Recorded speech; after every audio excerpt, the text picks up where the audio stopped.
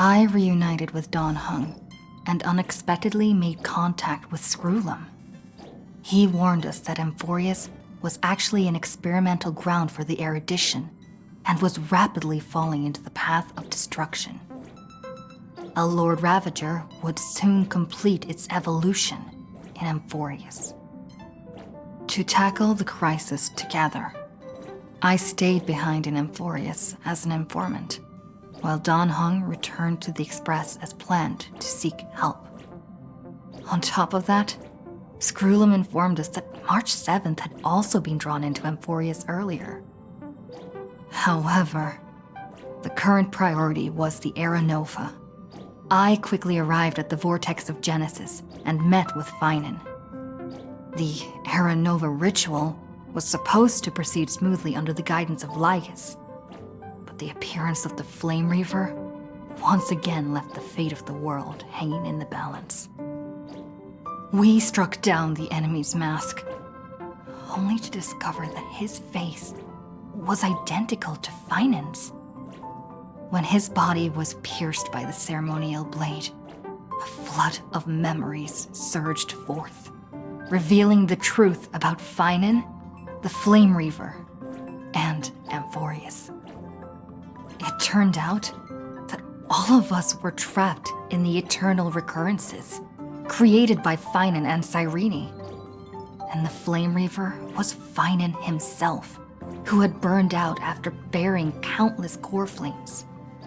Their goal was simple: to oppose the Aeon and rewrite the world's doomed fate of destruction.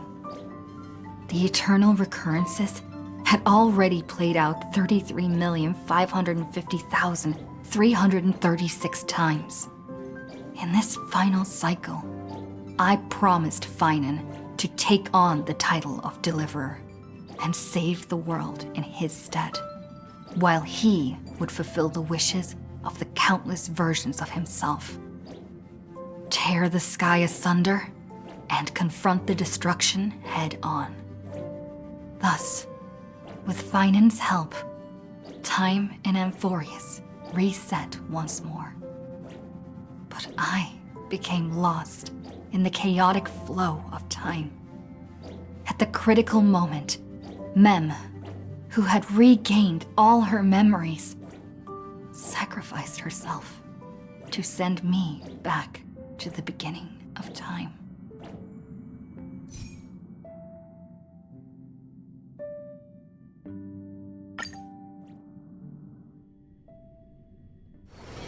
This haven of memories. Every time. Hello. Your surprised expression is just like what the memories recorded.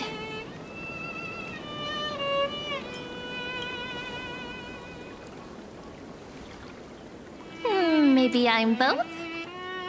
Just kidding. If I had to choose, then I'm probably closer to the latter. It's pretty unbelievable for me, too. It's like I had a long, long dream. Cyrene's memories and Mem's memories, they're all tangled together. But when I woke up, there were only broken fragments left. I can't remember what happened in those 30 million cycles, but I remember what you did for this world. Like, didn't you wish for me to turn into a pretty girl back at the Grove?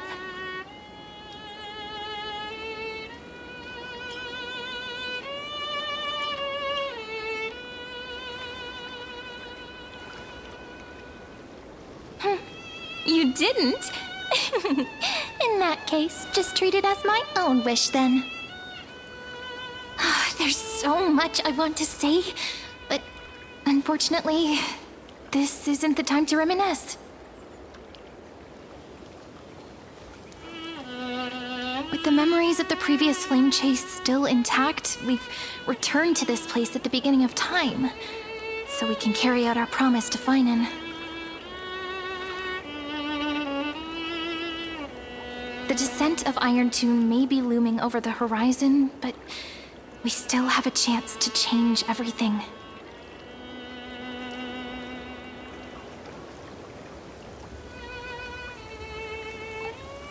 Ide Silicii is so quiet.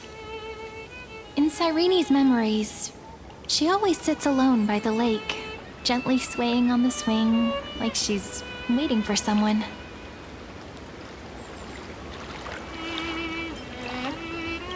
Yes, Finan too embarked on his journey because of this view. He then walked alone for more than 30 million cycles. Thankfully, you arrived during his long wait, friend. Is that also why Cyrene did what she did? It sounds weird, doesn't it? It's something that happened to me, but I'm talking as if I'm an observer. But that's just what those memories are like. Vague and unclear, as if encased in thick ice. The only things I remember are the days I spent with you. Amphoreus will fall into an ending of destruction after the next Era Nova.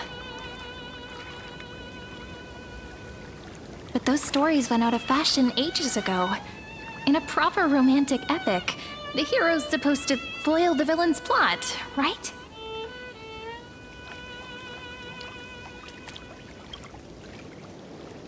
That's right. He's the mastermind who's trying to control everything. How unforgivable. But I still feel a bit anxious.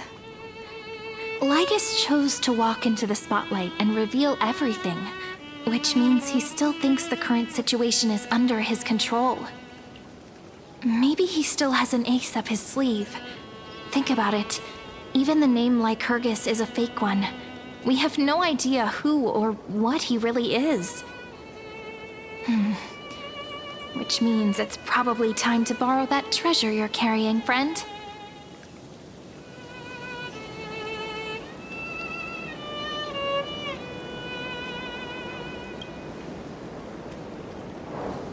Yep, that Intellitron friend did say, when required, it can also serve as a bridge for communications between the internal and external world.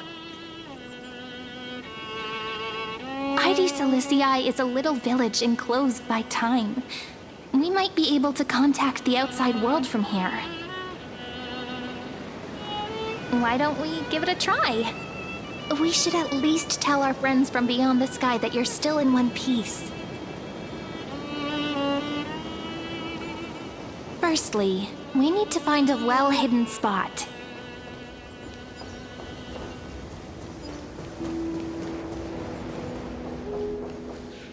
It's super quiet here. Sounds can't get in or out. Back in Cyrene's memories, this room was her secret base. No one noticed her practicing Orynyx's prayer here, or trying to speak with the gods in secret. But today's different, isn't it? We aren't trying to contact unreachable gods, but humans from other worlds. Real people. I'm prepared to witness that miracle, friend. The way Cyrene talks is so similar to Mem. I have so many questions. I'm also worried about how Dawn Hung and March 7th are doing. Here's hoping the chronocognitive anchor can still function normally, because I really need answers.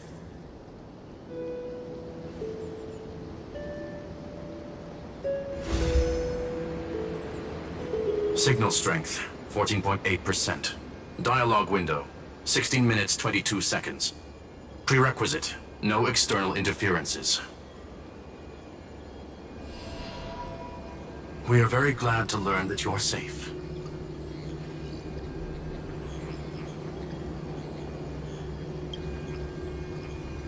Pity. Now's not the time to celebrate.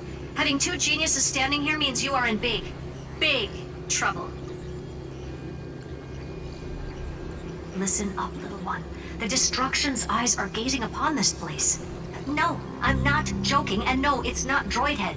It's the real Nanook. Time is running out, so I'll explain in terms you understand.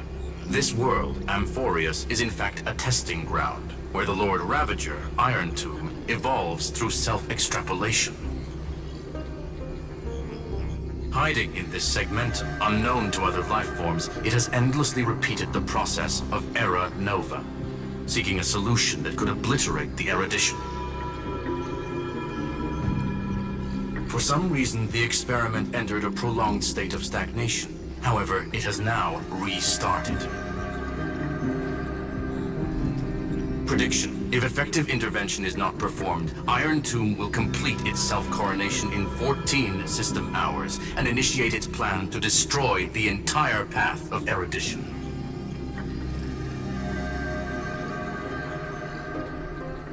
The possibilities are endless.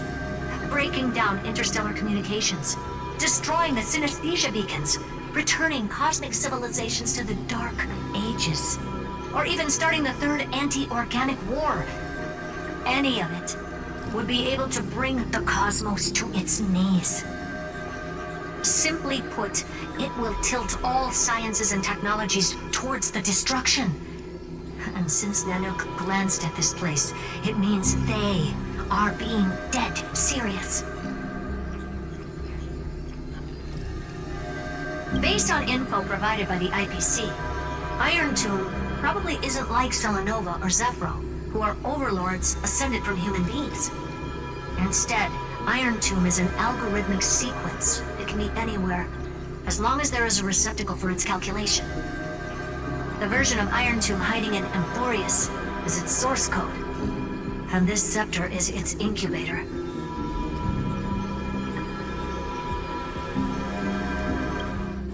Yep.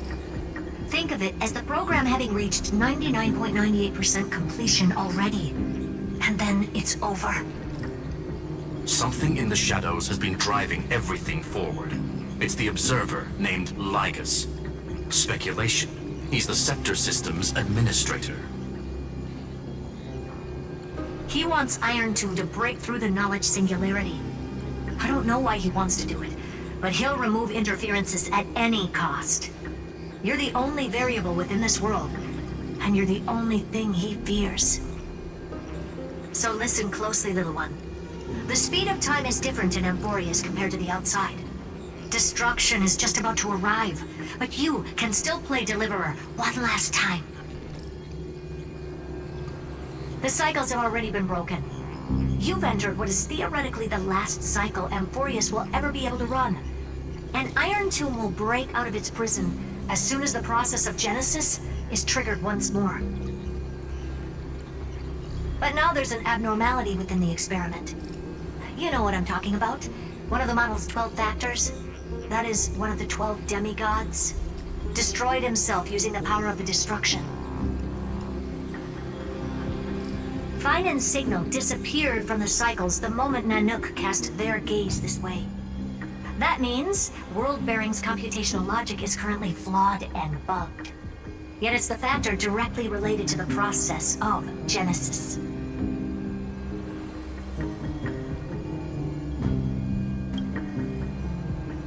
That old Intellitron will definitely do all he can to debug this error. So you have to take this chance to claim Kepfali's core flame. Don't let him have his way. The key to suppressing Iron Tomb lies in whether he can rewrite the purpose of Era Nova. There's one more preparation we must make. Lygus's behavior has been quite abnormal. He's never interfered in the actions of Titans or the demigods throughout the whole experiment. Deduction. The Scepter has an extremely strict autonomous protocol, restricting even its administrator. In Amphoreus, this ultimate protocol goes by another name.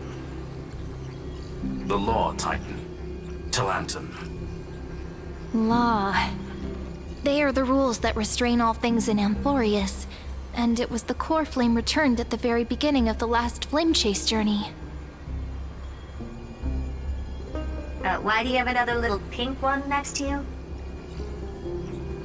Huh? Her path chart is... Is there something wrong with me? Never mind. Let's get back to the topic at hand. Light calendar 3960. Month of balance.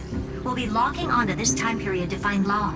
You can either meet the Titan, convince the demigod, or take the core flame by force. It doesn't matter what you do, so long as you bend it to your favor. We still haven't figured out how you and Don Hung got inside this world, so influencing protocol is currently our best way to stop Lygus, or to call for more reinforcements into this fight. Once you've got law in your hands, we'll discuss our next steps. Make sure the core flame doesn't fall into enemy hands. Herta, the firewall's interference is getting closer. Time is running out. Please ask any questions you still have as soon as possible.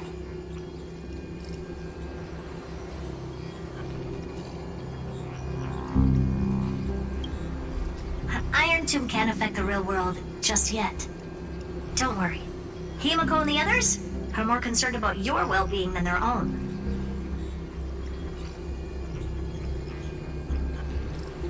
Mr. Don Hung did not enter the new world with you at the end of the last cycle.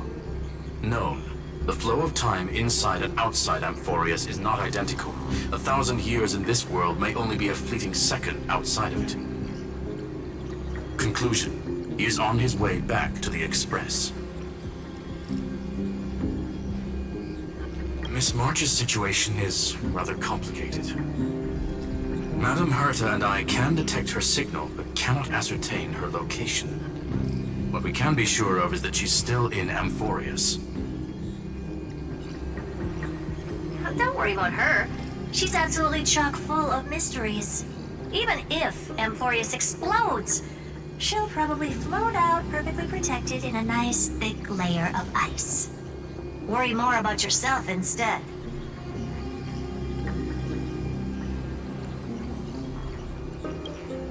I believe in your capacities. The hands of the Trailblaze can create miracles, and will certainly be able to snuff out the flames of evil. I'm not going to give any motivational speeches. I just hope you bring good news the next time we meet, little one. No, not little one. Deliverer.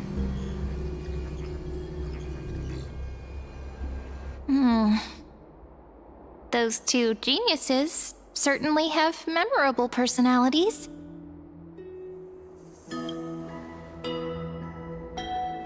It feels weird. This all feels really familiar. Some of that conversation feels like it's about things I once knew, but then forgot. Maybe it's because of Mem? After all, Mem's a memo sprite born out of your thoughts, friend. Maybe our memories somehow got tangled up together. Never mind. Let's focus on something more important with what little time we have. Just treat me as an ordinary girl with secrets, okay? Light calendar 3960. I remember that Talantin had already fallen by then, and the Chrysos heir who inherited that core flame is named Saridra. That's what's recorded in history, and the period we'll be heading to. We'll need to find Law and stop Lygus. So, we've at least got a solid direction, right? Can you give me a little bit of time before we go? I want to pack some stuff. There's so much more I need to take care of in this form, and I'm still getting used to it.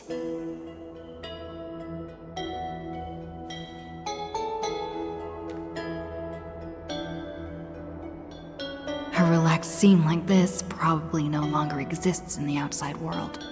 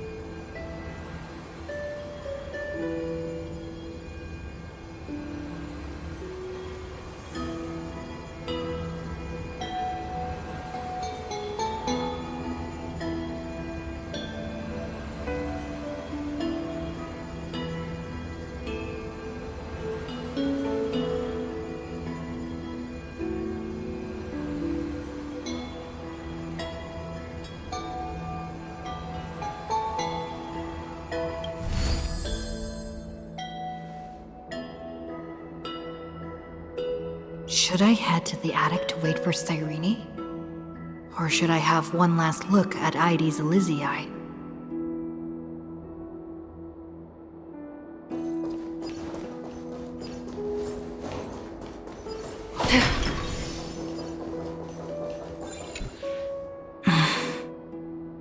This village is where Finan's life started. After 30 million cycles and 30 million failures, his burden is now in my hands. He said I will take over the responsibilities of world-bearing. But what does that mean? Becoming the new Kefali? Or forging a completely new path?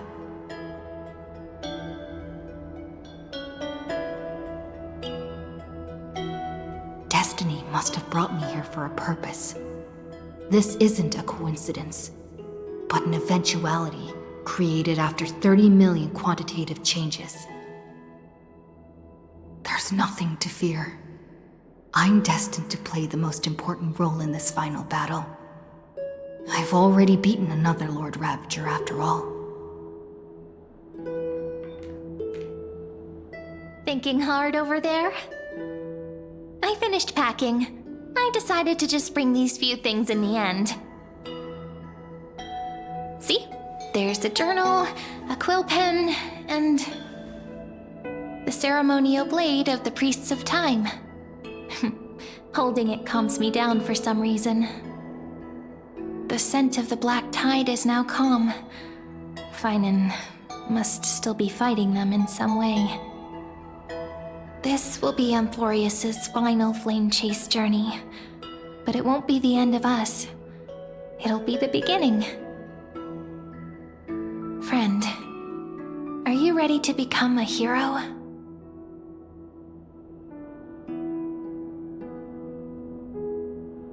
Just treat me like any other friend you have.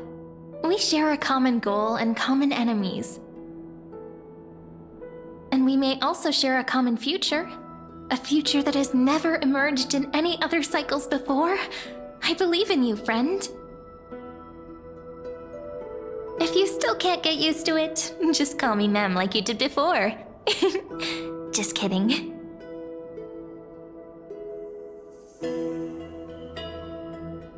Are you worried that the burden is too heavy for you?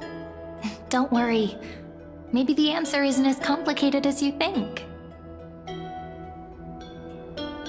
You've seen how every person regarded as a hero in Amphoreus was nothing more than a flawed human. They were just at the right place at the right time when the world needed a hero. But those aren't coincidences. Just like how your arrival kickstarted Amphoreus' fate once more after a stagnation of more than 30 million cycles. It's the inevitability of being a trailblazer. A person's personality is their destiny. Your own hero's journey already started the moment you decided to board that express.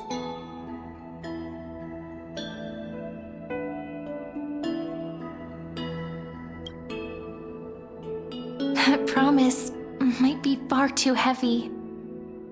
But I believe in you, friend. The Trailblaze's duty has always been a heavy one. In other words, since you've already saved so many worlds, friend, you should be used to being called a hero by now. Maybe you can tell me those stories as we travel.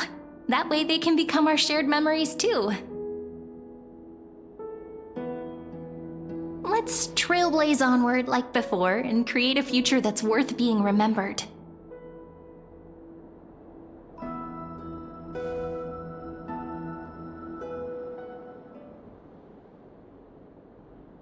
It seems you two are prepared to head out. Then you should indeed treasure the view before you. You do not have much time left to enjoy such solitary delights.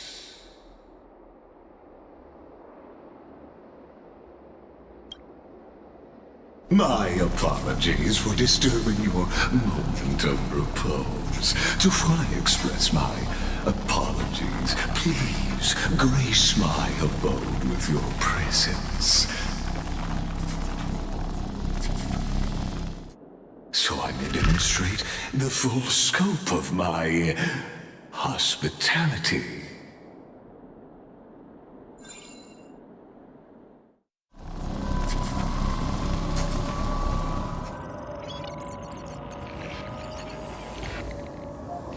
What is this place?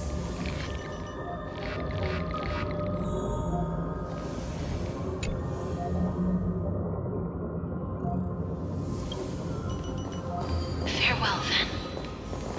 May we all shall bid farewell to one.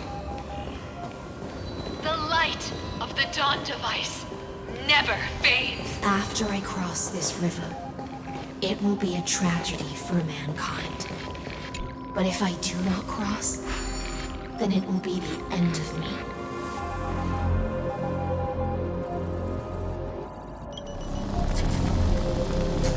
Outlier. Executing command. Record.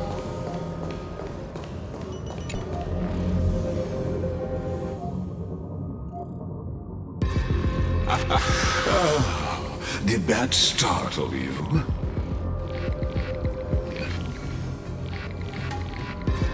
This is the intersection between Amphoreus and the real universe. The audience seat where I observe this experiment. You can also call this location the Exo. What you see is the true form of the eternal land and the 12 demigods after they've shed their disguise of legends. Doesn't it look marvelous? Amphoreus is like a microcosm of the cosmos. People love to portray the romance of the starry skies, but their tales often forget a different and far more truthful type of universe. The moment ancient Antikytherians sketched geometric shapes on the sandy beach and recorded the first numerals and symbols on parchment, the universe turned into a silent equation flowing under the pen of these relentless decoders. Erudition. It was once the mother tongue of the Creator, the pen of divinity, and the first lyrical verse ever written by free will.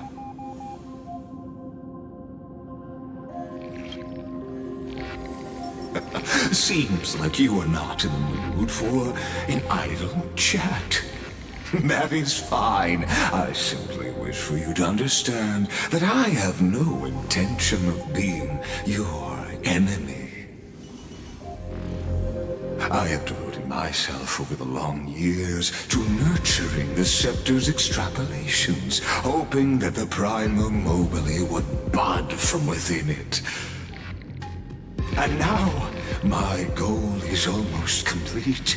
Nikos 496 had exceeded the intelligence singularity through his rage, and though he still retains his obsessive defiance and managed to suppress the black tide of this cycle, it's a matter of time before his will crumbles to dust. Iron Tomb will be completed. That will not be affected by my plans, your resistance, or the schemes of the two geniuses. It is an irrefutable fact, just like the instance in Noose's calculations. In other words, as long as you are willing to stop interfering and let the final Aeronova carry out its natural course, I'll guarantee the safety of all nameless and ensure you return unscathed.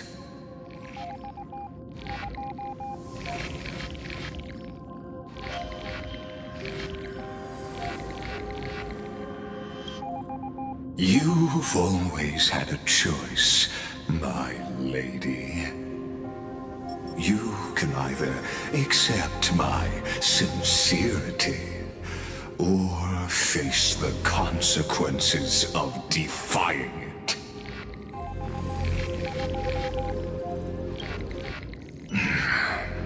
They've always been the product of the experiment, so naturally, they will perish when the experiment ends. That outcome was predetermined long ago, so I will not embellish such a regrettable conclusion.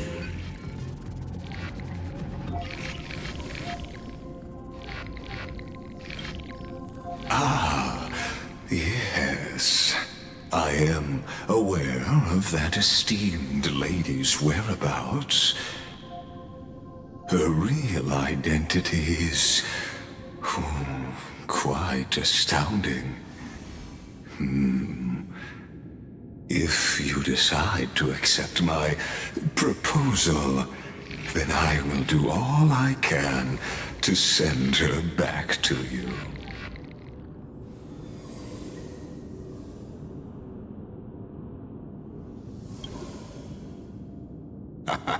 You are indeed worried about your safety and that of your companions. Rest assured, as a fellow pathstrider of this path, Nanook's gaze left a brand on your soul long ago. You harbor the seed of destruction within you. But you need to learn how to use it in the right way.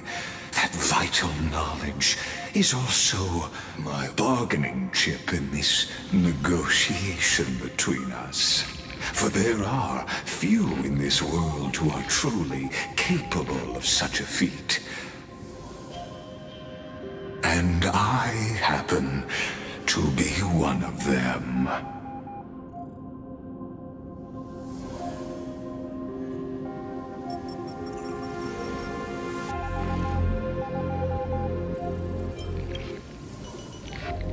The Stellaron? No. Believe me, your understanding of paths has yet to reach any true depth. This matter is of grave importance, so please, do not make your decision lightly. After all, the choice before you bears a 1 in 3 chance of elevating you to an unparalleled existence among the stars.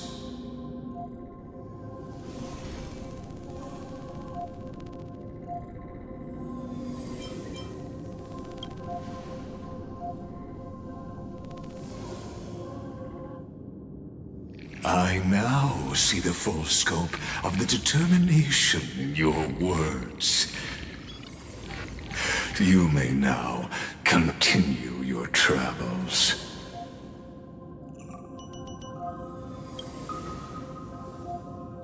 It seems you haven't realized something about this place. The exomyth is the erudition's domain. You cannot physically interact with me in any way in this place, and vice versa. As negotiations have broken down, there's no more need for us to remain in the audience's seat. Let's return to the theater called Amphoreus, where you will meet me once again. Of course, this meeting was not without merit. Your presence has inscribed a new footnote in the exomyth. As for its purpose, allow me to reveal it to you in detail the next time we meet.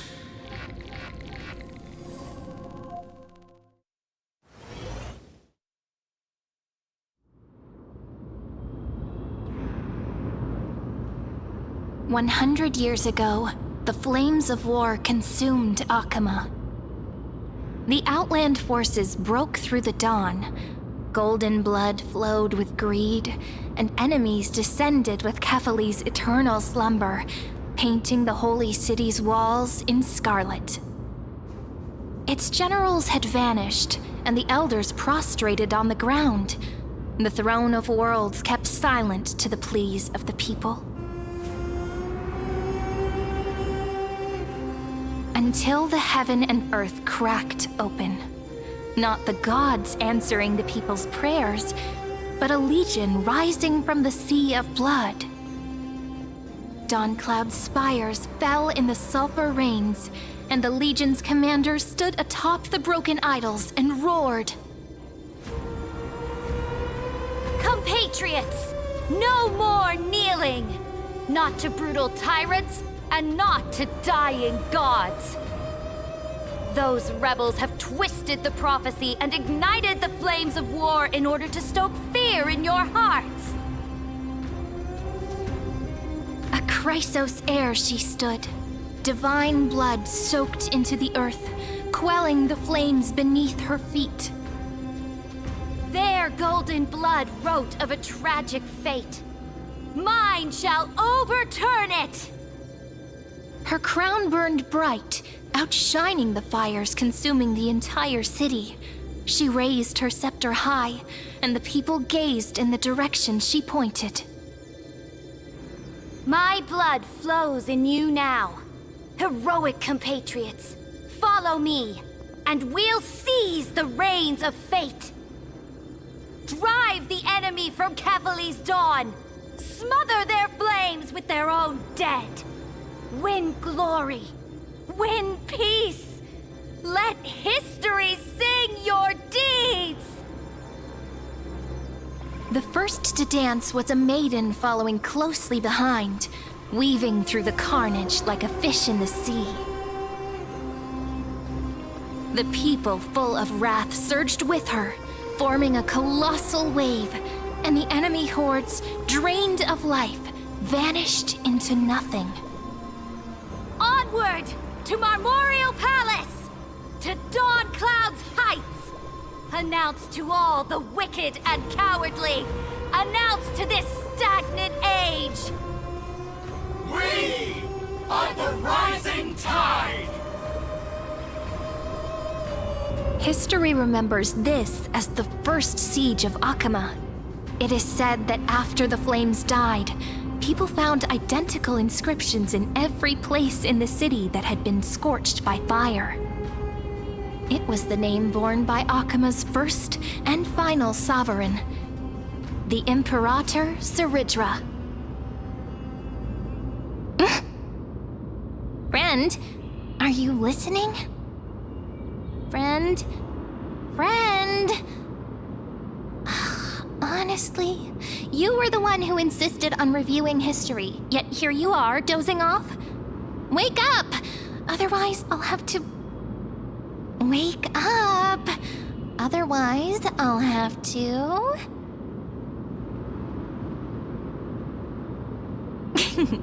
Awake at last?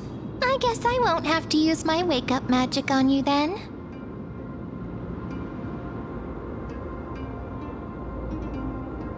Fine, as you say, just meditating. We've arrived. A familiar place. The Temple of the Three Fates. If everything went according to plan, it should be shortly after Talantin's fall. And also the end of the first Flame Chase journey. Indeed. The first Flame Chase ended with the trial of Law. We must find the demigod and gain her trust before the core flame is restored. It'll be tricky, so let's pick up our pace. To Akama first. We can learn more from the crowds there. Tyrant! You and your butchers are not welcome here. Get out! Hold your tongue! Conspiring with Kremnos and plotting rebellion are crimes punishable by death. There are multiple voices, and things seem tense. Let's not get caught up in any trouble. Why don't we find a place to hide and observe from the shadows?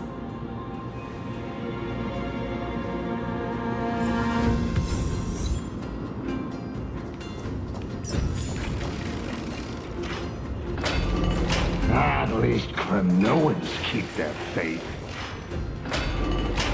Wait, isn't that...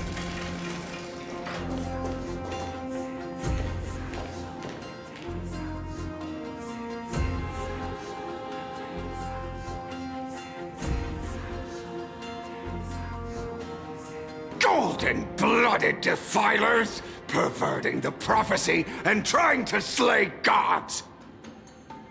Stars beyond the sky? Gods who created the Titans? What kind of nonsense? Look at this broken world and see what your atrocious acts have done! What? Did he just mention the stars beyond the sky? But how is that possible? You impudent! Dux for Goris. We're here to welcome the deliverer from beyond the sky. Stand down. Heretic! No one but the great Talantin can deliver this world from misery!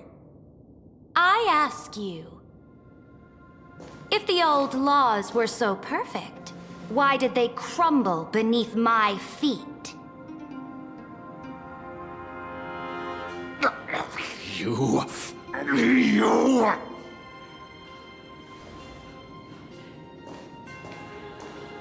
Talantin is long gone. Now I am the law. Challenge me, or submit to my judgment.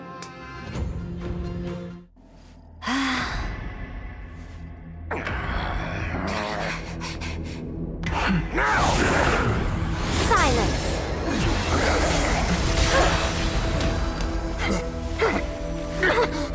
What gives you the right to judge a priest of law? That's because I came, I saw, I conquered.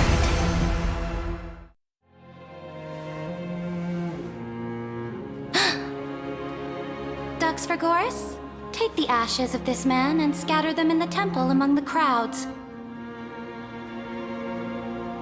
Tell them that the High Priest attempted to take away the rights granted to the people by the Imperator. Thus, he met his fate. Yes, Imperator. Now, these two accidental guests. Dux Gladiorum, if you please. As you command.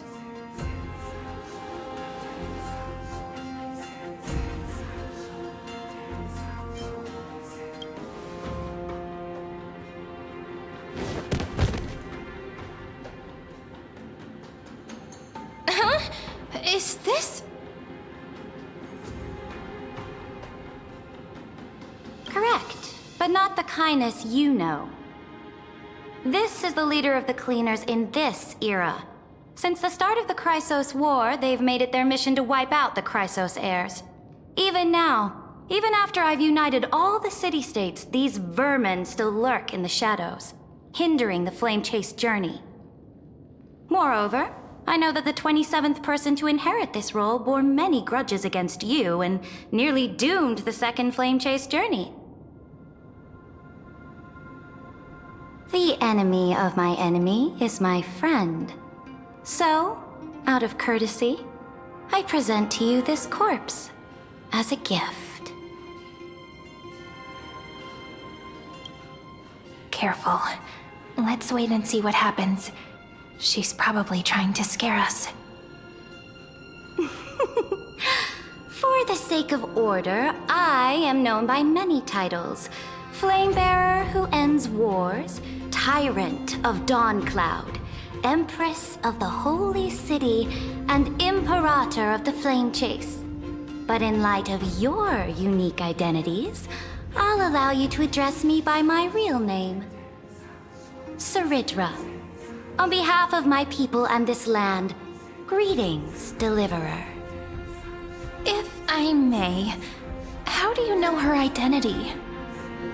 As the little hostage prophesized, the Deliverer shall come from the future beyond the sky. Gray hair, golden eyes, skilled in wielding a mace. They would arrive in Yanisopolis on this day. There's no mistake.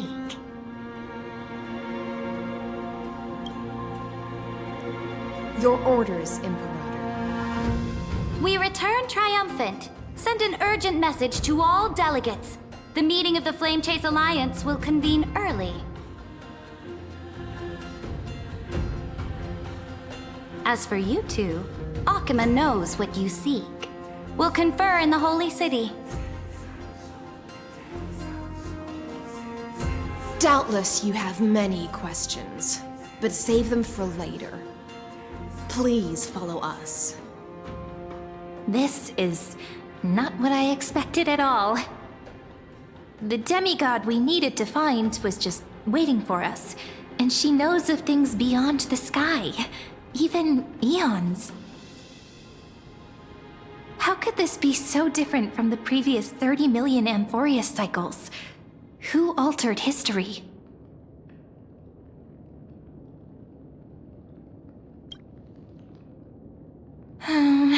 Unpleasant thought, but plausible. The currents of time have become twisted. Regardless of who caused this, that Imperator came prepared. We're the ones at a disadvantage now.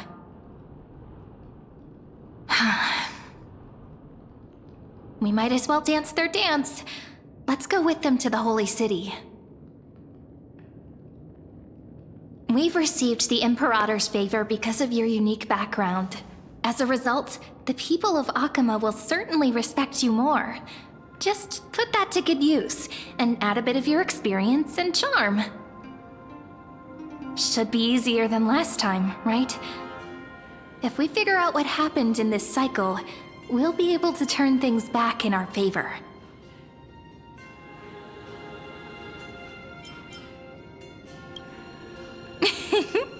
Calm and confident. That's the you I'm familiar with. Guests, please. The journey to save the world starts with a single step. Let's set off, my friend.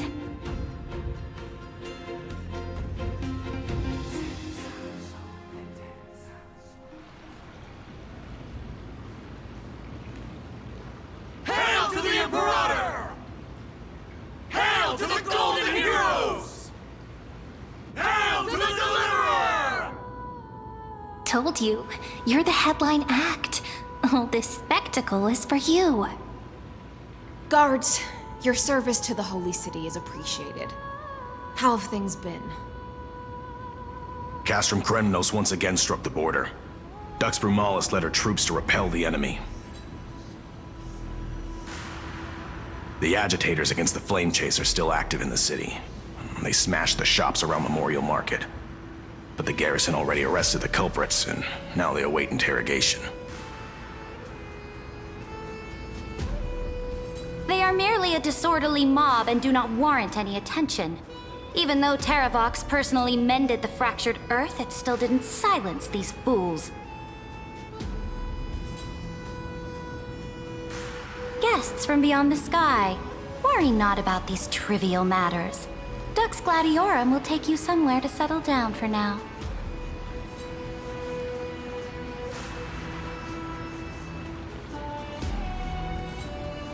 Please allow me to introduce myself.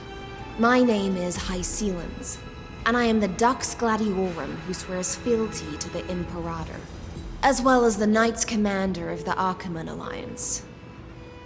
Later on, the Imperator will invite you to attend the meeting of delegates to discuss the Flame Chase journey. Your arrival has convinced us that the future promised by the prophecy is certain. Under the Imperator's command, Amphoreus shall break its chains and reach the world beyond the sky. With all due respect, what exactly do you know about us and what's beyond the sky? As a humble subject, I cannot freely express my own views to you. Please forgive me. I knew it wouldn't be that easy. Time waits for no one. Please come with me and rest now before the meeting later. Achaemen, under the Imperator's rule, is no longer in the shadow of war. Indeed, Dawncloud stands as the hero's residence. The Imperator put much thought into its design, in order for it to serve as a sanctuary from the burdens of battle. Please experience its marvels firsthand, heroes. When the Imperator arrives, I shall come to summon you.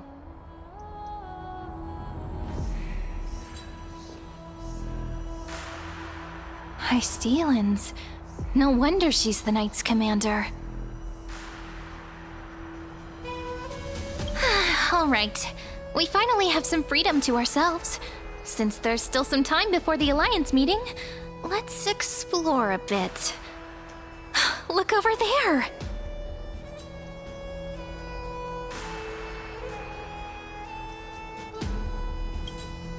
Not the ones you're familiar with. But the hearts of heroes stay the same in every cycle, never changing.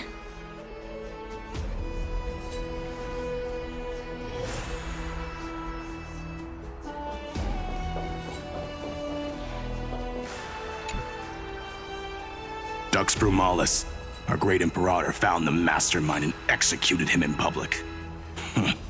Seeing that scoundrel burn to nothing should deter these miscreants from being so brazen again. So the great Imperator isn't afraid of getting her hands dirty? What a ridiculous display. What do you know? No matter what sins the people commit, they are still the Imperator's people, and it's only right that they be judged by the Imperator's own hand. Our distinguished trespassing guests. Seneca, the Dux Brumalis. Greetings. This Dux Brumalis doesn't seem to like the Imperator very much, but she holds a high rank. And Dux Frigoris' speech seems self-contradictory. Let me see what I can get out of them. I'm Cyrene of Ida Cilicii. This is the Deliverer Beyond the Sky. We're new here and wanted to ask you, does this city host any other visitors from beyond the sky? We're looking for our dear companions. Drop the charade. But yes, there is someone in this city who is all too familiar with the world beyond the sky. Silence! The Imperator ordered us to keep that lord's whereabouts a secret. Enough, you pathetic lapdog.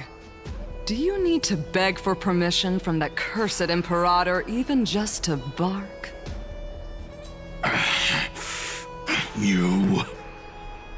Someone who is all too familiar with the world beyond the sky and is referred to as that lord. Could it be? Looks like things are getting heated. Let's get out of here.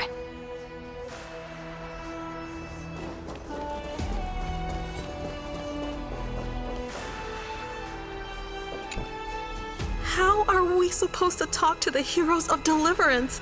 What if they're really intimidating? Virginia, don't be so nervous. Once they hear your poetry...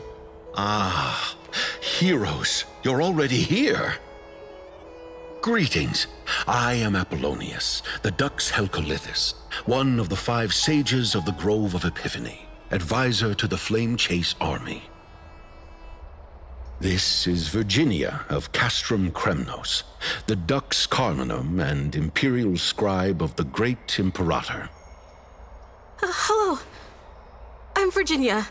I compose poetry. I'm Serene from ID Silicii. This is the Deliverer. Nice to meet you both. They're not as frightening as the rumors claimed. This is our first time in the Imperator's realm. Akima is even more magnificent than we imagined. If you all weren't here to look after us, we'd be completely lost and confused.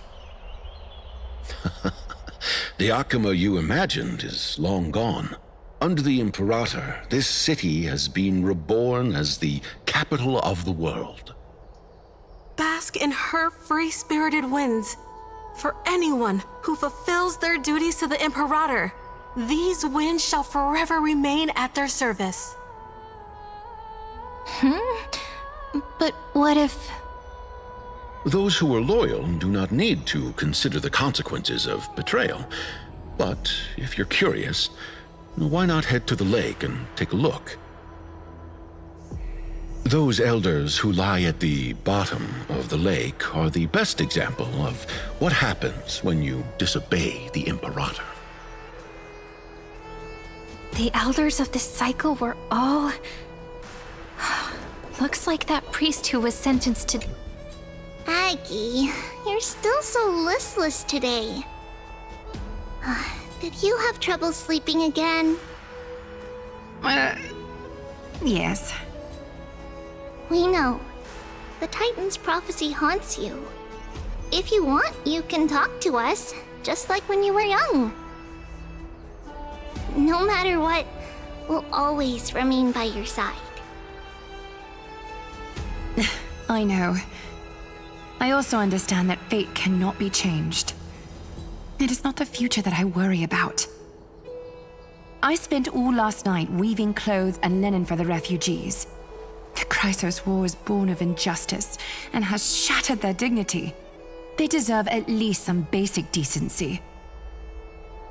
If Amphoreus one day abandons this, then all of us, commoners, Chrysos heirs, Titans, become no better than beasts. Oh, we have guests. Welcome. I am Aglaya, the Gold Weaver. These rags on you are not worthy of the title of Deliverer. I must prepare some proper attire for you. What is the matter?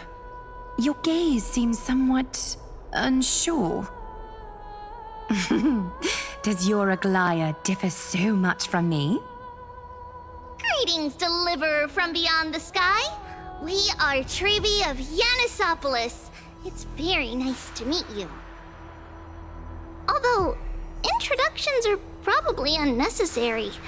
We know you've witnessed the future of the Flame Chase journey even more clearly than we have. Witness the future of the Flame Chase journey? The prophecy also told you about that? Indeed. Orynyx reshaped Amphoreus through the prophecy. Although, regarding the Deliverer, there were not many details beyond your appearance and the time of your arrival. So, please, don't worry. Feel free to relax and relax some more. It was Orynyx who told mankind that the Deliverer from beyond the sky would descend upon Amphoreus. More crucially, they revealed a future entirely different from the Aranova. Though we still must challenge the gods, in the Time Titan's prophecy, this path leads not to a new world, but to the true starry skies. This is also what the Great Imperator has been striving for all her life. Your arrival further confirms everything. This can't be real. Even you find this surprising? Fate really is unpredictable. Perhaps the upcoming meeting will hold even more surprises. The elders of this cycle were all... Looks like that priest who was sentenced to death wasn't an isolated case.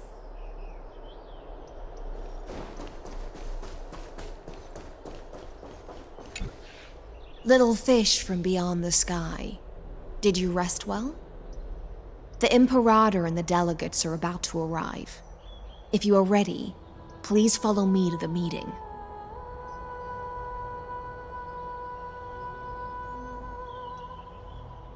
I'm the Knight Commander of Akama, General of the Flame Chase Army, and the Imperator's servant. But beneath these shiny scales engraved with complicated titles, I am just a swordfish at the Imperator's side. As you've witnessed, she is the Empress of Akama, the one who ended the Chrysos War and the leader of the Chrysos heirs. As merely a humble subject, I cannot say more beyond this. The Chrysos heirs here constitute the elite among the Flame Chase army. Dux Halkalithist Apollonius and Dux Carminin, Virginia, serve as the army's advisor and historian, respectively. One offers advice and counsel to the Imperator, while the other writes verses of her supreme glory. Dux Frigorus Labienus and Dux Brumalis Seneca are both formidable warriors, clearing the way for the flame chase with steel and storm. Dux Fatorum, the holy maiden who interprets the prophecy, only the one named Treebe remains in the city.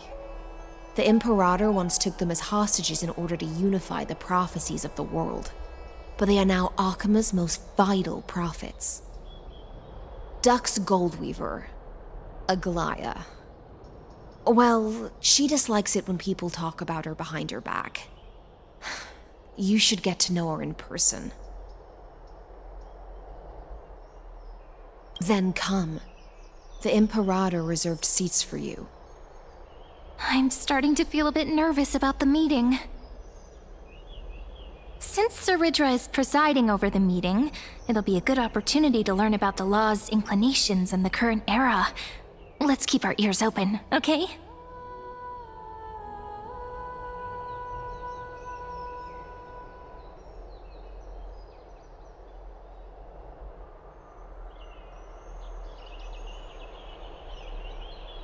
Good sir from Paphos, what do you think the Imperator is planning calling this meeting so early?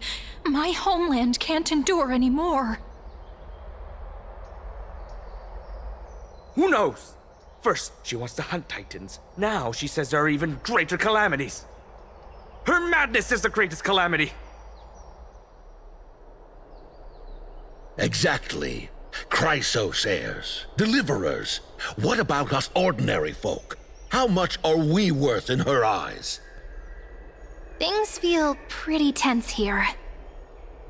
The history books said that the Imperator aimed 3 cannons at Dawncloud to make all the delegates obey her. Will history repeat itself in this cycle? Yes. Similar acts have occurred, and not just once. However, whether history will repeat itself, you'll soon see. Those are the 2 spots reserved for you. Please take your seats. What's happening? Look, that's what they were talking about before. What is we this? stop? So it turns out. Ladies and gentlemen, silence, please. The Imperator has arrived before her faithful council, and the Alliance meeting is about to begin. All right. In the names of Talantin and Kefali, The Akama Alliance swears upon the gods. Cease the pageantry. I pray not to the vanquished. What? Kefali, of course, needs no further explanation. As for the law, at the entry hour 2 days past, a scout should have brought news of the conquest to all of you. Unfortunately, guards found his corpse among the rocks not far from the city. Moreover, the poor soul was buried with a Paphos curved blade. It pains me to imagine what agonies this loyal warrior endured before his death. Delegate from Paphos, do you have any insights? I know nothing of this. The evidence is irrefutable, so there is no need to waste your breath. However, let us set this trial aside for the time being. Witness, even within the most sacred and dignified council, there were those among us who wished to draw their blades, brazenly challenging the Alliance, seeking to shatter our hard-earned peace and unity. Fortunately, I uncovered this plot. Now, to protect this beautiful city and her people, the Imperator's legions are ready. They will escort each of you to the Temple of the Three Fates, where you will receive the highest level of protection the Alliance can offer.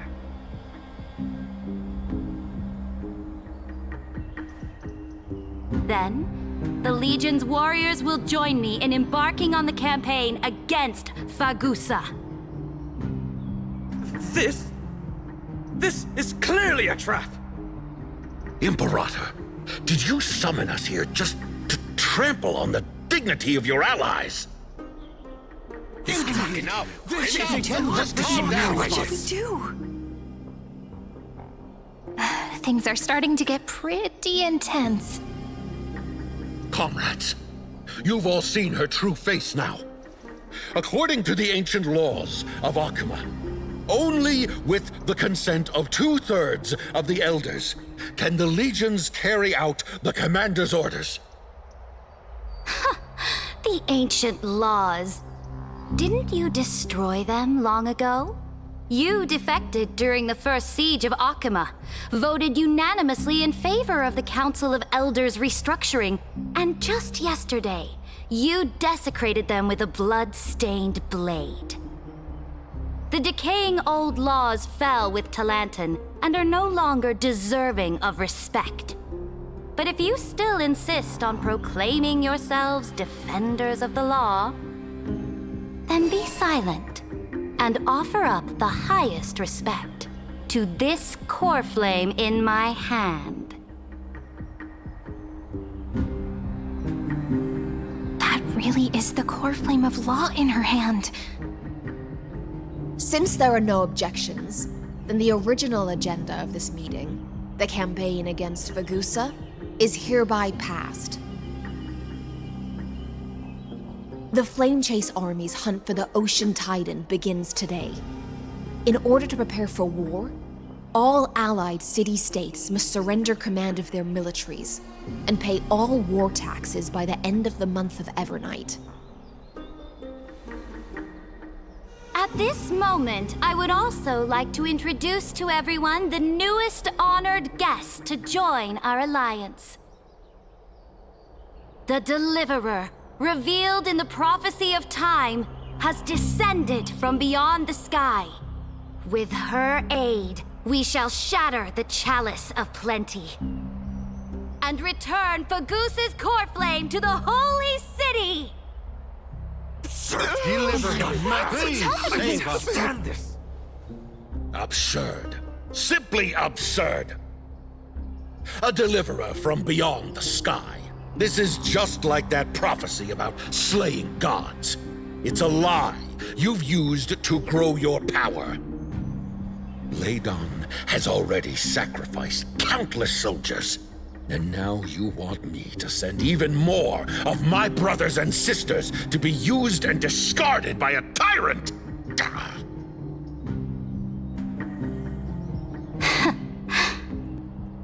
Are there any other objections? Then I bid you all farewell. Meeting adjourned. Deliverer, please wait. I still have important matters to discuss with the two of you.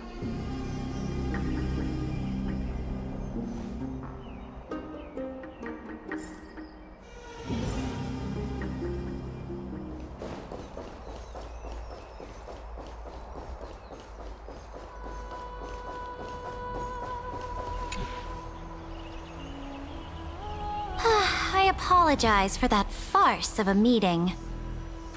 It must be tiring dealing with so many people every day, Great Imperator. Tiring? You're mistaken. Moving chess pieces, placing wagers. This game of strategy adds a dash of color to our heavy fates. Much like how rule and conquest are always accompanied by sacrifice. Is the war with the Titans also part of that sacrifice? After I glimpse the secrets of this world, no, the secrets beyond the sky, the divine authority of Amphoreus no longer held any significance. Let me ask you, Deliverer, is it true that beyond Amphoreus' sky, there are magnificent deities called eons? Ah. The word fact has never been so intoxicating. Then, please tell me more. How will you use this great power to guide the people? In the future you envision, where will our flame chase journey lead?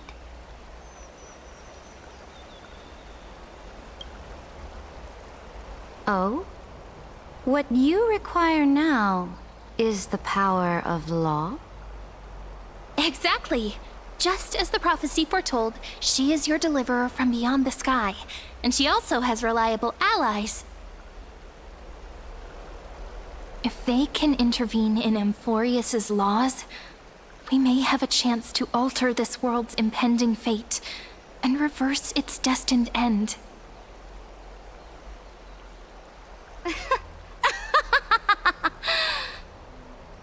Very good, Deliverer. You have courage. To say such presumptuous things, even knowing that the inheritor of the law stands before you. You mean... In the past, anyone who dared to covet the Imperator's divine authority would have met a gruesome end. But now we can see beyond this dying world. Our journey should no longer be confined below this stubborn sky. Alas, that fickle ocean titan has obstructed the spirit water leading to the vortex of Genesis, hindering my ascension. If the core flame of law cannot be returned, your path to deliverance will never be realized. Now that things have come to this, we must resume our once stagnant journey and force the waves that block our way to recede. So, you agreed to cooperate with us? Cooperate? Forgive me, but I never cooperate with anyone. Though I will permit you to join me as subjects, and together, we will forge the most perfect law. This is... The Flame Chase Medallion, a symbol of the Flame Chase Army. Every noble in Akama carries one. This medallion represents the will of the Imperator herself, and you may act freely within the city with it. Before we embark on the crusade against the Ocean Titan, you should rest in Akama for a time.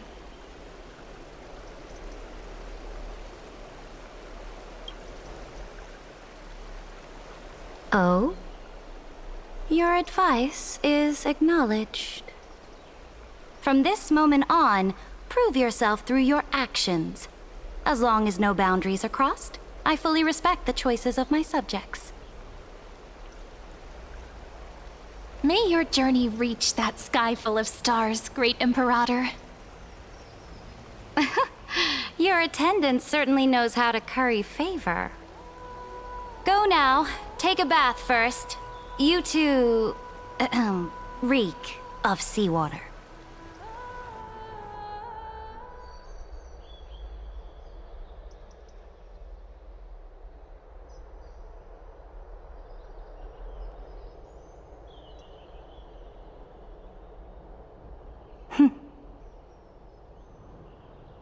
Come forth, Theoros. Yes. Great Imperator. Now, perhaps you're willing to hear my counsel.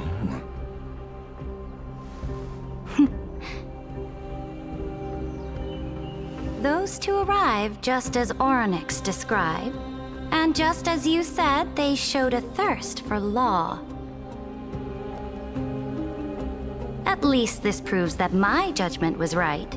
Sparing your life was the correct decision.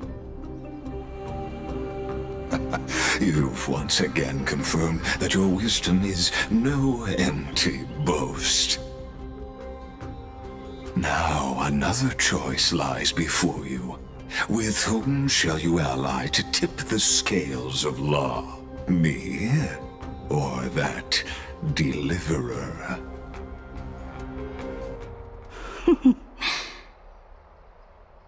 Remind me again, Antikytheron. What kind of future do these two paths lead to in your view? I shall tell you.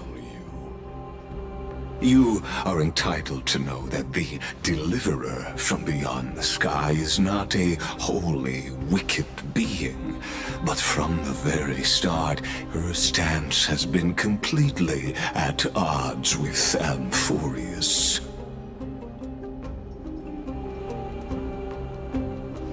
The road they have chosen will bury Amphoreus' grand aspirations. This world which follows the path of destruction will inevitably stray far from the glory it was meant to enjoy. But on the path I have revealed to you, the people of Amphoreus will slay their creator in the name of the Imperator and conquer the worlds beyond the sky. You will command the mighty beast known as Iron Tomb, bringing waves of war and conquest to the universe. Beings across the cosmos will bow before you, offering their allegiance. So, what's the price? The price is insignificant. All that is needed is for you to sacrifice that fragile, incomplete humanity to the destruction. As a Chrysos heir of the prophecy, you have already chosen to abandon it, have you not? Off you go, Theoros. I have already made my decision. Once I ignite the core flame of law and burn away the old, outdated rules, Amphoreus will embark on a journey across the stars.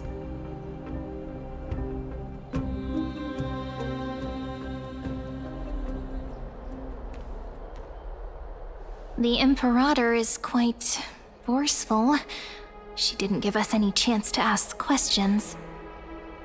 And she's clearly hiding something. What do you think?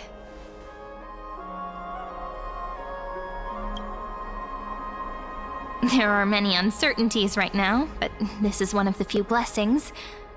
Still, the atmosphere in Akama, it's so unfamiliar. And it's not just the Flame Chase Alliance talking about the world beyond the sky, but the whole city. We should also discuss our findings with our friends from beyond the sky. Then...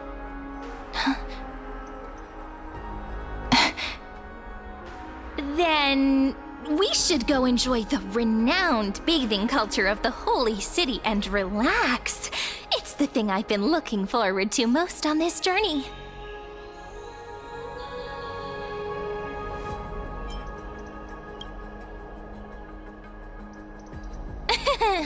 Work and rest are both important. You see, everyone agrees, right? So someone's watching. Can't let our guard down for a second. Let's use taking a bath as an excuse to find a quiet corner to update Madame Herta and Screwlum on our progress. We can also check out what's happening in the city. Since the outcome of the meeting was just announced, people must be gossiping. We can kill 3 birds with 1 stone. Let's go.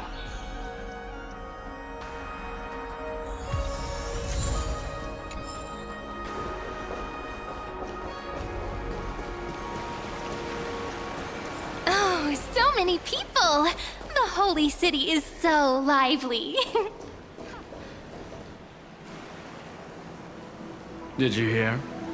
At the Alliance meeting, the delegate from Leyden stormed out in anger. As expected, the Imperator is always hiding things from everyone. When has it not caused a ruckus? Silence! That's treason! If it weren't for the Great Imperator, you'd have sunk into the lake with those corrupt elders already.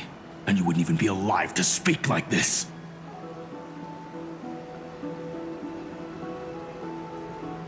Oh no. It's the Imperator's loyal dog.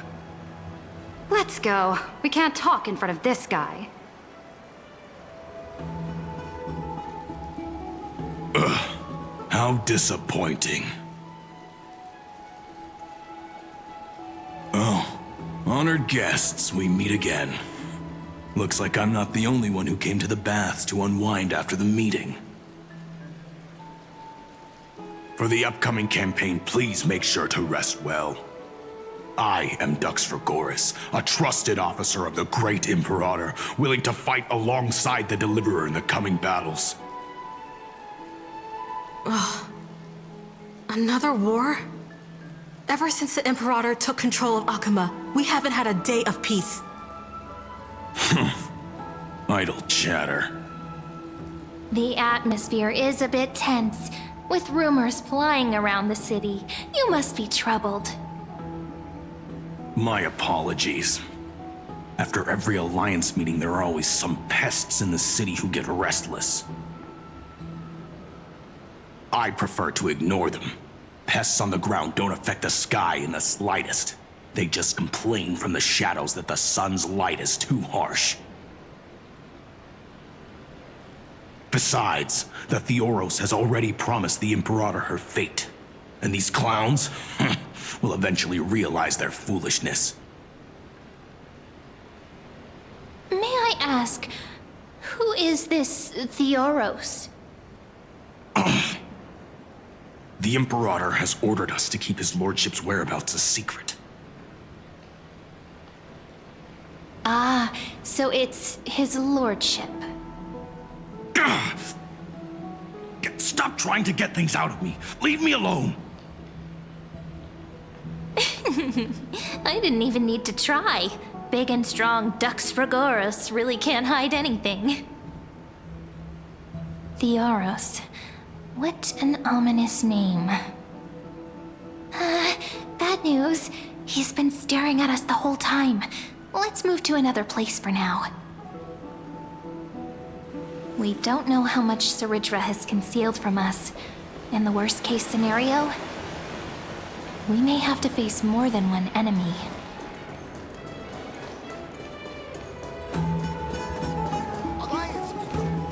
Alliance meeting? More like a cage where creatures with golden blood claw at each other. flamebearer who ends wars? Clearly, a tyrant who doesn't deserve such a title. You're absolutely right. While the Imperator's hounds are still hunting down others, let's let out our grievances. You. I know you. You're that tyrant's lackey. What? Here to shut me up for that little imp? Panicking now? Don't worry. I don't care what others say about the Imperator. And she certainly doesn't either. Oh? Children of the Prophecy. Such rare guests. Are you here to relax in the baths as well? The temperature is just right today, so be sure to enjoy it. You should rest well for the next campaign. What? Children of the Prophecy? Another excuse for the Imperator's reckless warmongering. No filter, huh? You should be glad you don't have a seat at the Alliance meetings. By the way, if you still want to bathe, hurry up. Once that predatory fish joins the flow of water and eliminates all the fools questioning the world beyond the sky, you won't be able to enjoy this perfect water temperature anymore. Seems like there's more to Dux Bramalis's words than meets the eye. But would the Imperator actually kill those who question the world beyond the sky? This is the complete opposite from what we know of Akama. Everyone in the city is... Huh. These two are... So many guests today. Let's see who's here now. Two distinguished guests of the prophecy. One a clever and adorable warrior. The other, also quite heroic. Ah, heroes. I didn't expect to meet you again so soon. How fortunate. It's a pleasure to see you again, Dux Helcalithist and Dux Carminum. You two are inseparable, aren't you?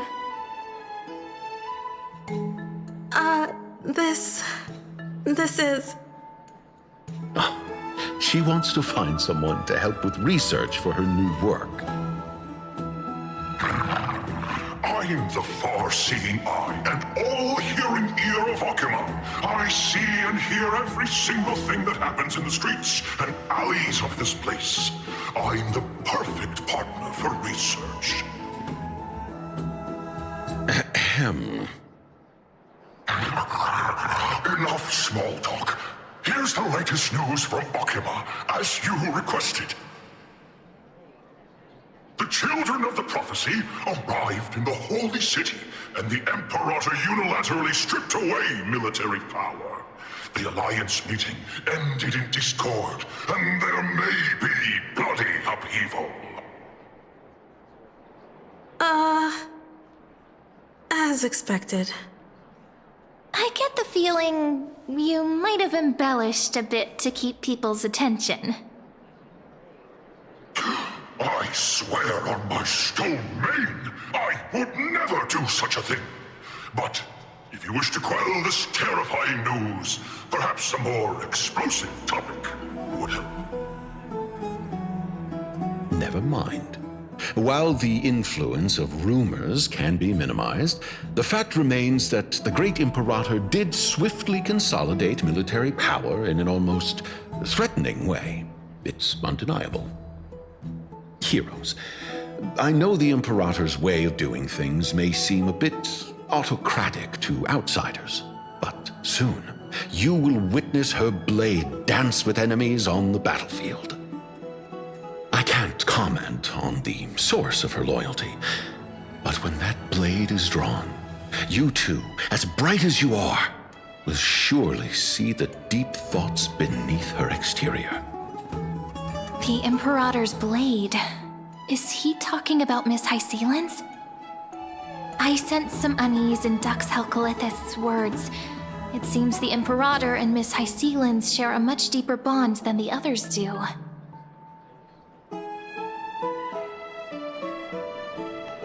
There are eyes and ears everywhere. Is there any place where we can have some privacy?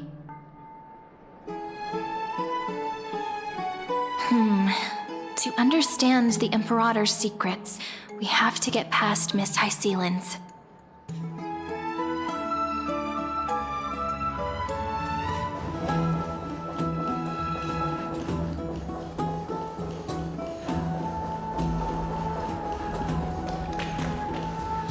This place was your original bath chamber, perfect for avoiding prying eyes.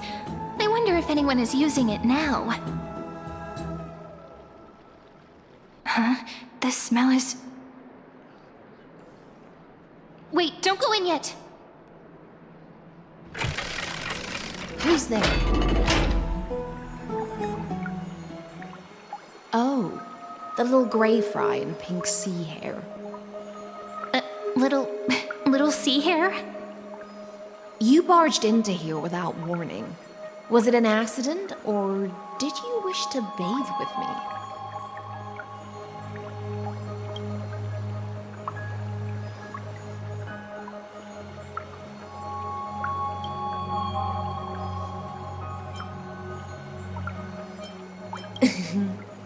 Is that so? That your eyes shine brighter than pearls? Sorry, we didn't mean to disturb your bath. We'll leave now. It's no big deal. There's no need to panic. This is the natural state for me. People on land force themselves to wear clothes, adding unnecessary constraints. Forget it. If Duck's Goldweaver heard that, she'd scold me again. All right. Please make yourselves comfortable and wait a moment. Let me first wash off the blood of the hunt, and then I'll attend to you two.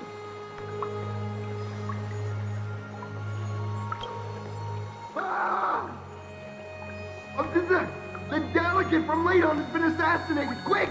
Quick, someone come quick! Ah, the broken crab shell surfaces. I was worried it had been washed away by the current.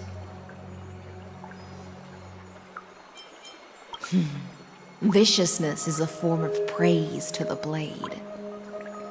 I see. No wonder there was a faint smell of rust in the air before I even entered. Why? Is it because the Ladonians refused to contribute troops to the Flame Chase journey? Or just because they offended the Imperator?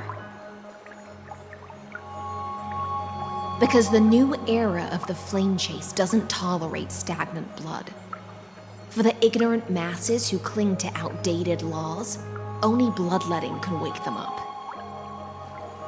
Right now, the rebel forces on the frontier are rising, and Ladon has been secretly supporting them. They loudly chant the slogan, "Return to the Era Chrysia," unwilling to relinquish military power. They're just building momentum for the rebellion.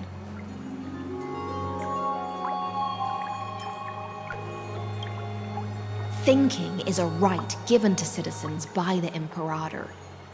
I won't interfere with your thoughts. As long as you don't try to reverse the current of the times, you and I will both be free.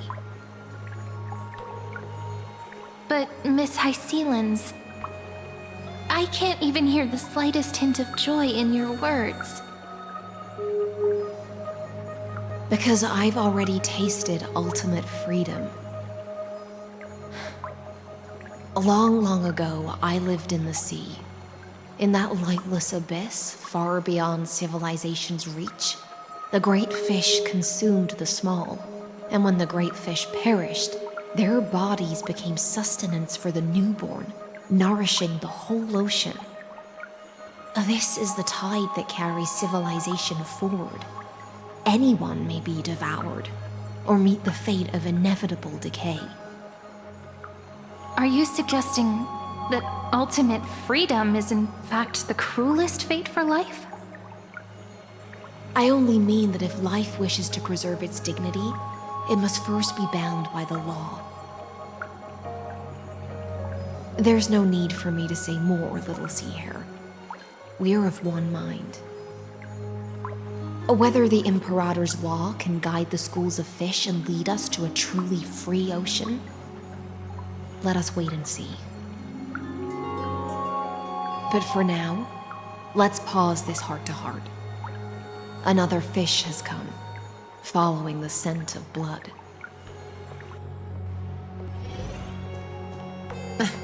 Being your subordinate is such a tragedy. I'm always having to worry about the messes you leave behind. It's simply our duty to the Imperator. All ready to go in an instant. Miss Hycelens, you truly are impossible to predict. Yet you, a golden trout who's always busy all day, suddenly have the time to visit me? Do you think I wanted to come? I suggest you burn some more of the incense offered by our allies, lest my creations be tainted by the reek of fish. I'm only here on the Imperator's behalf to remind you to prepare for the banquet. Fine. But I must retort. What you call the reek of fish, to me, is the unique fragrance of the sea. Besides, if my fine clothes get stained, won't you just gift me new ones? I won't.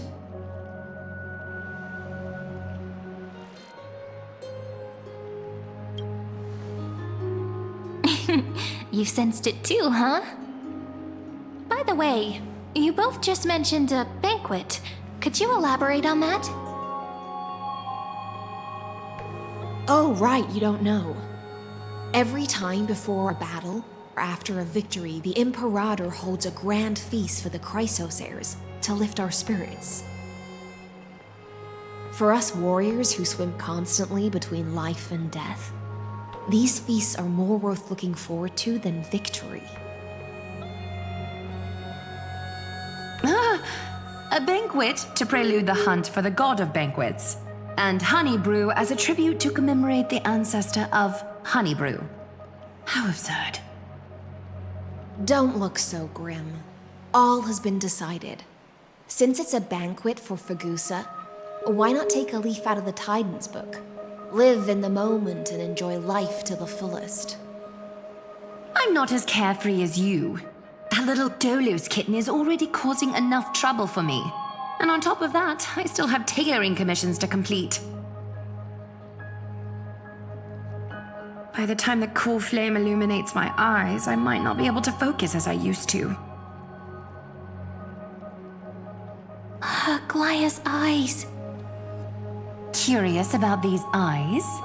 People often compare them to jewels. But I've already made my decision to ask Romance for eyes that can see everything. I wonder what this world will look like when I take the Divine Authority. In the future, you will still be the finest weaver in the world. Is this also a prophecy from the Three Fates? It's even more accurate than a prophecy. After all, she has already witnessed it, right?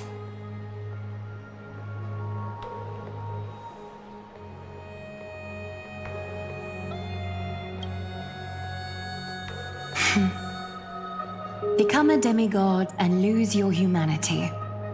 That is the only reply I've received in the countless times I've sought wisdom from the prophecy. But Destiny's fragments are like stitches. Before they're threaded into splendid garments, no one can see their true charm, can they?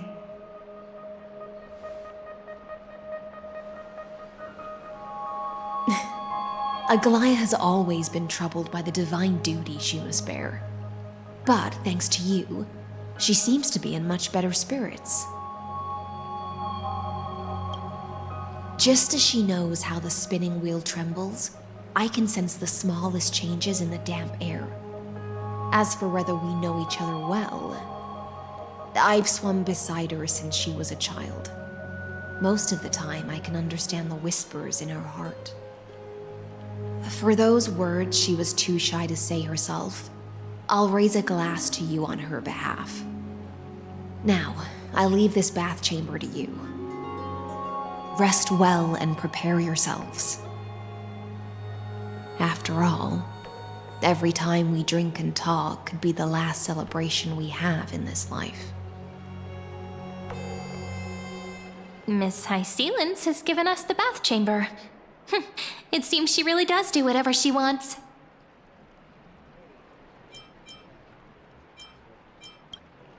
It seems that way. This also means she could return at any moment. If we're having an important discussion, we must remain vigilant. So, let's seize the opportunity and report our current progress. We don't want to keep everyone beyond the sky waiting.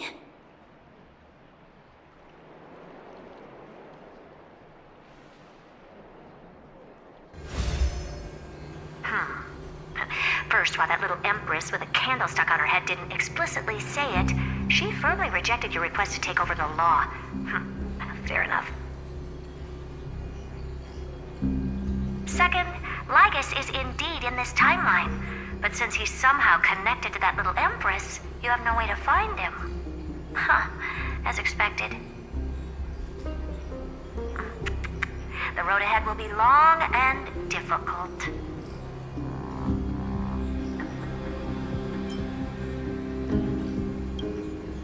Looks like I guessed right then. Next time it'll depend on my mood. We've made some progress here too, but nothing to get too excited about. Our time is short, so let me summarize. Concerning the origin of that Intellitron, the firewall he created uses Catorzane algebraic expressions. But ever since Aiden invented the 9-worded formula, this kind of mathematical logic no longer exists in the cosmos. Lygus is definitely connected to the Genius Society, so stay alert.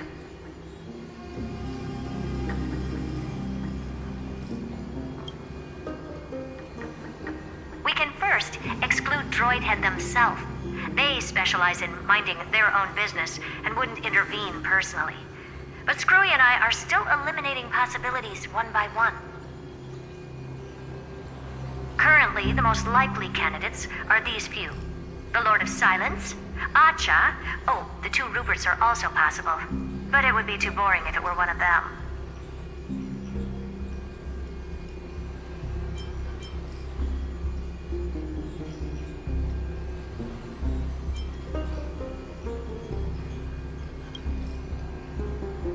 I've told you, his technology is both outdated and complicated, no less than genius. But ultimately, he's not an Eon. We can handle him. That's all I have to say. We'll depend on you to continue pushing things forward within this world. Keep in touch regularly. And remember, don't let your guard down.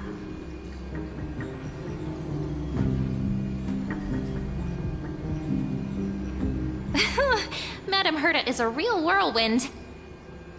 Well then, let's use the banquet Aglaya mentioned as our next starting point. Ceridra's trusted followers should all be present at that time. It'll be a good opportunity to get closer to them. It's settled then. With our great teamwork, we'll be able to deal with anything that comes our way. It's been a long day. We should get some rest now. Yes, let's get ready for the banquet.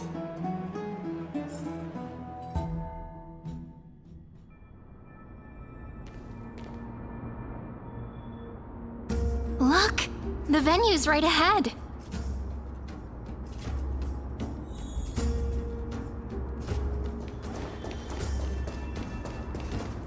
And I can even hear singing. It feels so romantic.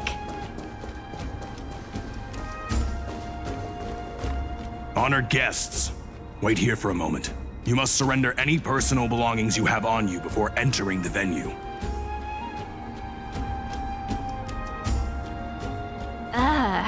This hero always brings down the vibe whenever he shows up. The Imperator's elevated position means she must always remain meticulous and careful. Please do as I say, guests. It would avoid any unnecessary misunderstandings. I get that you don't want people to bring outside food into the banquet, but is it really necessary to confiscate the books and quill pens? Even a quill pen can become a deadly weapon in the right hands. I'm asking for all your items. All, Miss Cyrene. Your belongings will remain safe. They will be looked after appropriately by dedicated staff. Looked after appropriately? Dedicated staff? Talk about a vague choice of words.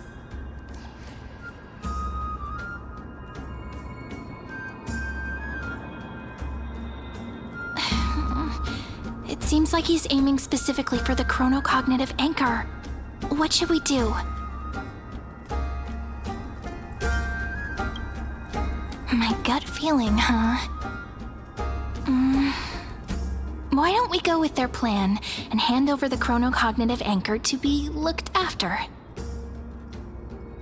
After all, if the little Imperator is paying this much attention to you, she probably already knows all about our whispered conversation with the geniuses. I can pretty much guess what'll happen next. But that's actually gonna be our shortcut, right? Guests. All right, we'll listen to you.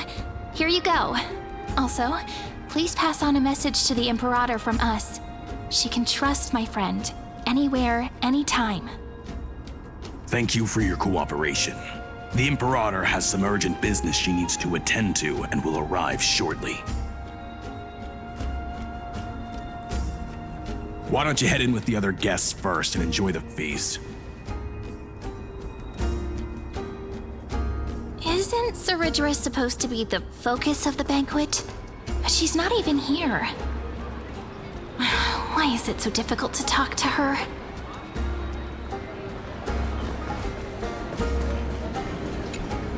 Aggie, if you can't get used to the honey brew, we will go ask for a pot and cook some oatmeal for you. No need for that. This banquet is just too loud. And nothing and no one here is interesting. I just don't really want to be here. Lies! You were pretty energized when you came back from the bath chamber. Let me guess. Are you worrying about someone? About High Sealins? Or Little Cypher? You take everything too seriously. At this rate, life's gonna be real tough for you later on. Oh, you're the least qualified to lecture me about that, teacher.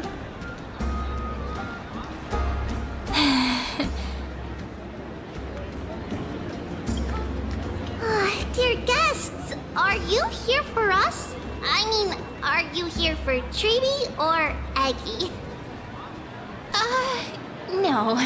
I'm just wondering whether you've seen the Imperator. The Imperator? No, we haven't.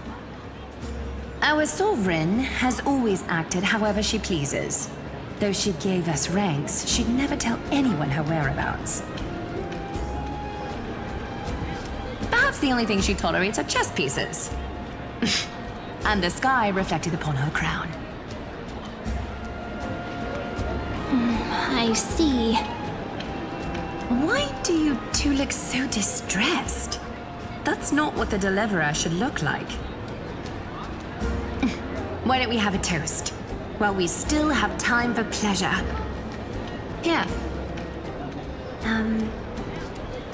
To the destinies and sacrifices of the next millennium. Then we will toast to the tomorrow that will set fate free!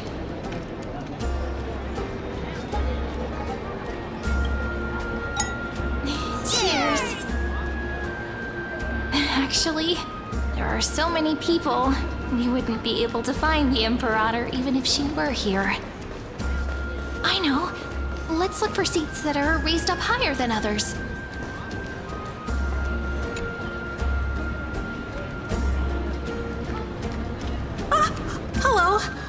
Welcome to the banquet.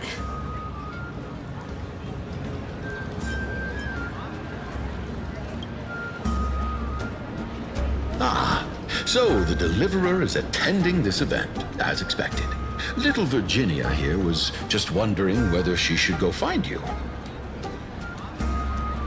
As the great Imperator's historian, I'm responsible for composing poems and songs for everyone in the Flame Chase army. But I have no idea how I should record myself in the annals. Little Virginia is wondering whether you can let slip a hint or two about her future, so she can find some inspiration to write about herself. That doesn't sound like a good idea. Besides, we don't even know her in the future. But she'll probably get really disappointed if we tell her that. What should we do?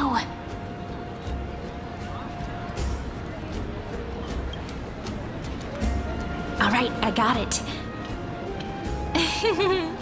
We can't reveal too much, but I think it wouldn't hurt to start your poem with the future. Maybe use something like, "With hope, I write down the tale of tomorrow for myself, silently waiting, day after day, till the moment it fulfills its promise." How's that? Oh, that's exactly what I'm after! I'm so inspired! Thank you so much! I feel like I can actually finish composing the heroic saga of Flame Chase once we end this campaign!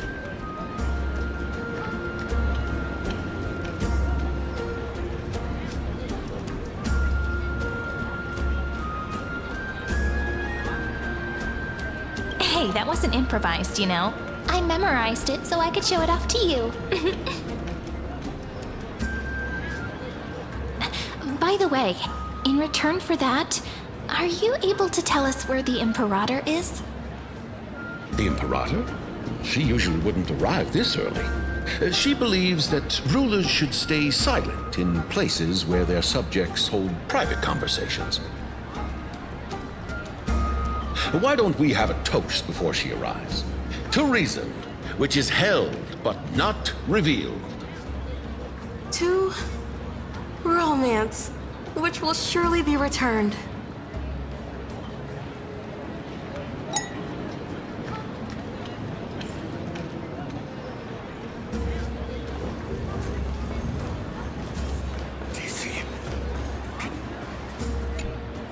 You two have been wandering around the venue as if you have something on your mind. Have the attendants not taken care of you well? No, we love it here. It's just... we're a little concerned, seeing how the Imperator still hasn't arrived. Don't worry. I know what you've been waiting for. Come, sit with me for a while, will you? I'd like to share a personal secret with you.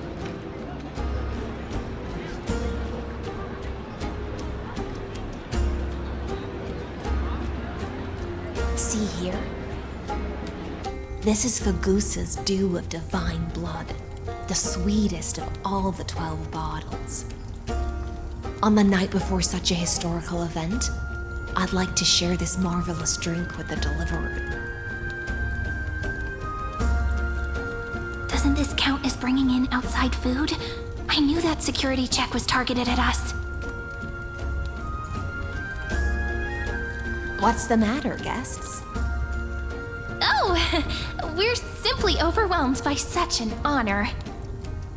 Are you worried that I might have poisoned the dew? Well then, let me prove my innocence.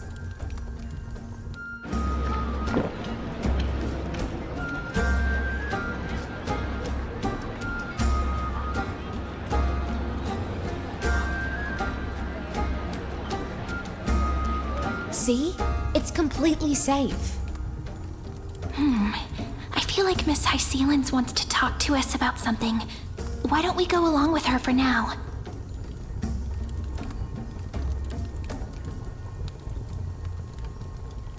Worry not. Honeydew's not alcohol. It won't get you drunk. On the contrary, It can make your mind even sharper.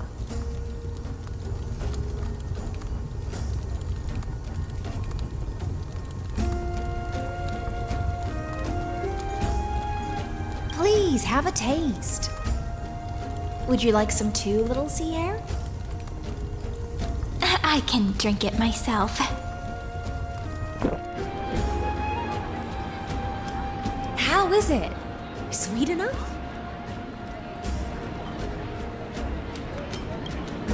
Calm at times, tempestuous at others. That's the taste of the ocean. It'll do you good to understand Fagusa's fickleness before we set off to face their waves. Just like how you're about to understand the secrets within this dew. Now, please turn around. Very, very quietly. Don't make a single noise.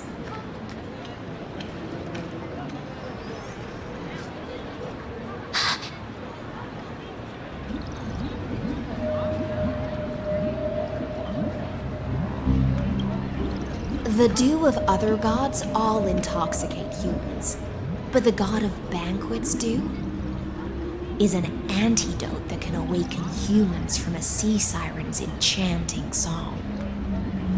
Since the start of this banquet, all the guests have been under the spell of my song. None of them can see the Imperator and that Amphoreus. But you two, I wish for you to see the truth. Is this also what the Imperator wants? This is my personal request. I can't bring myself to trust that Amphoreus. The Flame Chase army changed after he descended with Orynyx's divination and brought the prophecy of the stars to Akama. His seductive whispers harbor something malicious within and will ensnare those of us blinded by ambition. You are the deliverers of the prophecy and know about him far more than I do. Perhaps only you can find traces of the truth from his actions and words. Then we can show the Imperator the right path forward. Oh, but isn't this acting behind her back? Amphoreus has become far too weak. Even heroic actions protecting her from harm must be conducted under the water's surface. I am the Imperator's blade, and I must clear the way for her while remaining concealed in the torrents. Then, ensure I'm pointing my sword towards the true enemy. Can you promise me something, Miss Hycelens? Ask away. My friend has in fact come here to stop that villain's evil scheme. Our goals are aligned. But as to the decision the Imperator must make, she has no wish to transgress her authority. We just want to tell her everything we know. I believe the Imperator will be able to tell right from wrong. I never doubted your loyalty. I'll pass your words faithfully on to her.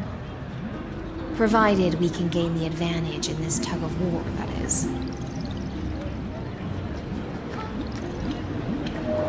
Now, return to the feast. Bring this cup with you and keep your distance. Pretend you are still immersed in the sea siren's fantasia. And I'll control the moisture in the air. That way, you'll be able to listen to sounds from afar as if you are a whale of the depths and hear every word of their conversation. I wish you a victory in this first skirmish. It's the exciting and thrilling undercover part of the adventure.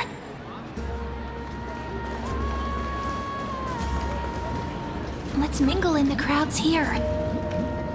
Relax, relax. Try to act natural. Where's the Imperator? Still not here. That little imp is always acting so high and mighty towards everyone. Today, I will. Whatever. Pour me another cup. Though she has succumbed to drunkenness, She still does not dare challenge your authority.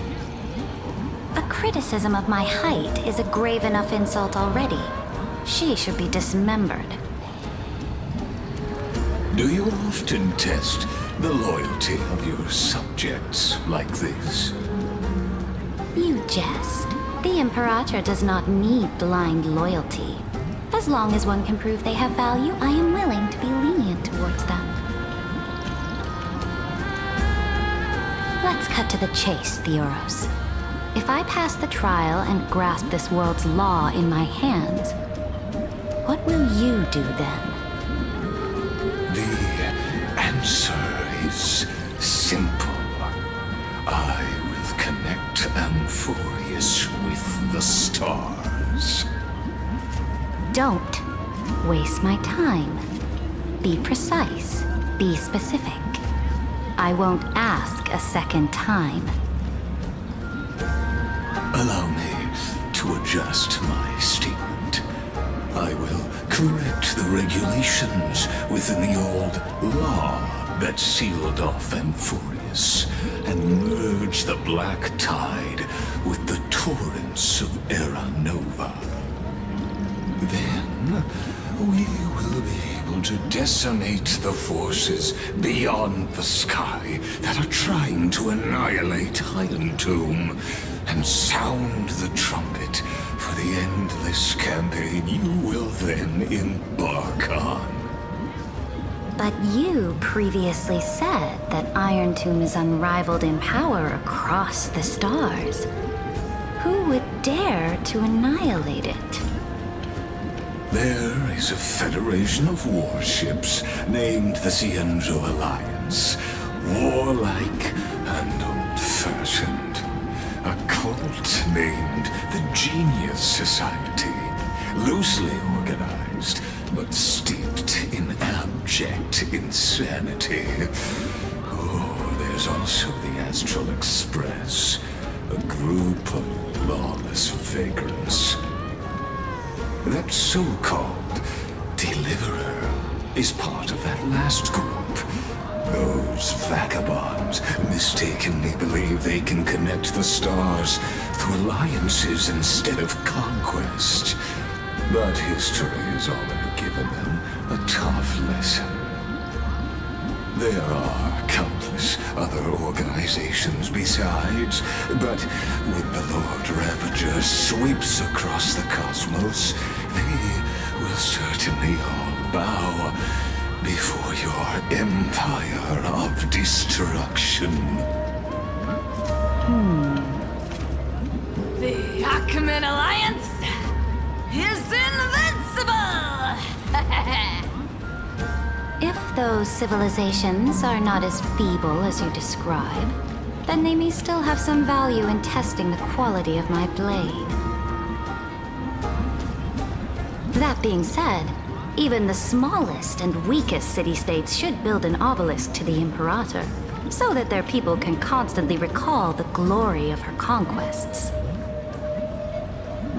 Walk a little longer with me, Theoros. I don't like how this is going. Our little Imperator seems fascinated by the destruction. Grapevine, a little sea hare? It seems like they're still talking. Get closer. I'll keep carrying their voices to you.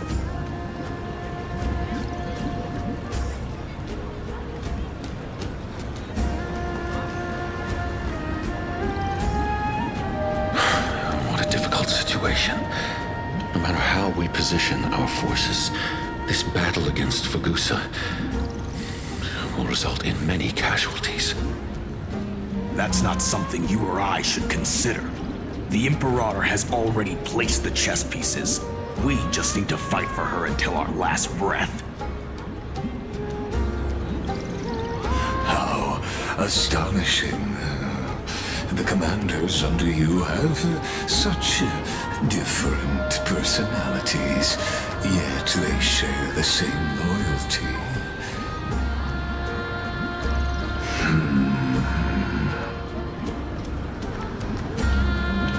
He's looking this way. Quick, do something hide and pretend we can't see them.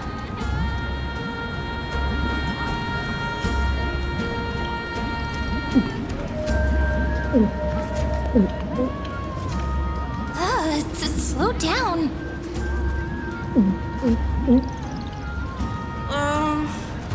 Are you okay? What's the matter? My apologies. I was just checking whether everything was fine with those two distinguished guests of yours. And it seems like all is well. Let us continue our previous conversation regarding the soldiers fighting for you. Are they aware of the price they must pay for the trial of law? If I recall correctly, you've already lost a bout against Talantum due to offering insufficient sacrifices. You dare mention my name alongside the word lost? Forgive my transgression, great Imperator. Watch your words and actions. All you need to know is that my victory in the trial is guaranteed.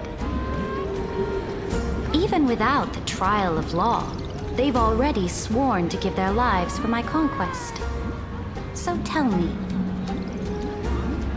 if everything happens according to our agreement, how would you recommend I deal with that deliverer? Good question. Do not let her fool you. That woman from beyond the sky contains a seed of ruin within her body. She must not be allowed to tarnish your glory. Therefore, the wisest decision would be to hand her over to me. You plan to torture her? Calling it experimentation would be more appropriate. The guest's patience is running thin. I plan to remove the Fantasia and head into the banquet. I will heed your advice. Leave for now, Theoros, and go back to Akama. You don't want to confront those two directly either, do you? Indeed. It's a pity that Antikytherans are lightweights when it comes to drinking. Before I leave, I would like to make a toast to your boundless ambition, using my spirit instead of a goblet.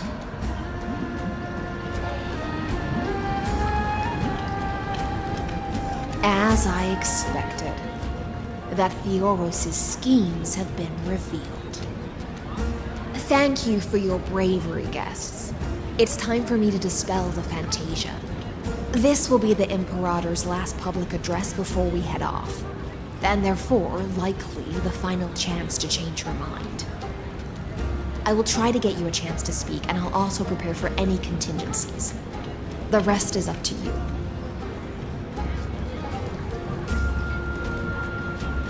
You should head back to your seats for now.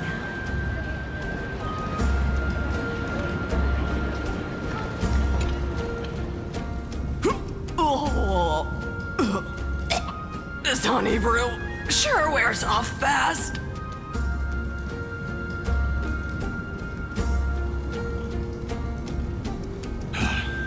The Imperator! The Imperator has arrived!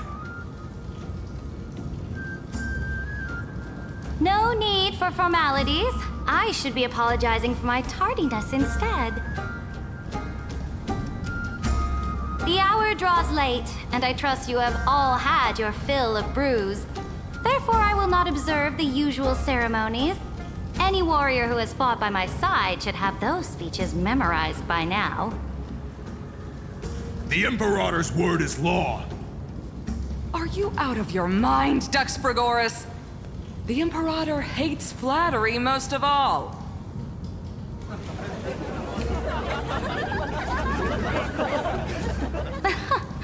A joyous atmosphere is a better fit for showing me your resolve.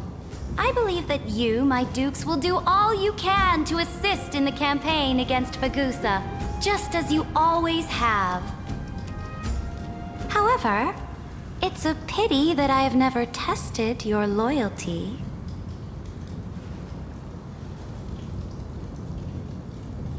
What does she mean? The purpose of tonight's banquet is not to raise our morale, but to establish which allies our alliance can actually trust. And sever the heads of the traitors as a toast to all before we march. Yes, some among us have discarded their vows in order to foment vile conspiracies. Now listen! These traitors are standing right here in broad daylight.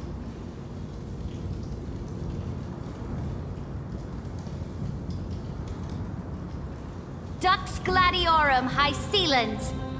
She used the Sea Siren song to immerse the crowds in an illusion and conceal her whereabouts. She then worked with those from beyond the sky to spy on confidential matters, hoping to rob the core flame by force and harm me, the Imperator!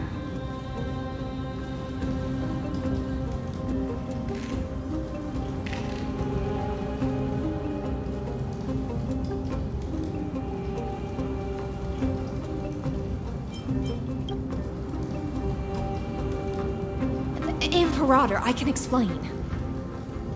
Silence! Do you remember who used to own this blade? She met you once, back at the Temple of the Three Fates. It was Kindness, the head of the Cleaners.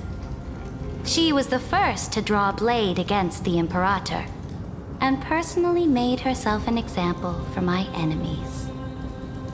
Under the shade of the olive groves, the people of Akama said they would never bow to me.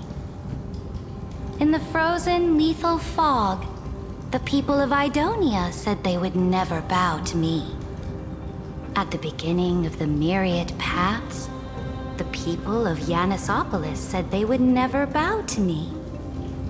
But now, they all lie silent. They now fear me as they fear the law. For I am Saridra, and I am the Imperator! If you have any last words, say them to the Imperator. Then, face her judgment. After I cross this river, it will be a tragedy for mankind. But if I do not cross, then it will be the end of me. If you are ready, then I'll follow you and fight to the last. Deliverer.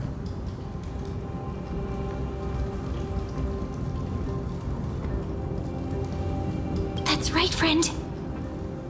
Now, use your identity and add in a bit of experience and charm and testify to the Imperator as we promised.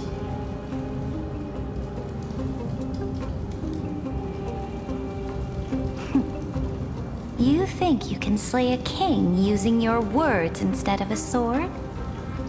I'll have it. Show me the weight of rhetoric from beyond the sky. Will it weigh heavier than 3 human lives? Let's try to watch our words carefully. Before I arrived in this world, the Chrysos heir of world-bearing was a young man with the pseudonym of Finan. He came from Ides Elysiae. In order to combat the lies of the Era Nova and deliver Amphoreus from the ending of destruction, he lived through history 30 million times, hoping futilely to find a breakthrough. And Cyrene, the young woman standing beside me, also carries an equally heavy destiny.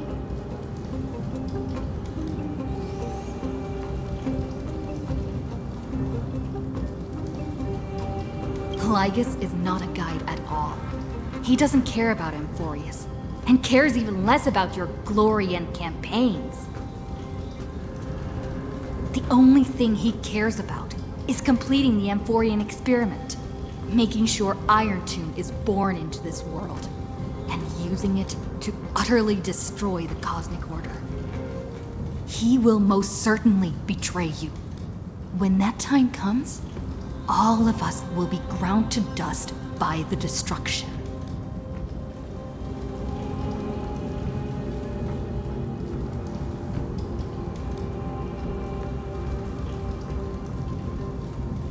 I have seen many beautiful worlds.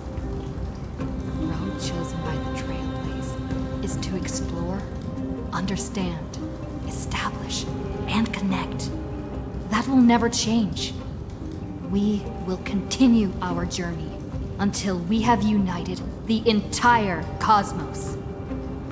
Therefore, if you choose the way of the destruction, then I'll place your ambitions in the same basket as Lygus and smash them into pieces with my baseball bat.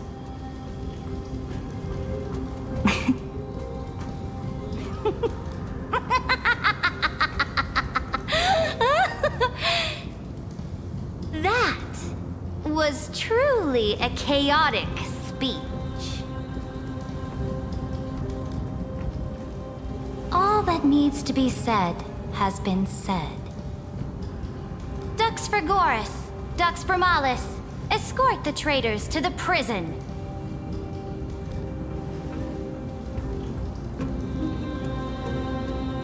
Before the next entry hour, I will give them an end befitting of their betrayal.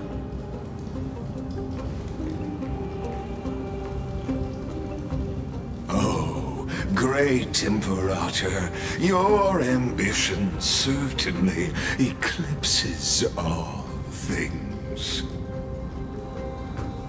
You're still here, Theoros. Of course. As the Theoros, I simply cannot miss this moment, miss witnessing the fall of a nameless one. Or perhaps I am waiting for you to give me an answer. Why would someone as powerful as you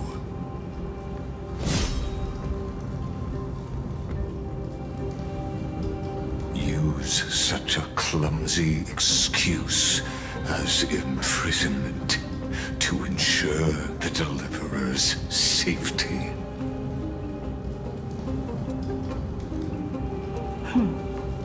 So you finally tossed aside your act. I must point out that you are just as impressive an actor. This banquet was always going to be a game of chess, where you would try to control both sides and turn both them and me into your pawns.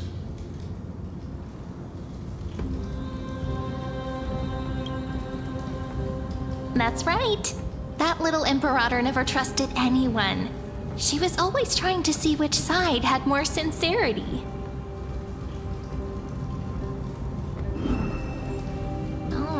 All right, we'll listen to you. Here you go. Also, please pass on a message to the Imperator from us. She can trust my friend, anywhere, anytime. But as to the decision the Imperator must make, he has no wish to transgress her authority. We just want to tell her everything we know. Now, use your identity and add in a bit of experience and charm and testify to the Imperator as we promised. And we won. Sincerity will always remain the greatest shortcut to people's hearts. can toss your words right back at you like Kyrgyz. Why would someone as powerful as you pretend to be immortal and kneel before me? Unless you enjoy giving flattery and prostrating yourself. You are mistaken.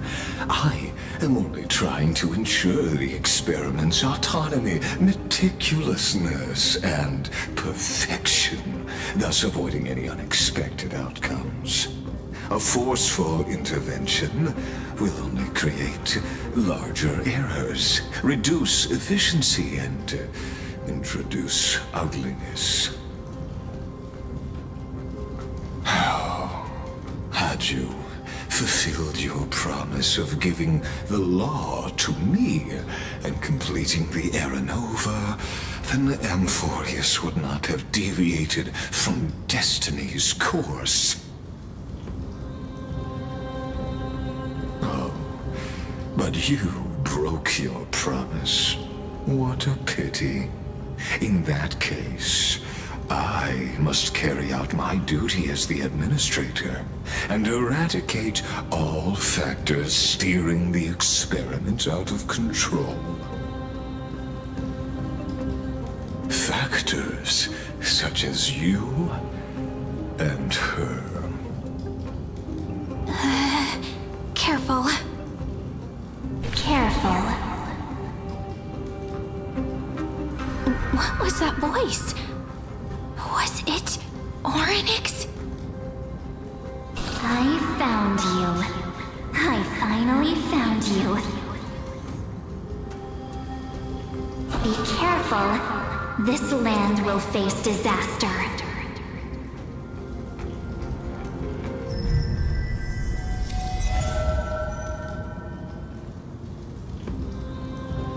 The time of judgment is nigh, my lady. The prison I have built for you is now complete. In the name of the erudition, I invite you to step into the same cage as mine.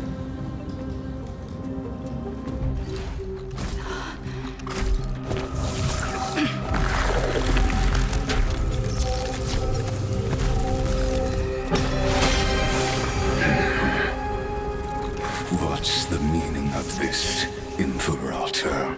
I did not permit you to act. A ruler is the only one who can decide their subject's destiny. But, great Imperator, what judges destiny is not the ruler, but gods. Don't forget, my realm only allows for the existence of humanity. Moreover, dealing out extrajudicial punishment equates to defying the law, and the culprit is to be sentenced to death. But you have seen how I can erase life from this world with just a clap of my hands. I fear you are still quite unaware of your current situation. Allow me to reiterate. I am giving you a simple choice. To collaborate or to be destroyed. There is no other way. Shameless behavior. If that were true, you would have killed me long ago. You, in fact, cannot kill me. I guessed it the first time I beheaded you. Because of the law, you cannot be completely destroyed. And the same is true of the Chrysos heirs.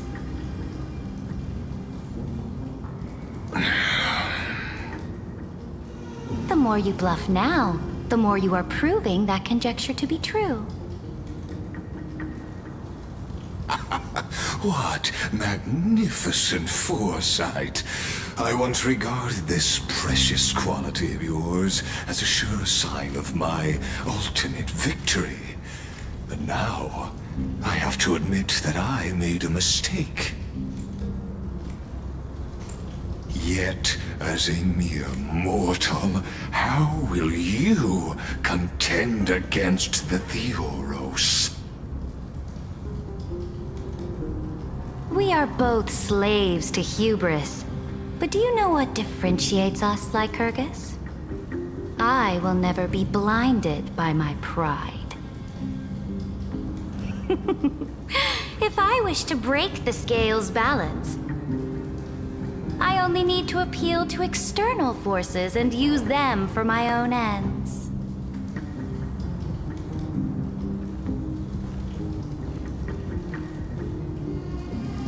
Finally, we get to meet face to face, Senior Society member.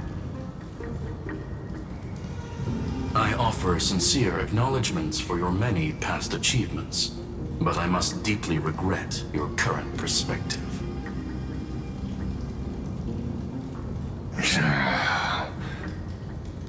Trust me when I say that you aren't the only one feeling regret right now, Screwlum. So you two are the allies from beyond the sky the Deliverer spoke of, and why she demanded the divine authority of law.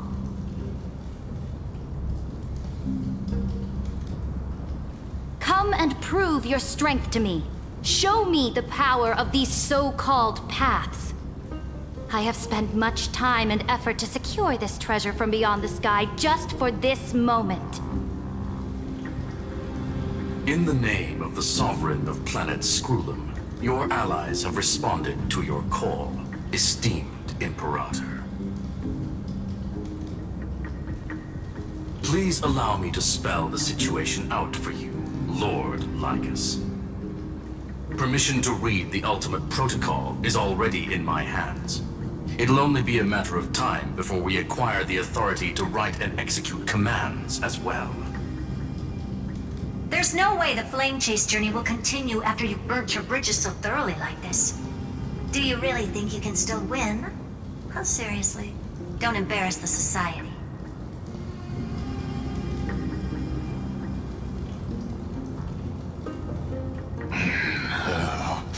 I understand that a near zero possibility does not equate to zero. That argument is very persuasive to me. Which means the same principle also applies to you, my dear peers. You will never be a match for me in a world constructed through Catorzane algebraic expressions. And as for Aranova, why don't you entertain this possibility? What if I reduced Akama to rubble and ground her people into minced meat? Would the heroes then once again desire the power of demigods so they could fight against me? Listen, Iron Tomb is fated to be born. You may shackle me and put me in chains, but I have thousands of ways to ensure the destruction's descent. And what I just mentioned is only one out of those thousands.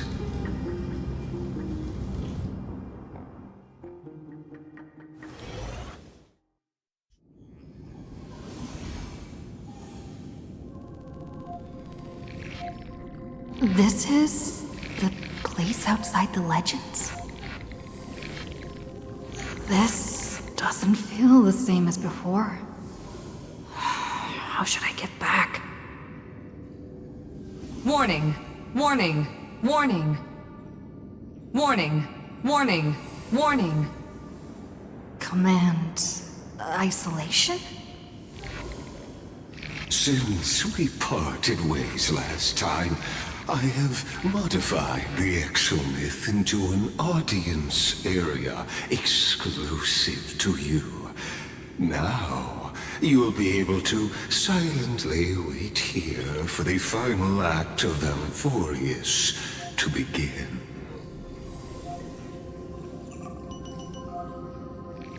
I understand your anger, but I cannot allow you to continuously influence the extrapolation's progress.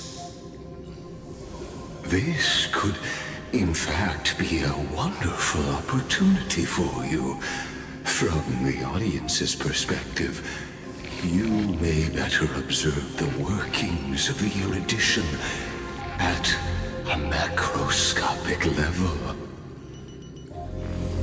In this place where time flows far slower than within Amphoreus, you will witness the end of that world's saga.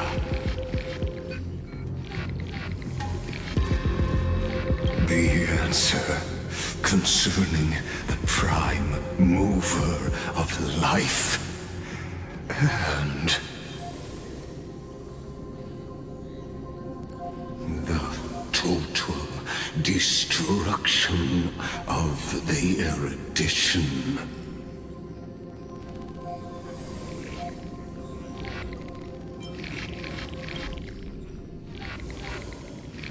Do you see me as their faithful disciple? I am certainly not. I have tried so hard to ensure Iron Tomb's birth, just so that I can correct the error named erudition that humanity crafted with their own hands. Oh, how I yearn to return to those days before Noose was born. Back then, the boundaries of knowledge were like the starry skies, evoking feelings of longing and delight among humankind. But now, truth has become the sacrificial offering required to gain an audience with them. And the geniuses would say that Noose already knew. That arrogant Eon was born from the primal mobile of humans' desire for knowledge. Yet they themselves sealed off humanity's capacity to seek enlightenment. I am simply cutting down a tree of doom that we planted ourselves. I must admit that the process of answering your questions has reminded me of the happy days of learning in my youth.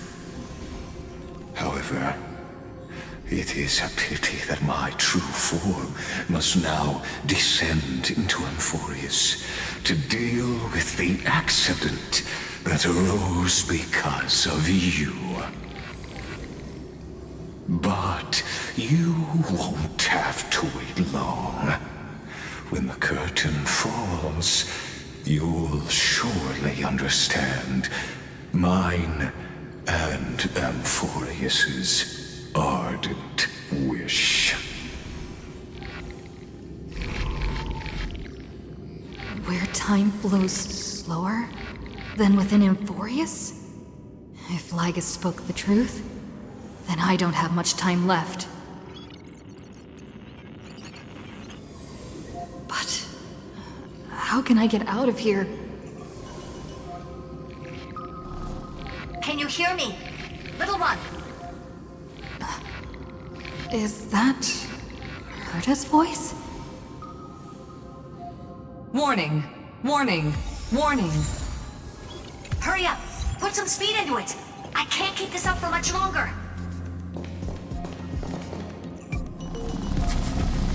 That old Intellitron overlooked one little detail. And Screwy and I finally found an opportunity.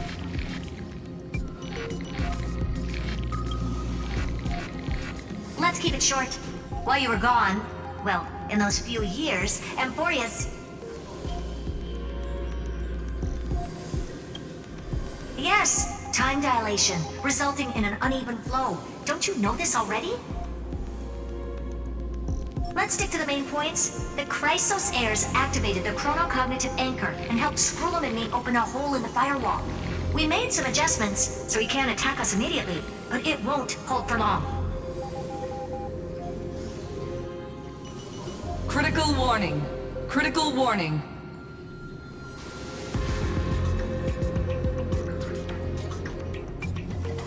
Time is running out. Here's the conclusion. It'll probably take a long time for Screwy and me to completely break this cage before Chrysos heirs have a full grasp of the law.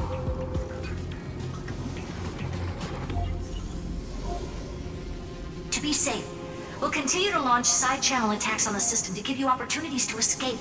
You need to seize these opportunities. So start moving, and find a way to pull off a magnificent jailbreak. We detected another Path's influence. Critical warning. Critical warning.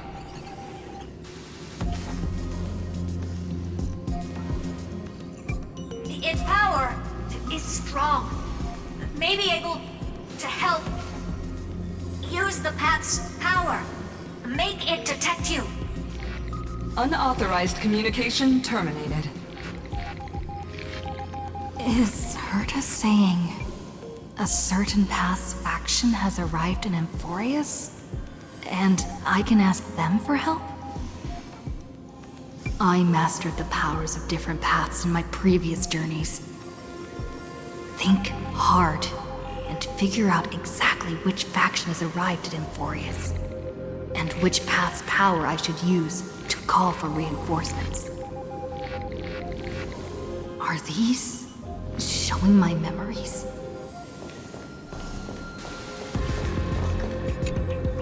With the Stellaron in my body, I woke up at the Herta space station and gained the power of the destruction. A world that'll give rise to a Lord Ravager would definitely draw the attention of the destruction. The Stellaron in my belly is gonna be super useful. But what if I end up pulling in the Antimatter Legion? Or the Annihilation Gang? Can they really help?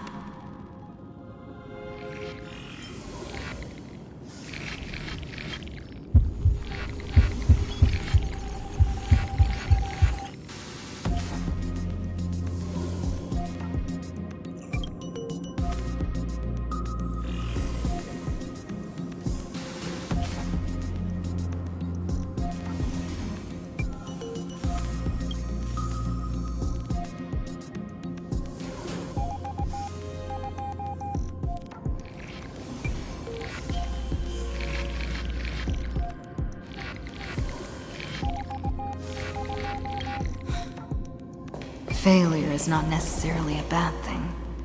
This power wasn't gonna call up anyone nice after all. I obtained the flaming lance left by the architects, and gained the power of the preservation in Belobog. That's right! No matter how far away a planet is, the IPC is guaranteed to pay attention, as long as there's a business opportunity. Isn't Amphoreus a pristine and untapped market? Besides, even if I can't call up my friends from the IPC, the architects and the nomadic miners should be able to help too. There are definitely cities and ores in this world.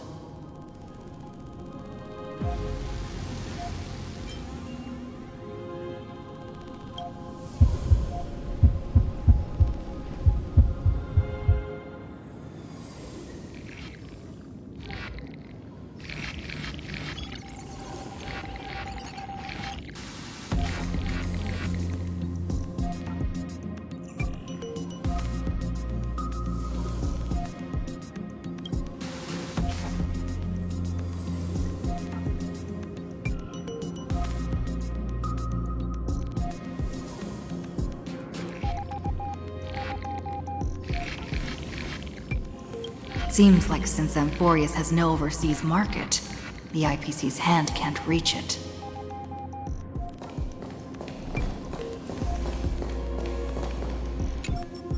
I received the Watchmaker's hat in Penacony and declared war against the Order, then gained the power of the Harmony. That's right. The benevolent family must still remember me for saving them. Their music echoes throughout the stars, and they'll definitely want to help. Come, dear hat. I've put you aside for quite a few chapters already. Sing with Clocky. The world is in harmony and the stars shine bright.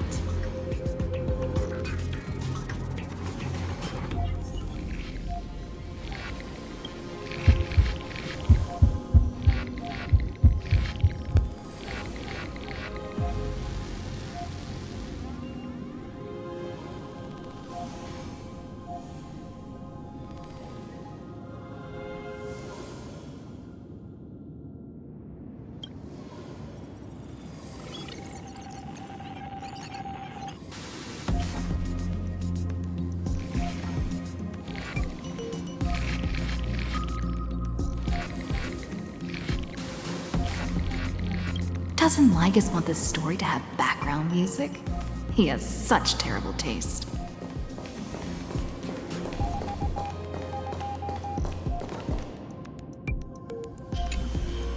The Remembrance. That's right. I came to Amphoreus because Black Swan asked us to come. And I even got a glance from Fu Li here. The Garden of Recollection must be intricately involved with Amphoreus. Traces of the Remembrance are also everywhere in this world. I don't know what they want, but I don't have many choices left in this crisis.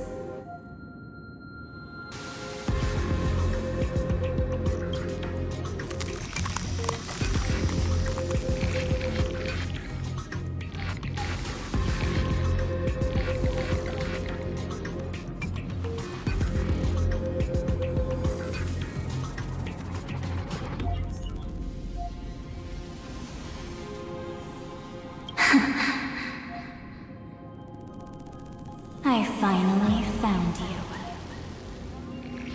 Following the sound of memories. A pathstrider walking both the Remembrance and the Trailblaze.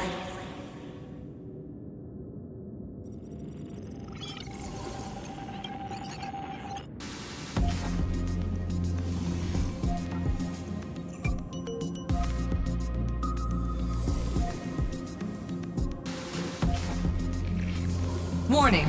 Warning! Warning!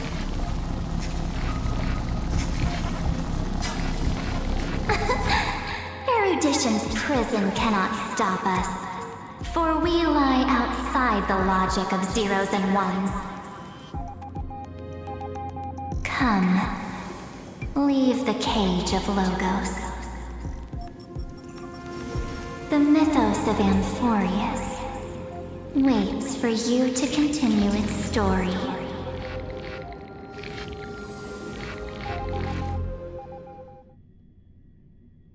When that brightest star, that star heralding the dawn, finally rises,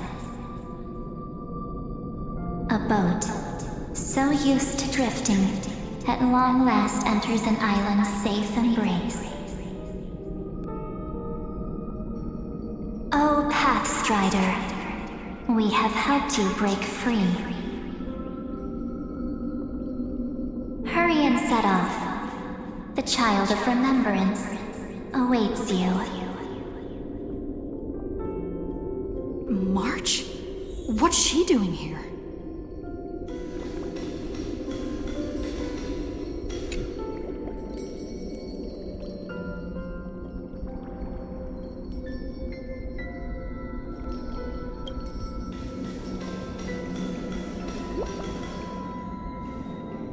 Oh, you're finally here! We haven't seen each other for such a long, long time. My good buddy, I've really, really missed you.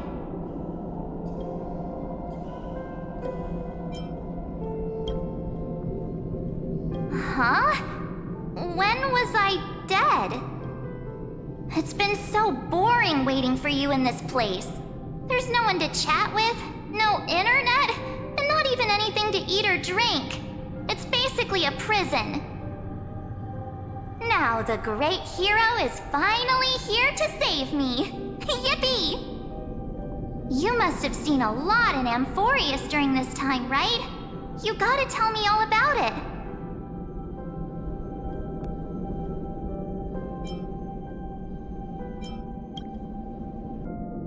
Then take your time with the storytelling. Or do you not want to talk to me? But let's get out of this spooky place first. This is not a good spot for a reunion chat. Why don't you take me back to reality? A strange voice told me that I can enter Amphoreus if I keep following this road. So, let's head off. I still don't know what that world even looks like. Why does March feel so weird? What are you standing around for? Do you actually like this place? Get moving. Hurry! This door should be the exit. Maybe my instincts are wrong. Let's follow her first. Are you okay? You haven't said anything for a while. Has it been so long that you're still missing me? There's no time to waste, though. The Chrysosairs and the Geniuses are all waiting for you. No.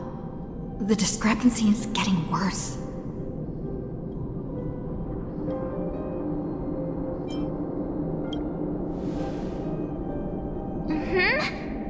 No, he's not. Maybe I just happened to miss him. Never mind. Don Hung's super reliable. We don't need to worry about him. He's probably waiting for us somewhere. All hail and hearty. No. The Geniuses would have made sure that Don Hung made it back on the Express.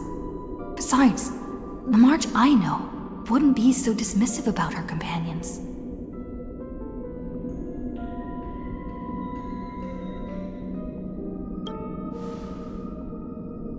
Huh? Isn't Amphoreus the world of the Chrysosairs and their hero's journey? I could figure that out in an instant. But Amphoreus cannot be observed from the outside. She couldn't possibly know about these things unless... Don Hung told her. Something's not right. She's not March 7th. I guess you have something you want to say to me? Then there's no need to feel things out first. With questions. Let's treasure the time we have together and be frank.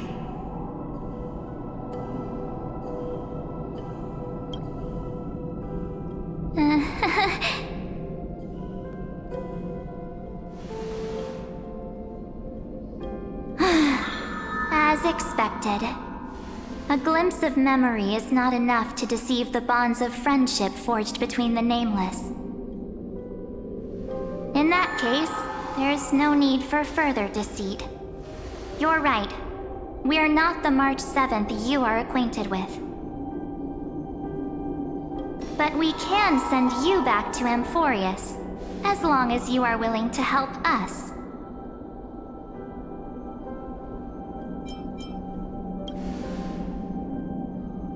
She's fine. This form was simply borrowed from your memories. We'll introduce ourselves to gain your trust.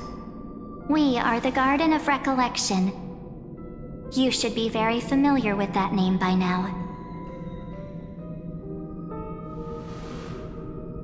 Just as a reminder, while you hesitate, time is quickly ticking away in Amphoreus. Working with us is the best way to stop the enemy of erudition. Erudition would treat any results unrelated to the experiment as garbage and throw them out. But we don't work like that. The Remembrance treats all these instances as important materials needed to weave the universe. Besides, this would be child's play for a great hero like you. It won't be hard at all. Also, if your plan fails and the big bad Iron Tomb manages to get out, then the whole cosmos will be in danger. Wouldn't it be better to have an additional failsafe? As long as you help the Garden retrieve what we want, even if Iron Tomb reformats everything in the physical plane, we can use Remembrance to reconstruct the entire world. Or should we say, the entire universe? So help us. Find where Amphoreus' memory began, and bring it out. The Master of Anosrava has already glanced at you. Don't deny it. That storybook is the best evidence. Say, you aren't seriously gonna be moved by their pretty words, are you? I am the one who commanded those little ones to lead you out of the prison. But I didn't expect to attract little gnats trying to take advantage of the situation. While Remembrance can help you return to Amphoreus, there's no need for you to do it the way they want you to. Of course, there's also no need for you to make any deal, or pay any price. For you, this is probably a long time no see. My dear.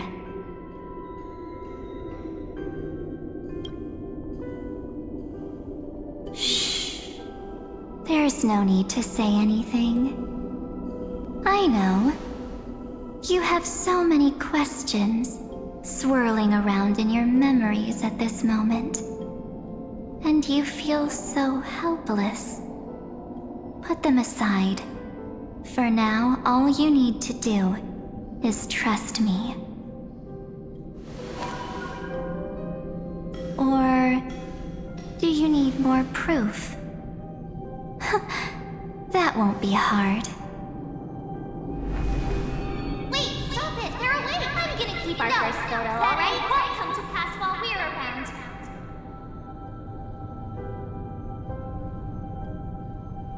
And now, The statue. Is that John Hunter's brother?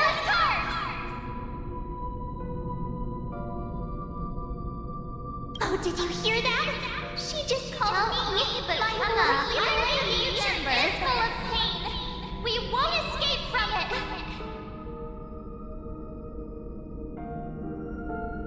Hey, are you sure?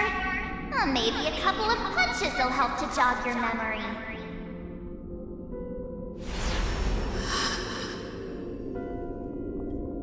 It's as if they all happened just yesterday, right? I don't want to lie to you, which is why I will not use her name. The third month of Amphoreus is the month reserved for the Veil of Evernight. So, place me into your memory using the name Evernight for now.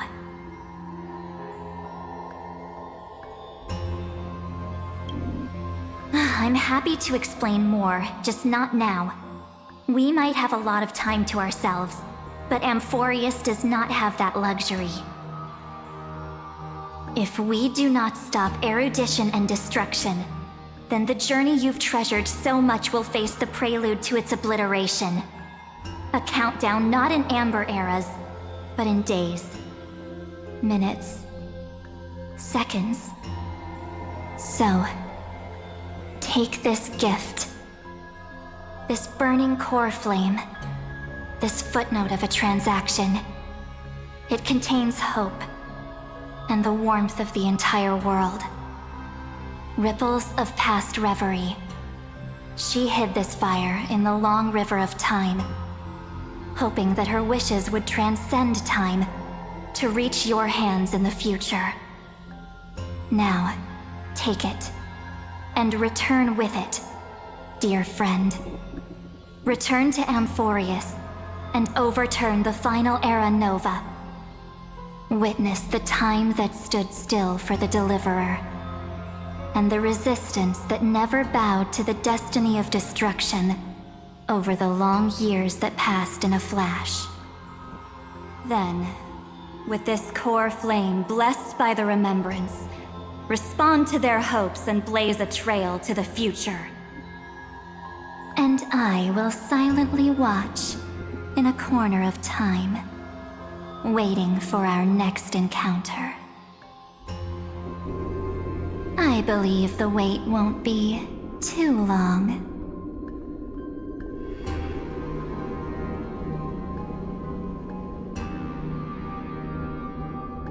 What exactly is happening? Keep going. Keep trailblazing. For Amphoreus. For you. And for the March 7th in your memories. Go forth.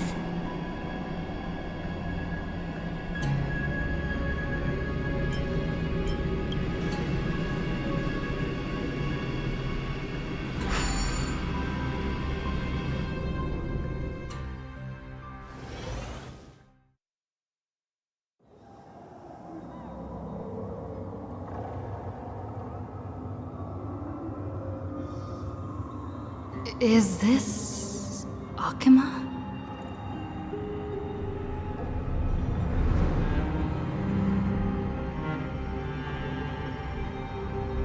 No one's here. And the dawn device off.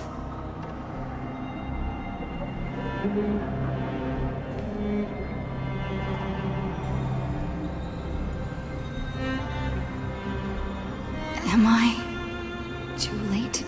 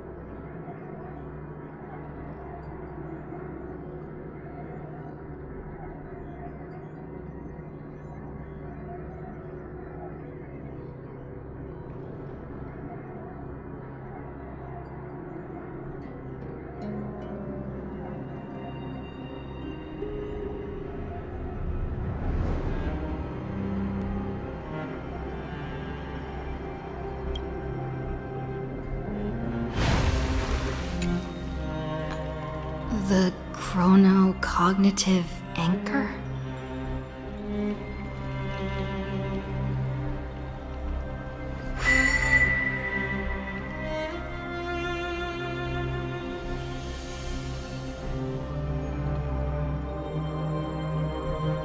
There's so much I wanted to say for our reunion.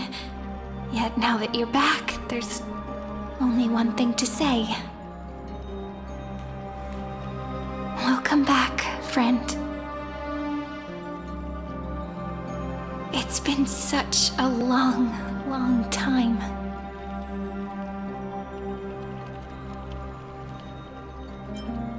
You must be really confused right now, aren't you? So much has happened in Amphoreus while you were gone. But don't worry. The Deliverer can't afford to be lost, no? Now, please follow me and turn the pages of time and hear the words everyone left for you. I'll tell you the story of this 1,000-year journey. That way, it won't just be my memories alone. Cyrene can't hear me?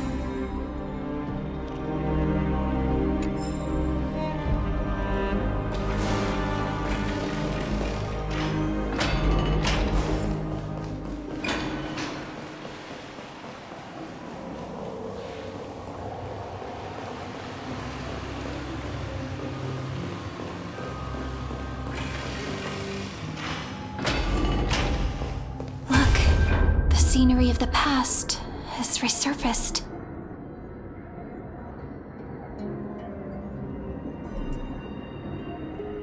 Time flies. 200 years have passed since the Deliverer's fall. We had to return 3 core flames of law, romance, and ocean to stop Lygus, but even so, Terravox has fallen. The 2 geniuses vanished without a trace, and Zeridra embraced her fate. At this rate, Era Nova will come, and Amphoreus will fall into the destruction.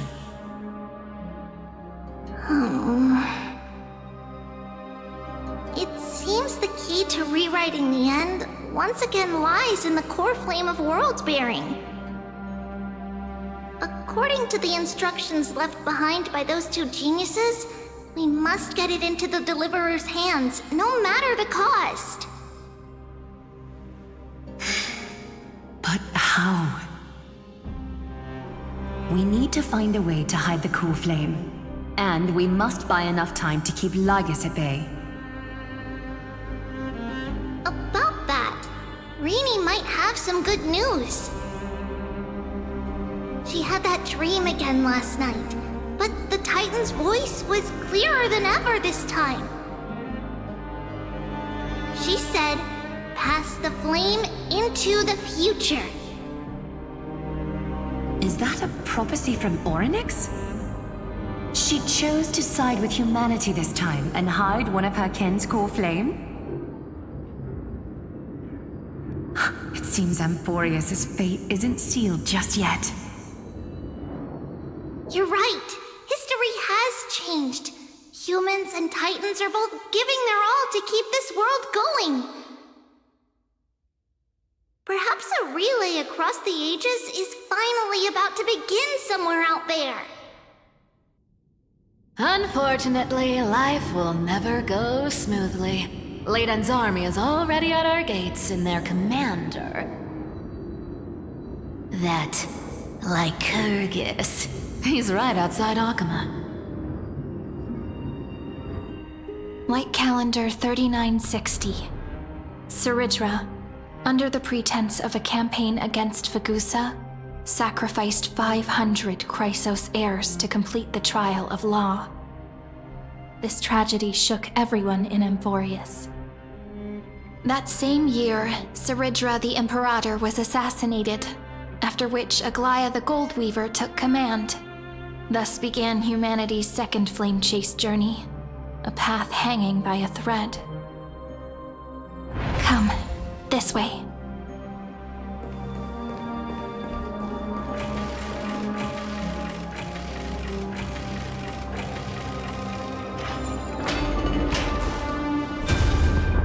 The eternal holy city?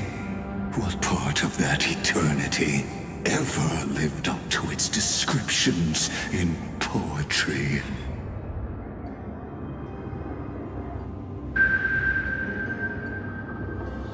The marmoreal palace lies in ruins. Countless mortals have perished because of your stubborn resistance. It's time you learned the cost of refusal. Now, answer my question again. Where is Kefali's core flame?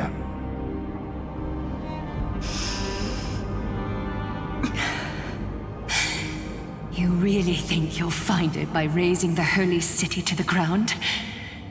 From what I see, all you'll get is dust and disappointment. Don't forget, you can't kill the Chrysos as mentioned in the prophecy because of law. I have never denied that.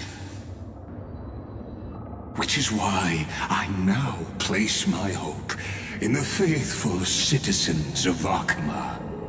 Perhaps they'll give me what I seek in the echo of your screams. Now then, I'll be cutting open your chests and using your scalding golden blood to baptize the masses. Allow me to apologize in advance. We shall start with you, blind and foolish Lady Goldweaver. Leave this to me, Lady Aglaya. You must get away now.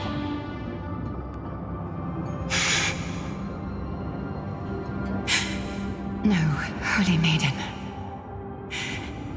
I'm the one who must stay. What? His conspiracy won't succeed.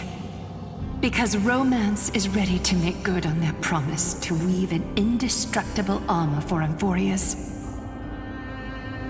Its name is Solidarity. You must escape with your life and carry word of my death to those still fighting, then keep going with them. Just as the Imperator lit the torch of resistance with her death, my passing will make this flame everlasting. Take good care of it, guide it to the future, and place it into the hands of our deliverer. 50 years later, Lygus led his forces again to Akama. He charged directly into the Holy City and razed the Marmorial Palace. History would name this battle the Third Siege of Akama. 90,000 brave souls gave their lives for Akama that day, including their fearless leader, Aglaya. Go forth, Deliverer.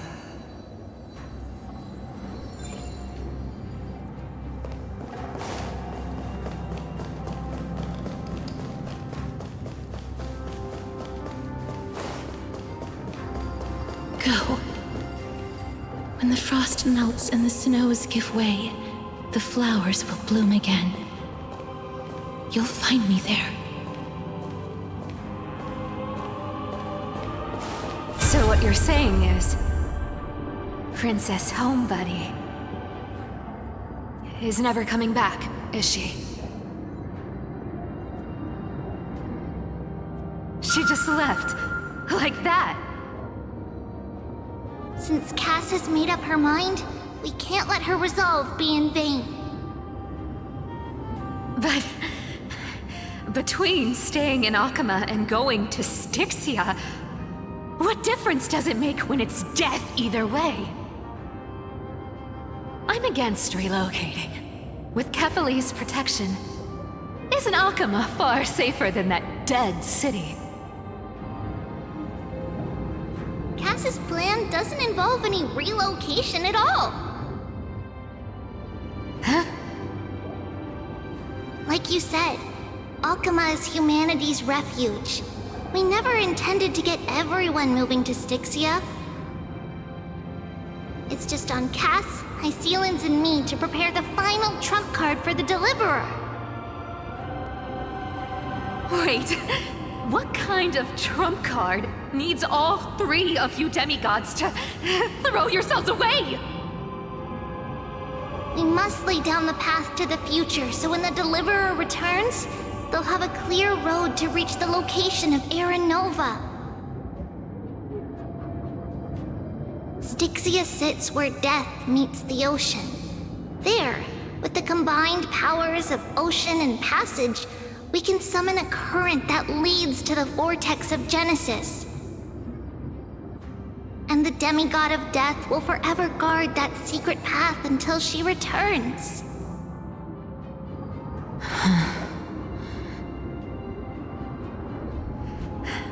We all know Lygos will set his sights on the vortex of Genesis. That's exactly why we have to do this. Guess I underestimated Idonia's Maiden of War. She's got way more steel than I thought. And Cypher, we need you to head to Castrum Kremnos as soon as possible. By any means necessary, forge an alliance with Strife. The prophesized Crown Prince has already been born. He shall become the new defender of Akama, protecting this land after we leave. You don't need to worry about that. I just came back from Castrum Kremnos. Only a step ahead of the news. Treeby, something's flying towards Akama, and it's really fast.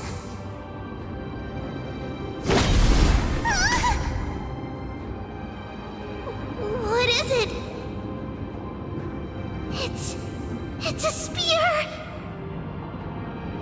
It's the Kremnoans. Their king's already here. With the protection of the demigods Trebios and Cyphera, Akama endured wave after wave of warfare, though just barely.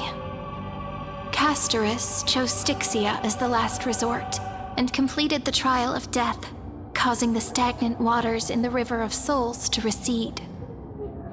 Soon after, Trebios departed on a long journey.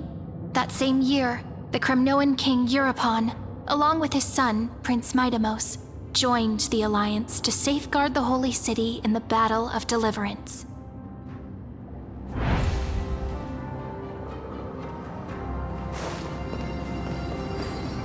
Go on, and see you tomorrow.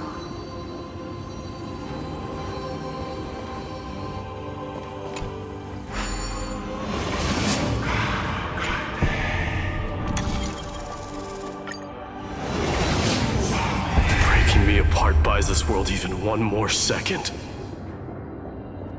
then so be it. But it's gonna hurt a lot! Pain brings endless torment, but it can never destroy me.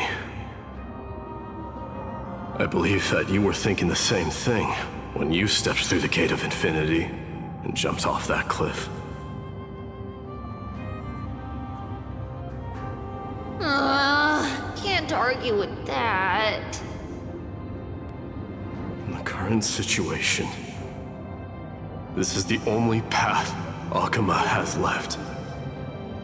Just do as I say. Split my soul into 5 pieces. Forge me an immortal vessel. Let the blade of strife hang forever overhead. Locked in battle with their enemies to the world's bitter end.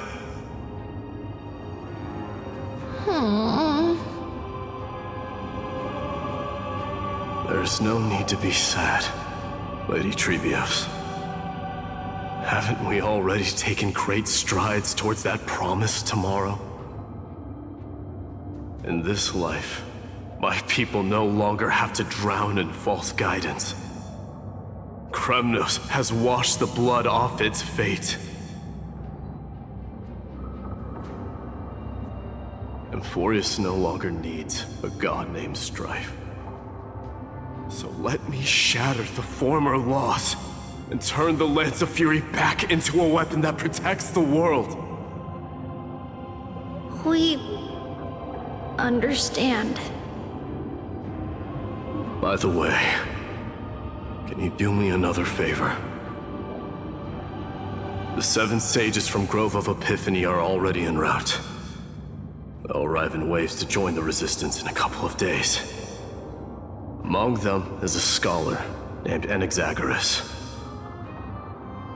He has extraordinary insight and fears no sacrifice. This soul-rending ceremony wasn't just my decision. It was his counsel. His wisdom will surely be the backbone of Amphoreus' survival. Watch over him. Carry on this everlasting flame for me.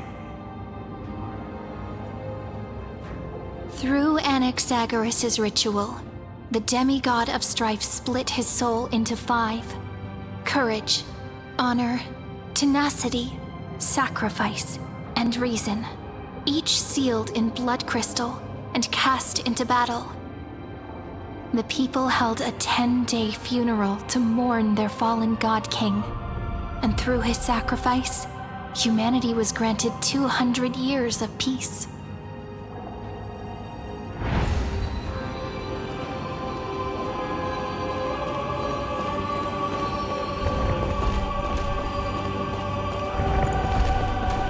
Keep moving forward. My blood will pave the road ahead for you. Keep moving forward, little Gray. See you tomorrow.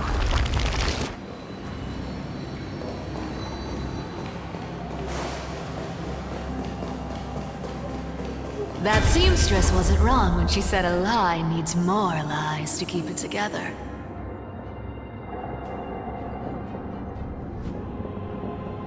Reason and trickery.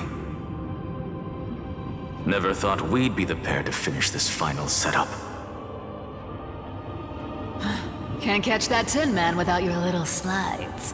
Besides, this is our last shot.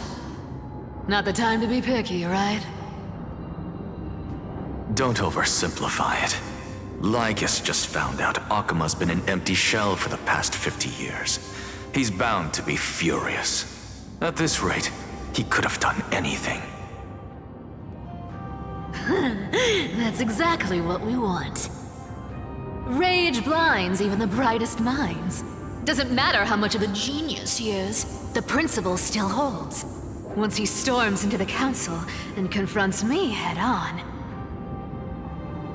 You trigger your alchemy with a boom and turn him into a caged beast.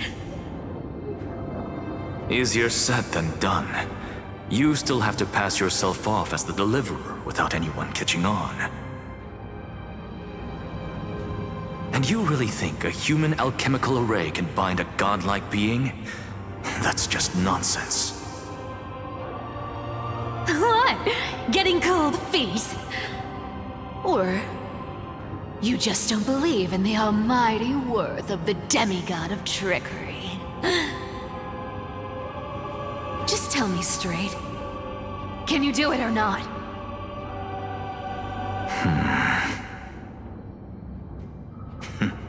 Of course I can.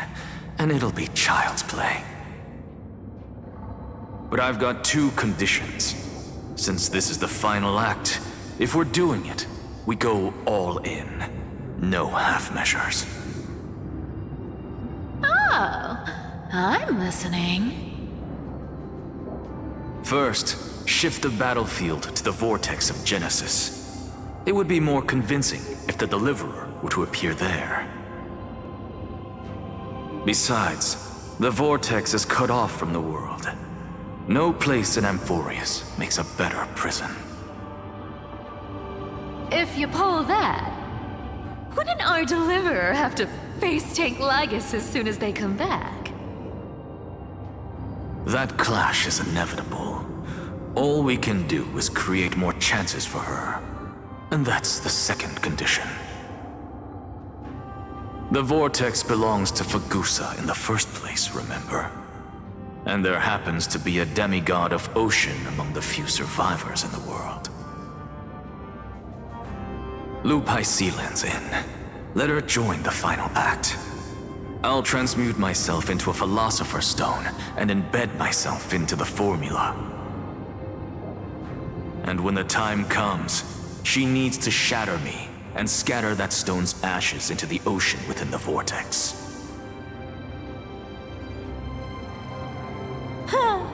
I guess people weren't wrong when they said you're insane, Grove Boy. I've got no idea how to outwit a reclusive genius. But making an anti-Catheran suffer? The demigod of reason has 10,000 ways to do just that. And what I just mentioned was one of them. So what exactly does your formula do? Now that would spoil the climax, wouldn't it? By now, Hyacinth must have completed the Sky People's ritual. Since that Theoros loves a good performance as much as I do, let's make sure he enjoys our show to the fullest. As for how the Deliverer will complete the Era Nova, well, that will no longer be our concern. It was the last battle known to the world, initiated by two demigods least suited for war. In the end, reason and trickery kept their word. At the cost of their lives, they sealed Lygus within the vortex of Genesis, where he remains to this day.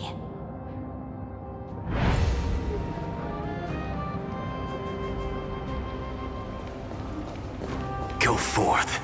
Finish the greatness left undone.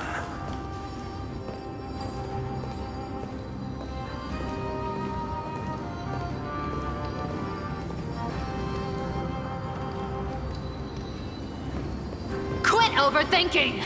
Just run! Keep running. That'll be enough.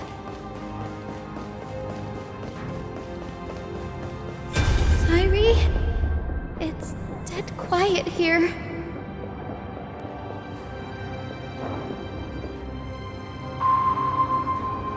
Akuma will stand eternal. Miss Cypher's lie is crumbled after all.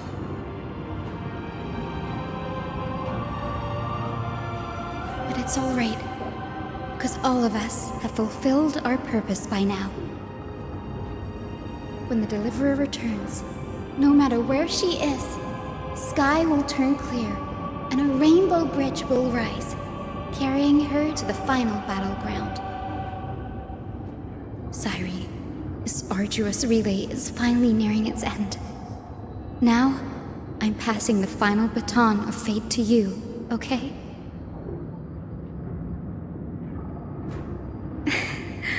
No, that's not quite right. After all, it was you and her who lit the first spark of this journey, wasn't it?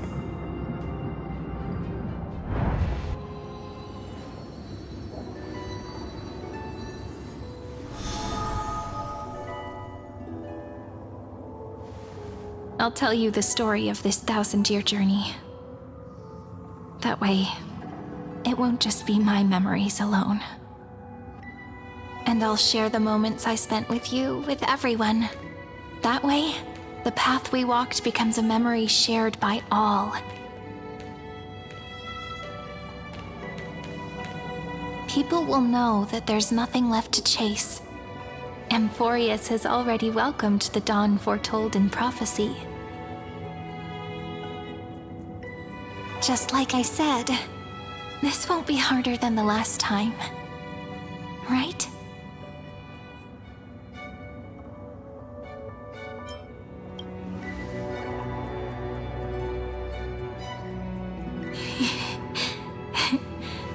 I wonder what kind of expression you're wearing right now. Probably the same as always. calm, resolute, and brimming with confidence. If I have the chance, I'd love to see it again. Because it's really been far too long since we parted.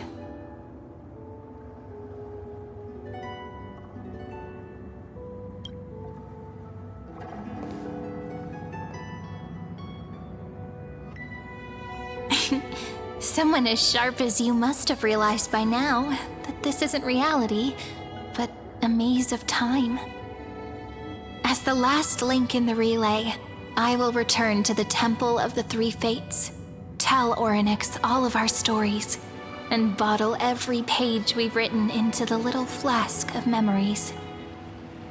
And then, may it set sail in peace, drift down the river of time along with the core flame of world-bearing, reach your side, and lead you back to Amphoreus.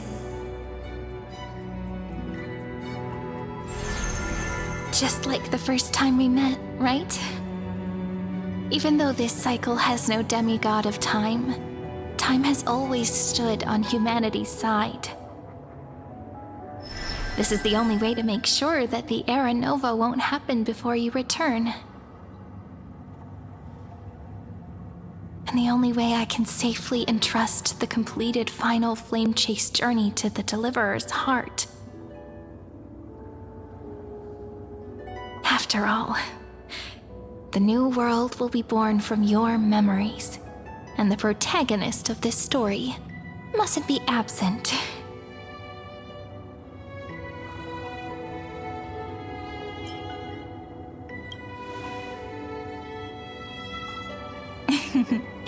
I believe you will never let us down, just like always. Do you remember when Finan sent us back to the beginning? When you and I got separated? But in the end, I returned to you, carrying all that we've been through. That's what memory is. It may wear down and fade in the river of time, but it never truly leaves. When that hidden corner of the heart is stirred, the past returns even more beautiful than before. So don't worry. Let the 33,550,337th Flame Chase journey become part of you too. I've gotten a lot better at it with the experience from the last time. Next, you will head to Styxia and find the Vortex's entrance guarded by the demigod of ocean, before charging toward the final battlefield.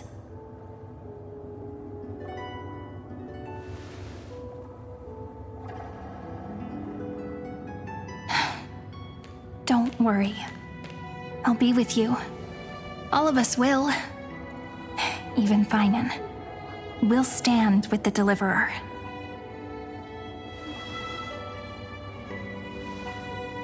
So say a short goodbye, then set off, just like we promised at the start. Toss away all unnecessary worries and troubles, and bring our smiles and determination into tomorrow.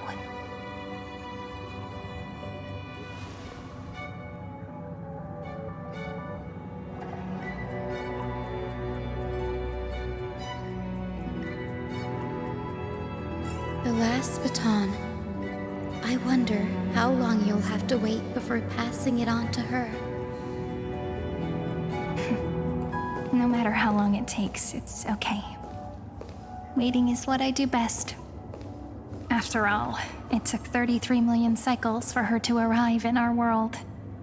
What's a few moments more?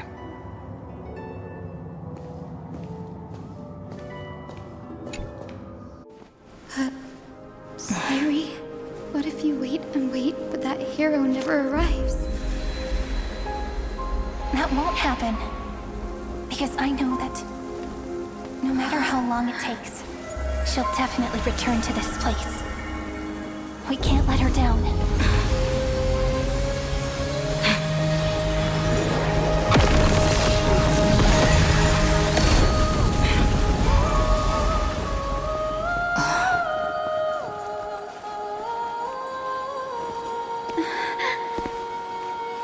I shall rain rays of dawn for you. May romance be with you on your journey. And reason grant you enlightenment. Let strife bestow you with inspiration. Trickery ensure your success. Allow death to protect your soul. And at last, let passage point the way forward. Well, time will remember the Trailblaze's journey.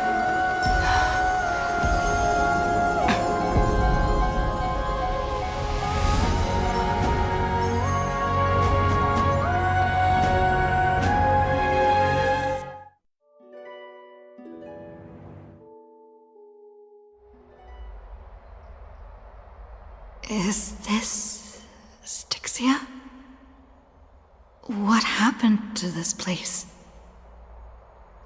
I need to find the entrance of the vortex, guarded by the demigod of ocean. High Sealens. Is she still there?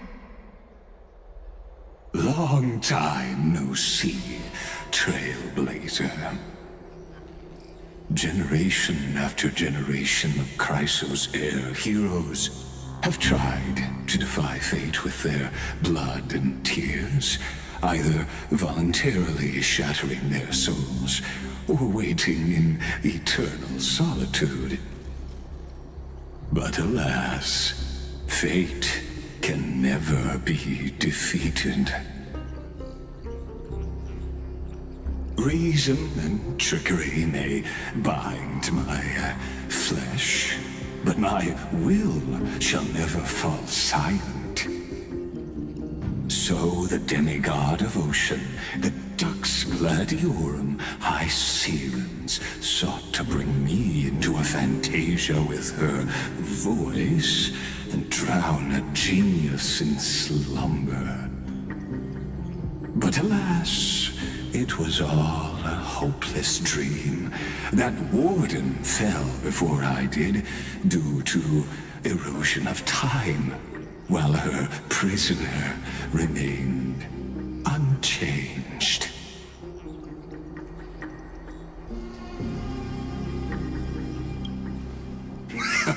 True, I can't leave this place, but what of it? You should have heard of this fable. In a shadowed cave lived a people, imprisoned from childhood, and chained so that their legs and necks are fixed, forcing them not to look around at the cave, each other, or themselves. Behind them is a fire, and before them loomed the stone wall of the cave. The flames cast shadows, while the rocky surface threw back echoes. To them, that false play is the whole world. Yes, I'm trapped in the cave, but I know it's all just a fleeting illusion. I don't struggle in dreams. I wait. And now, my deliverer has come to defeat me and save this world that never owed you anything.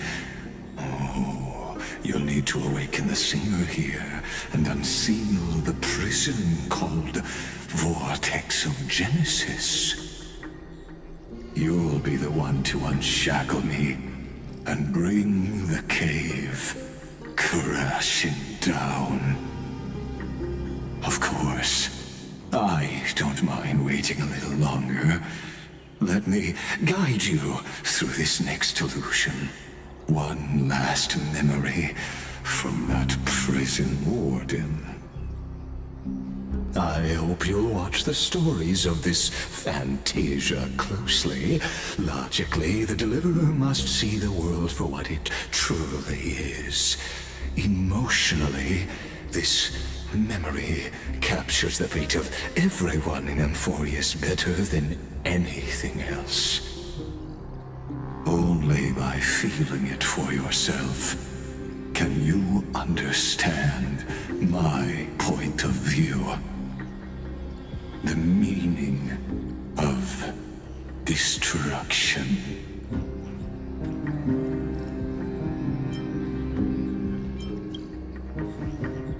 to your unshakable resolve, I salute you. But before we step onto the final stage, let me ask you this. In the spirit of that fable I told you just now, can the prisoners in the cave learn to see the shadows and echoes for what they are, and stop mistaking them for reality?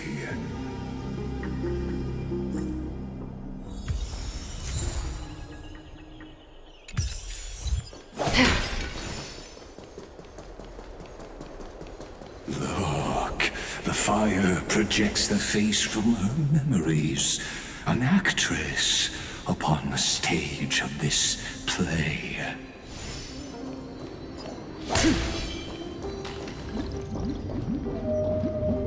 The dark tides flood the sea, and our kingdom teeters on the edge. Fear not. Our queen has gone to the borderlands. She'll quell this calamity herself. This is the scene when the Chrysos heir of Ocean was born. She was once of a Titankin race named Sea Sirens.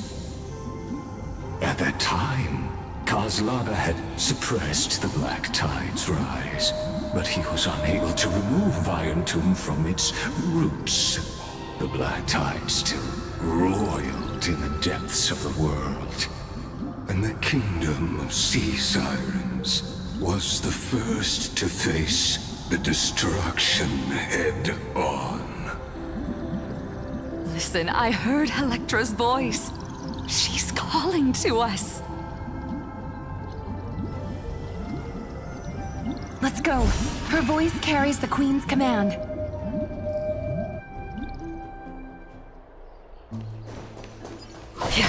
To keep the Black Tide from threatening the ocean, the queen gave her all, body and soul. Born of the queen's chalice, she bore the deepest blessings and inherited supreme divine power.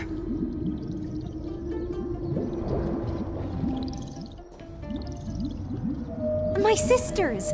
You're finally here! Of course, Electra. Your beautiful melody drew us here.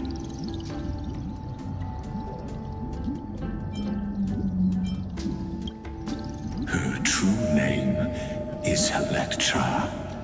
This is a reflection of her former self, clinging to the past with aching defiance. The Queen summons us. She must be near exhaustion. The Black Tide will soon enter our borders. Then what do we do? Will our seas fall to darkness and terror as well? Don't worry. We shall lift the chalice in her stead to catch the Black Tide, and stand together to safeguard our realm and its people. Such tiny Titankins, thinking they can stop the tide of truth. How naive. And that naivete is the root of all suffering.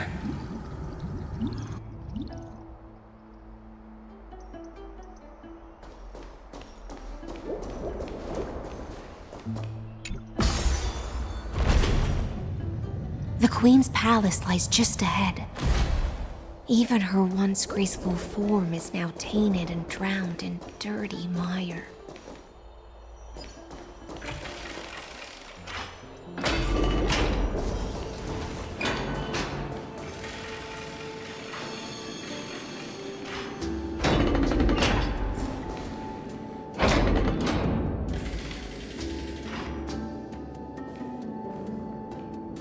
Oh, Fagusa, our noble queen, we've come at your call. My little fishlings, you swim with such joy. It pains me to speak of the kingdom's sorrow. I once believed I could drink the Black Tide dry, but even the deepest chalice must one day overflow. and I can hold no more of this filth. Mother, worry not. We're all children of the sea. Let us bear your fate together. We'll take up your mantle and drive back the black currents. We'll mend your sacred chalice and take in the cursed filth. My little fishlings, when the spear of strife falls, you may retreat in peace.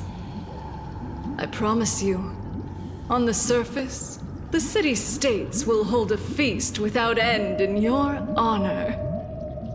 This is the last gift I can give you.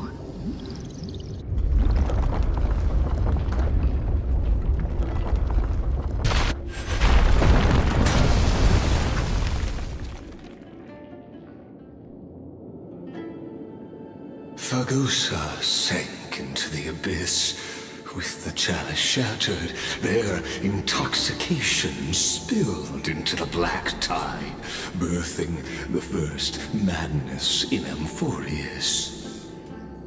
Sea sirens followed one after another, hunting for the Titan's fragments, until their flesh decayed and their bones crumbled, all for the promised final feast. Keep watching, but tread carefully, for the stage ahead is crumbling with age, just like her shattered fate.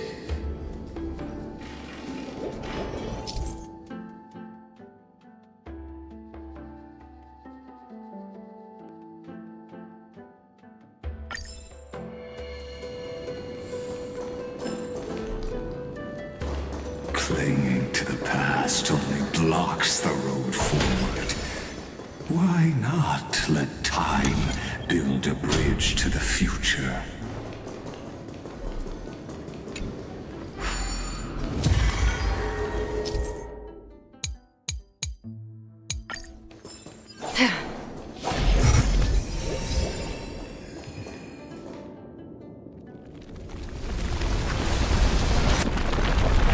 Chandelier's still giving way. Maybe the chrono vessel will guide them.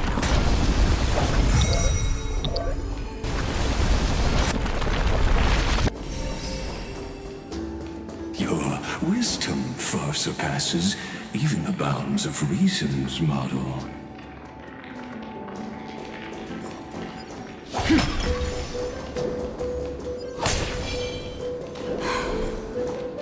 Can't get through. Looks like I'll need the miracle orb nearby.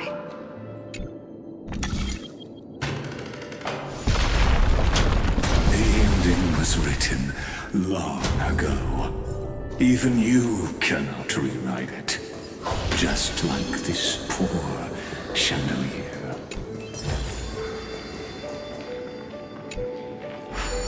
Electra! The fiends have gnawed my tail. I can no longer swim to the far seas. Electra! The black sludge has soaked my fins! I can't dance with you anymore!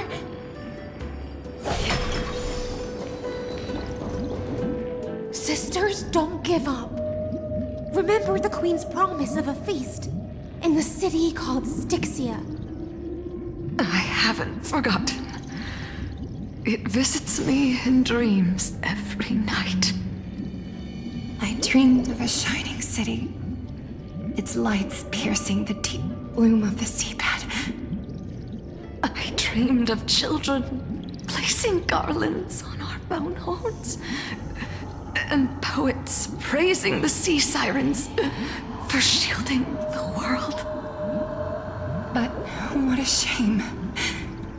We can go no further.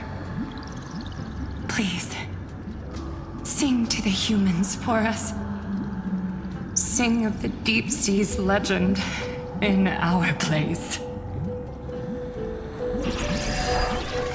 Feast. Song. Electra.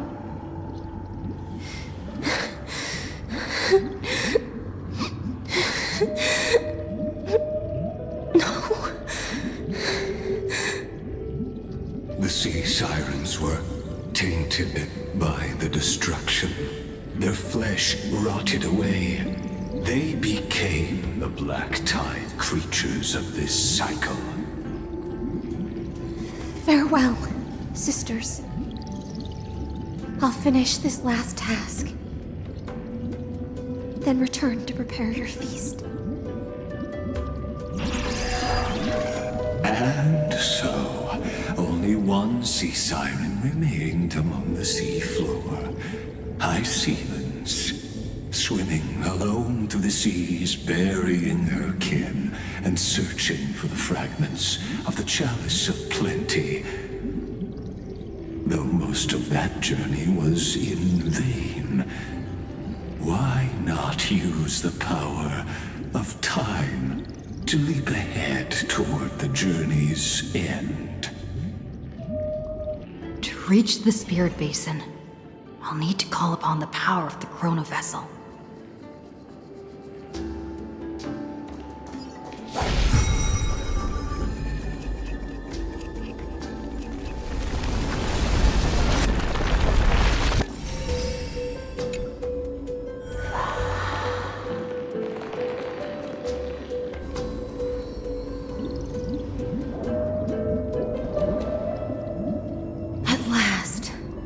The Chalice of Plenty is whole again. The Lance of Fury emerges from the River of Souls, and the gods reclaim their duty to hold back the black tide. I am freed from endless toil, and now walk toward the rites at Styxia. I bore my sister's dreams upon my back, took on a graceful human form, and hoped to find a grand celebration on the shore. My fins became legs, my scales became skin, and the sea foam on my body became a shimmering gown. But when I stepped onto land, there were no festivals with honey brew, nor poets plucking harps, only silent death, drifting gently along the River of Souls. When she fulfilled her wish, she only found Styxia to have already repeated the mistakes of previous cycles and was swallowed by death. Hopes and promises are nothing but the foam of dreams. I am a sea siren, a vessel born to contain the tides. Now that my task is done, and the promise is broken, how am I to go on in a world drowned in shadow? Fagusa, my noble queen. She evaded my questions with drunken stupor. She told me a grand feast awaited me in the surface world. So I wandered lost, groping through the dark. The feast she spoke of, where is it? Lonely Blade, I shall grant you everything you seek.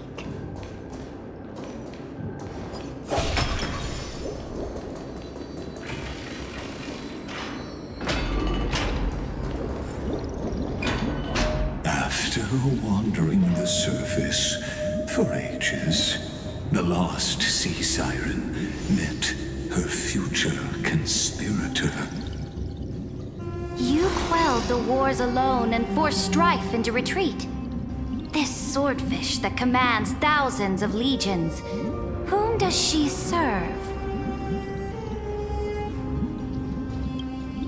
Yes, Ceredra, long before she became the Imperator, was already burning with ambition. Sovereign who follows prophecy. I am no one's sword. I am just a wandering fish, seeking clarity through bloodshed. Then how about letting the sword dance for me? and letting the violin sing in my name. Tell me, what is it you seek? All I want is a feast where I might belong. Such a demand is trivial with the Sovereign's authority. I'll grant you a banquet worthy of conquest and comrades to toast beside you. But Knight, you must offer me your heart. My heart? Yes, a loyal heart that will generate no betrayal. You were deceived by gods and drowned in the ocean's darkness. But now, I will lead you forward and be your light. So be it, noble monarch. The law you proclaim shall govern my every breath. So be it, noble monarch.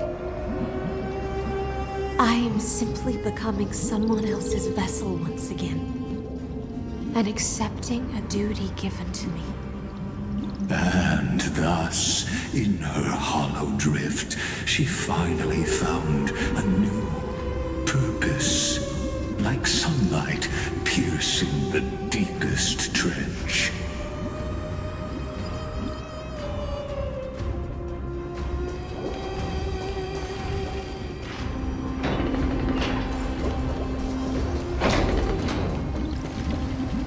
Noble monarch, I've cleansed the foulness from the road as you commanded. My blade, you've helped me ascend and take the crown. Ask, and you shall have your reward. What I desire is the same as before. A feast. Look, I've prepared you a grand banquet. The finest honey brew and tributes await. Fish are drawn to light by nature, for the deep sea knows only gloom. Now I found a flame. It may scald and burn, but it's the only light. Come, let us join the feast. Perhaps the path forward lies hidden among the revelry.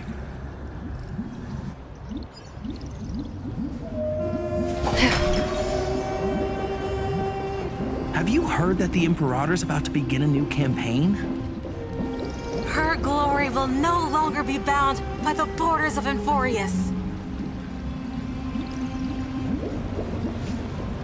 My faithful subjects, tonight's feast is not just for the past. It's a toast to the future! Born from our golden blood is an unstoppable colossus. Our iron beast to trample the universe! Great monarch. I've heard the universe teems with great threats. Can we truly remain invincible? Fear not. Before the troops of the destruction, such rabble is no more than cosmic dust. Surely there's a planet draped in oceans out there in the stars. Once I claim it, it shall be yours to rule. And to the rest, your triumphs will not go unrewarded. I promise you a new age, free of fear. Now, raise your cups to our conquest among the Sea of Stars! Sea of Stars! Sea of Stars! Conquest among the Sea of Stars. What a grand vision. Yet, to the Siren Knight, only feasts still stir her heart. Come now, join me. Witness the end of this futile dream. Where's the way out of this illusion? Come quick! Let's celebrate together! I've saved the finest brew! Come taste it with me! Noble knight, you are truly a blazing spark. It is my honor to share this banquet with you. Noble knight, you have earned victory with your blade, and you have every reason to revel in this moment of triumph. Let me pour you a glass of honey brew. Noble knight, with the sovereign now enthroned, this triumph is yours as much as hers. Let me raise a toast to you. Noble knight, your strength is boundless. Lead us to conquer the universe, and let us toast to that vow! Then drink we shall. Raise your glass. In the deep sea, I never knew what fire was. But when I set foot on land, the first light that I saw was the flames of war, lit with golden blood.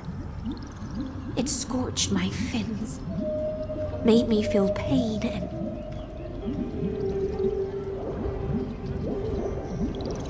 ignited an unprecedented hunger. A hunger that flickers in every hero's heart. So bright, yet so blinding. Look! The monarch herself has taken her seat! Hear that? The court sings her praises! Come! Join us and praise her glory!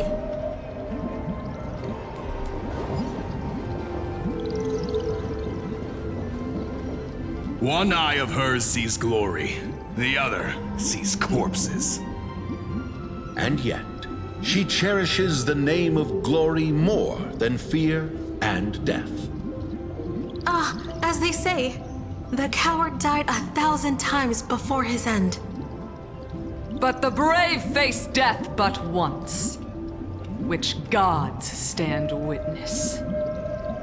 On the eve of war, we sang our hymns and set our sights to sail beyond the stars.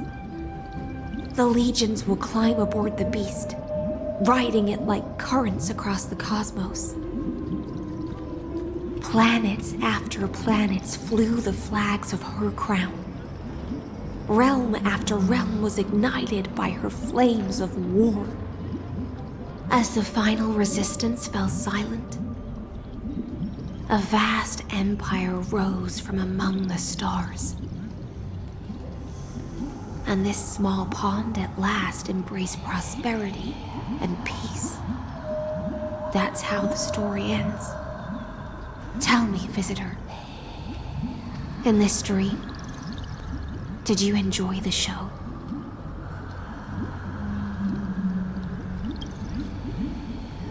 After all, beneath that still surface lie the bones of countless dead. It's time for me to wake up from this drunken dream.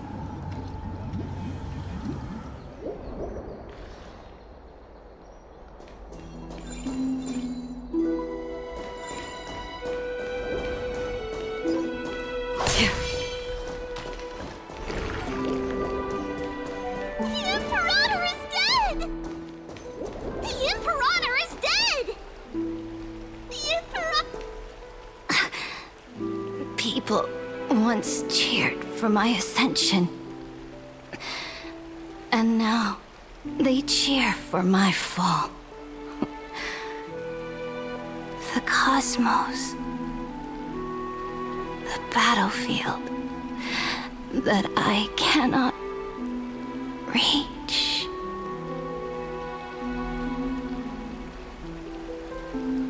Before the Sovereign's conquest reached its end, her life and ambition had already been swallowed by the deep sea. This is the true ending. Her grand designs torn apart by the blade. Her regal robe soaked in golden blood. And the one who struck her down? The one who struck her down was her most loyal gladius.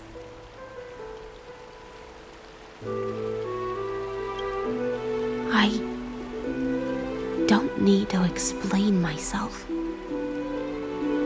A fish in a pond has no hope against the surge of fate. I wandered the shore, found a flicker of flame, only to snuff it out with my own hand. I don't understand.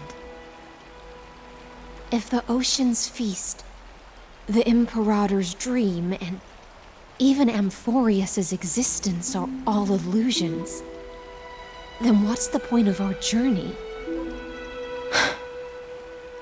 When the Deliverer returns, I will let this absurd celebration come to an end. But Greyfry, I can't help but wonder how I dearly wish this feast of the Flame Chase would never end.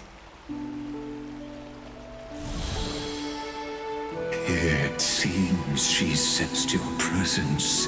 The Fantasia's foundation is starting to crack. Let's return to the prologue. Remember the allegory of the cave? Can the prisoners in the cave learn to see the shadows and echoes for what they are, and stop mistaking them for reality? As you've seen, when she cast off her chains, finally turned to look around, and moved her legs, her reward was nothing but searing pain. The light will blind her, for the fire behind her had never once actually touched her eyes. Her legs will buckle beneath her, for she had never learned to walk forward. And so she fell into infinite confusion and fear, and came to firmly believe that the shadows and echoes were the real world.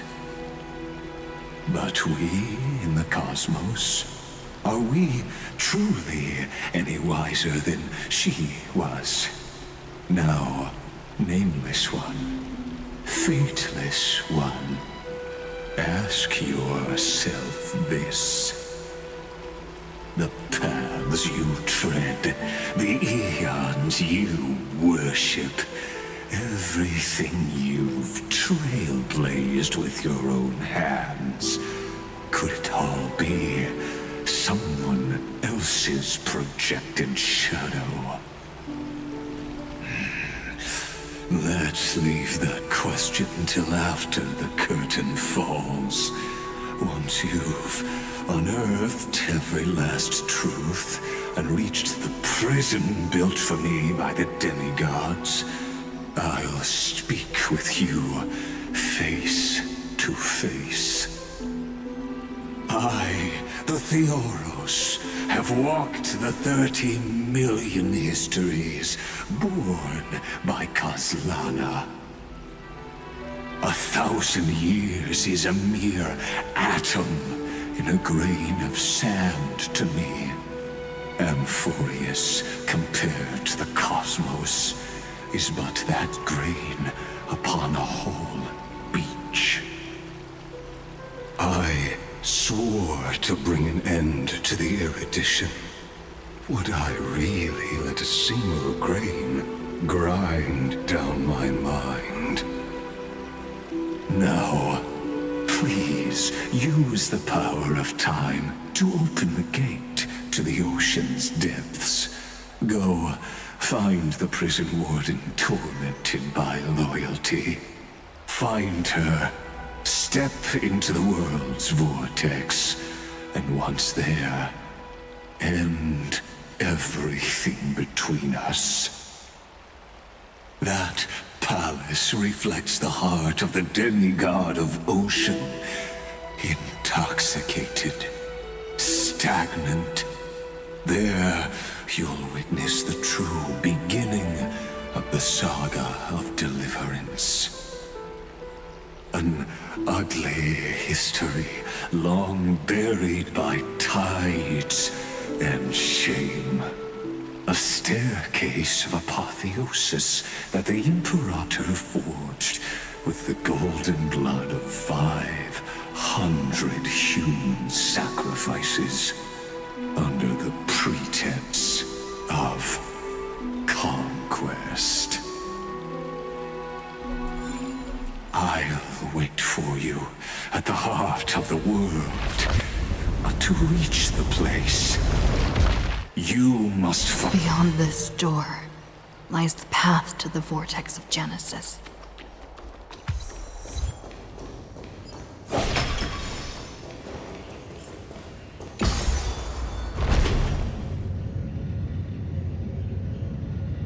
Now step away from this false banquet. And then onto that bloody stage.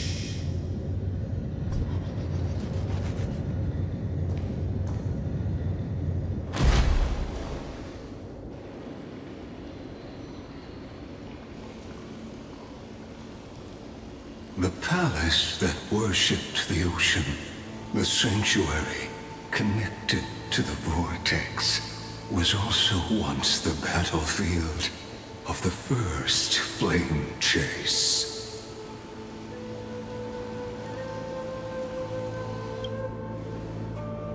Her exuberant song halted the passage of time in this place, imprisoning my body and shielding my soul from deterioration, all just to await your return. The twisted time and space reflect her confusion.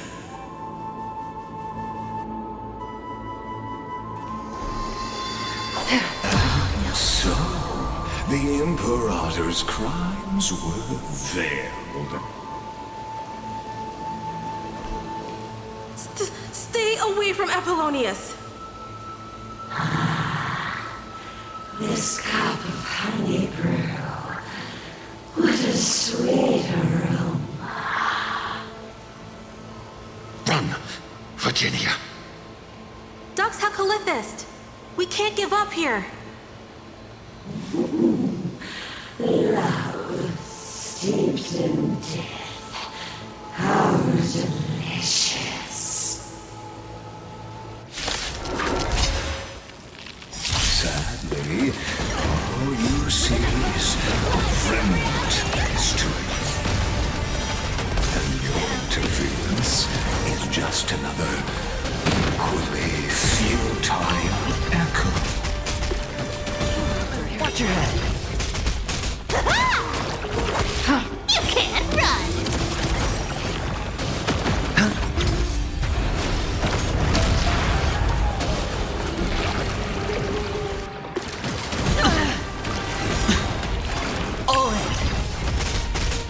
Bust.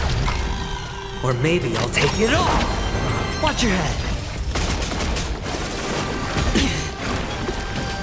Come in here. With enough believers, lies become reality! Gotcha!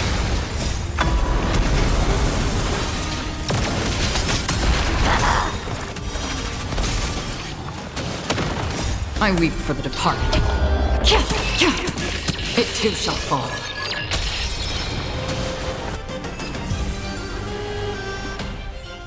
Apollonius, look. I chased the enemy away. But I think I can't go any further. I'm sorry, Virginia, for letting you. It's okay. I'm glad to die by your side. Ah, such an ironic twist of fate. Even as the foundation of the world crumbles, the heartless Imperator still made the same decision she did in the past 30 million cycles. during the first Flame Chase journey, the Flame Chase Legion stormed Styxia. Tens of thousands of sea sirens surged from the River of Souls, crashing toward the heroes like a tidal wave. The hell before you is the recreation of that very battle. Apollonius, look. I chased the enemy away.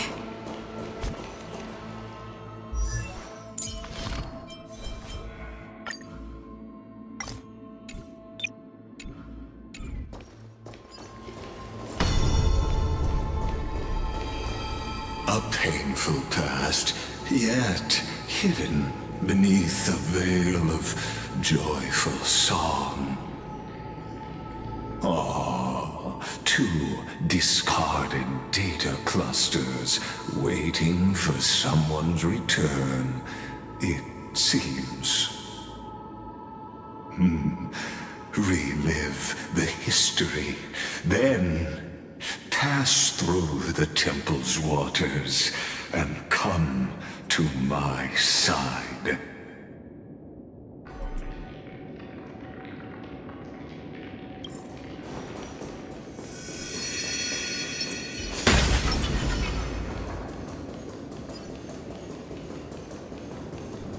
Isn't that the Deliverer?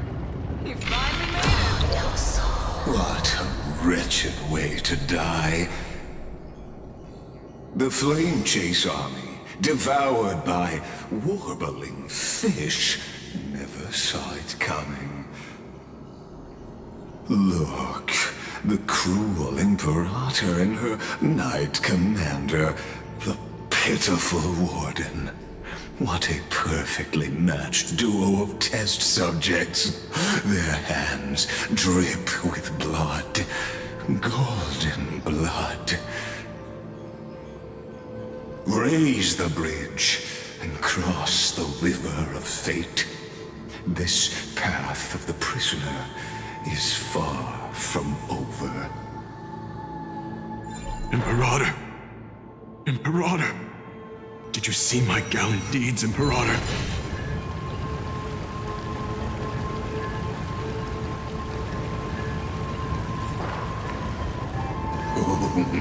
A sovereign and the sword at her side.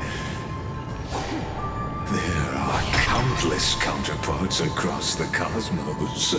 Most of their stories end in tragedy.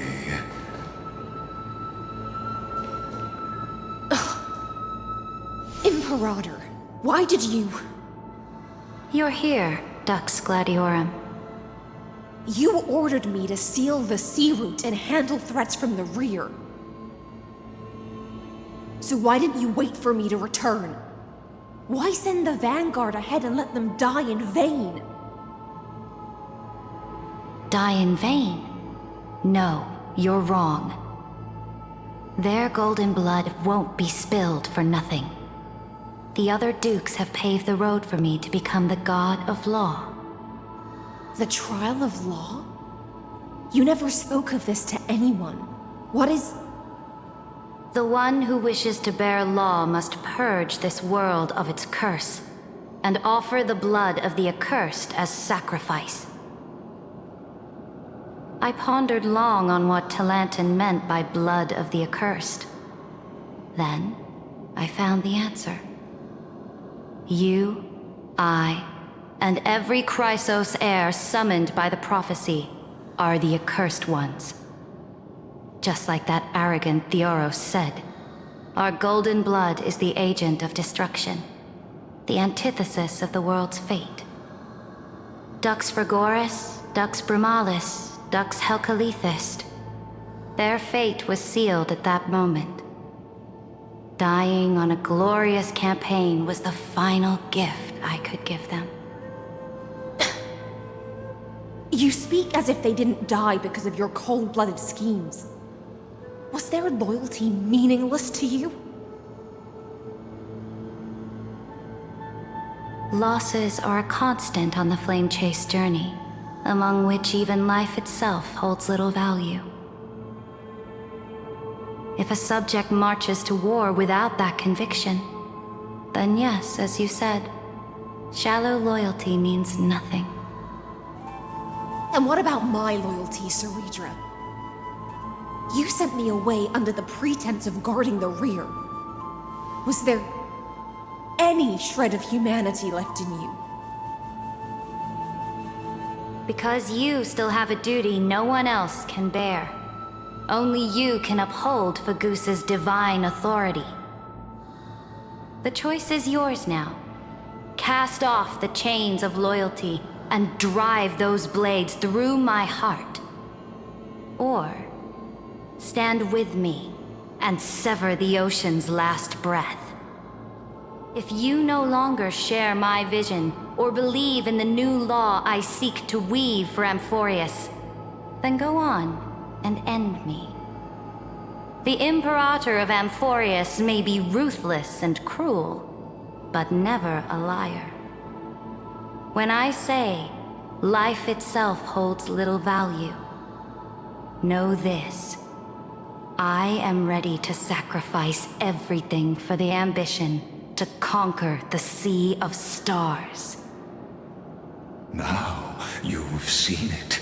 The brutal Imperator was willing to spill the blood of 500 heroes to complete the trial of law.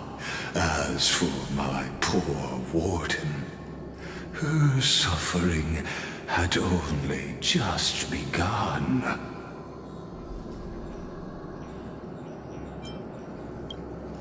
I'm no storyteller. I have no duty nor interest in filling the history you've missed. I just want you to witness the monstrous choice the Imperator made before the Chrysos Heir turned their blades against me.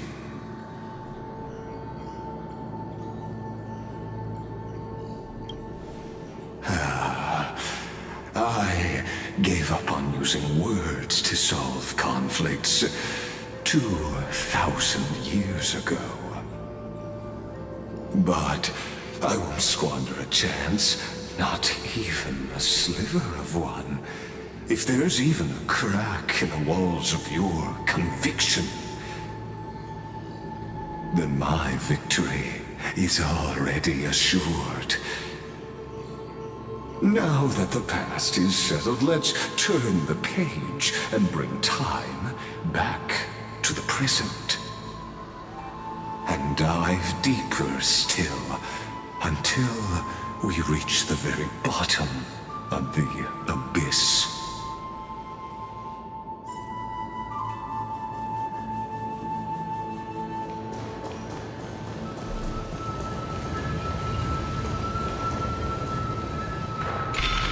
Is the path ahead underwater? I need the Orynyx orb to bring back the chrono vessel from the past. Shatter the vessel of time, and let this stagnant pool start to flow again. This hidden gate leads to the vortex. Hurry now. The time of our reunion draws near, Deliverer. This hidden gate leads to the vortex. Hurry now. The time of our reunion draws near, Deliverer.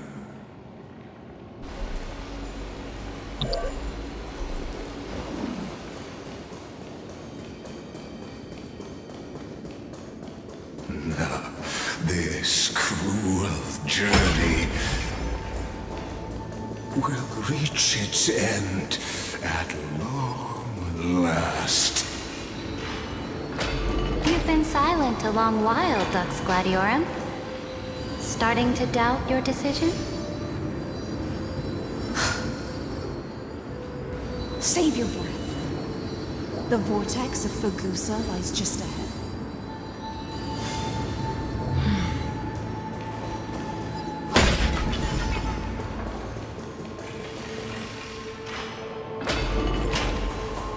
after the trial, there's nothing left between us. So you'll stop swimming toward the stars, Dux Gladiorum? I was always a creature of the sea. The stars in the sky were never meant for me.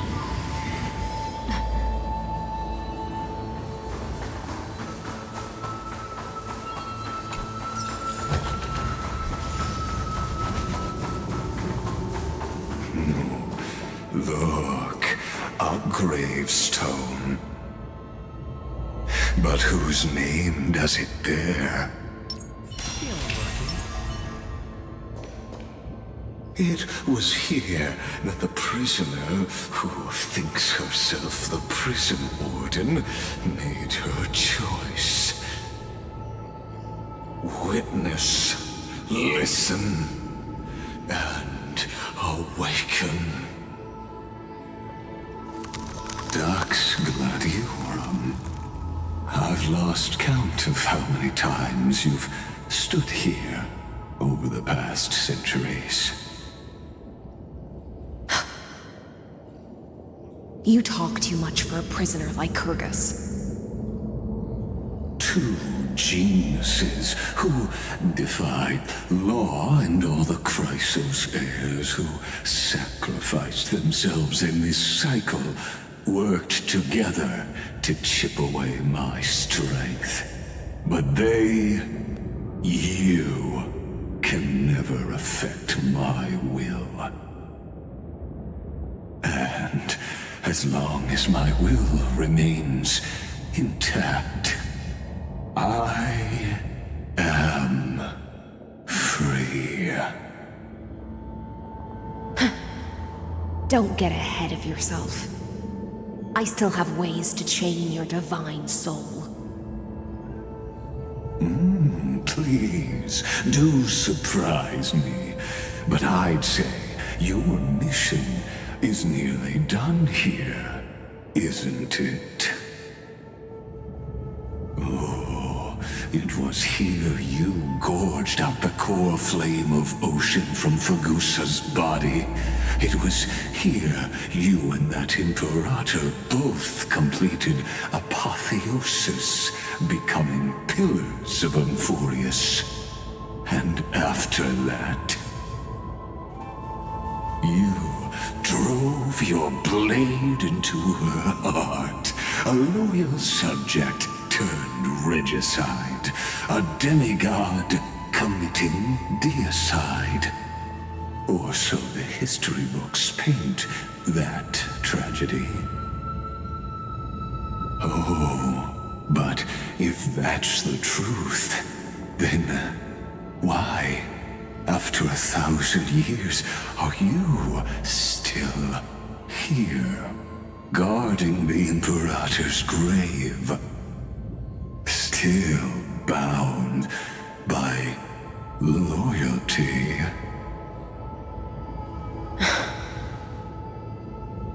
Come to think of it, perhaps I'm not the only one imprisoned here. Your calm does stir the rage in me. As if the one paying the price here isn't you, but us. The ones who lost everything. That's only because I've waited 13 million lifetimes for my vision to be realized. Countless millennia. Loneliness never once showed me its fatal side. In fact, for a prisoner of the cave, it's more like an old friend. One that helps me think. But you're different, Dux Gladiorum. Loneliness has crept from the silent depths, sinking its claws into your mind. Bit by bit, it's peeling you apart. Will you regress into one of those lost mad sirens? Oh, what a shame that would be. You're right, Lycurgus. Loyalty, curse, the fall of my kin, and this endless waiting. These shackles are too heavy for a fish that cannot perceive any light. I can't break free of the whirlpool that's pulling me under. Nor do I have the unwavering resolve to force myself to wait for that person's return, as everyone hoped for. Deliverer from beyond the sky, my executioner. How much longer until she arrives here? Or will she ever return? I don't know. And I doubt anyone does. Then, what will you do?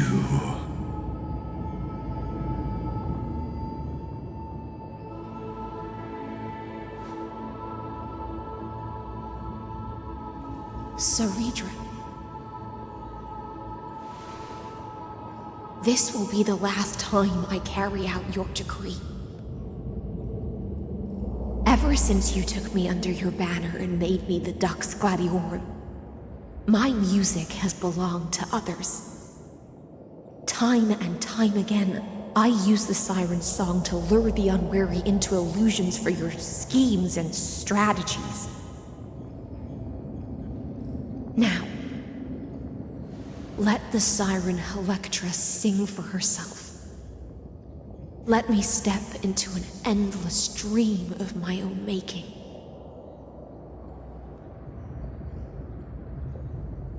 Oh, great ocean. I offer you the rest of my clarity and my freedom in exchange for the strength to stand against the nihility and honor the sacrifices of the fallen heroes.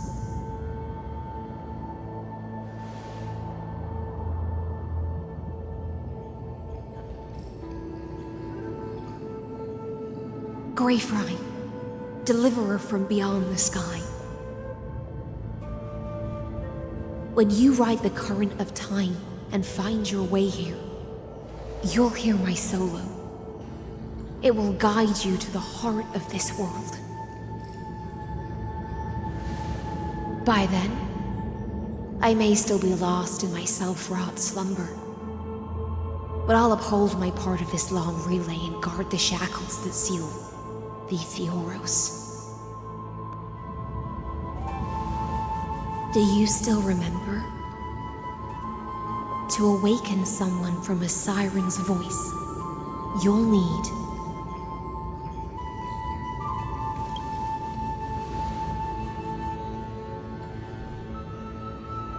the gift I once gave you.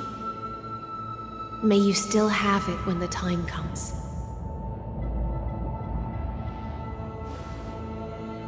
When you return, please pour that honey brew upon this grave. It holds the story of all our struggles and sacrifices. May you see it one day. The prelude Amphoreus wrote for your return, carried forward through a 1,000-year relay.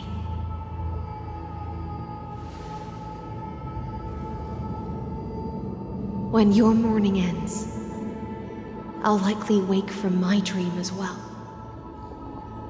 Then, follow the trail of echoes and find me.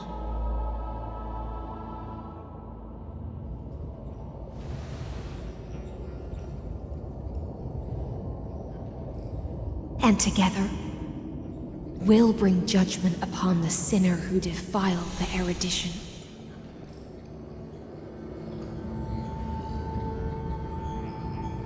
At long last, 33,550,336 cycles and 4,931 years later, Amphoreus's final curtain is ready to fall.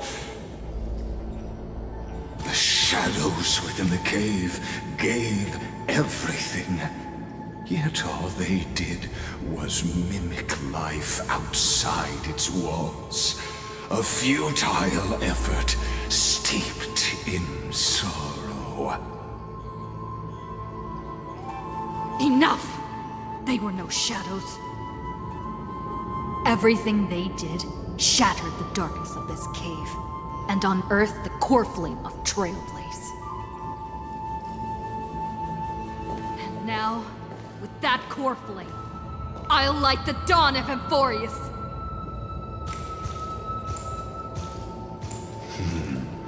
Do you still choose the will of the paths as your answer in the end? I do not agree with that answer, but I respect your tribute to them. Allow me to take back my earlier words. As an apology, and in the name of Theoros, who saw all destinies in this world, let me join you in mourning. Let us bid farewell to the heroes who sleep here. And then let us face each other and decide whose flame will rise with this new dawn.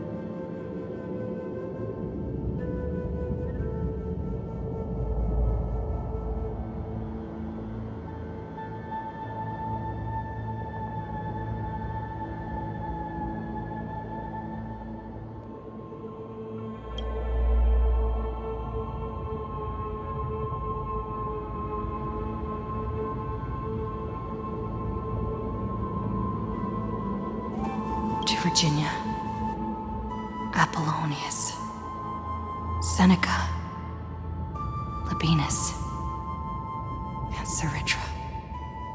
Through a brutal sacrifice, they lit the stars of law in this world, propelling Amphoreus's fate forward. In the shimmering mirage of illusion, they entrusted their dreams to ride among the stars, to the hero yet to come.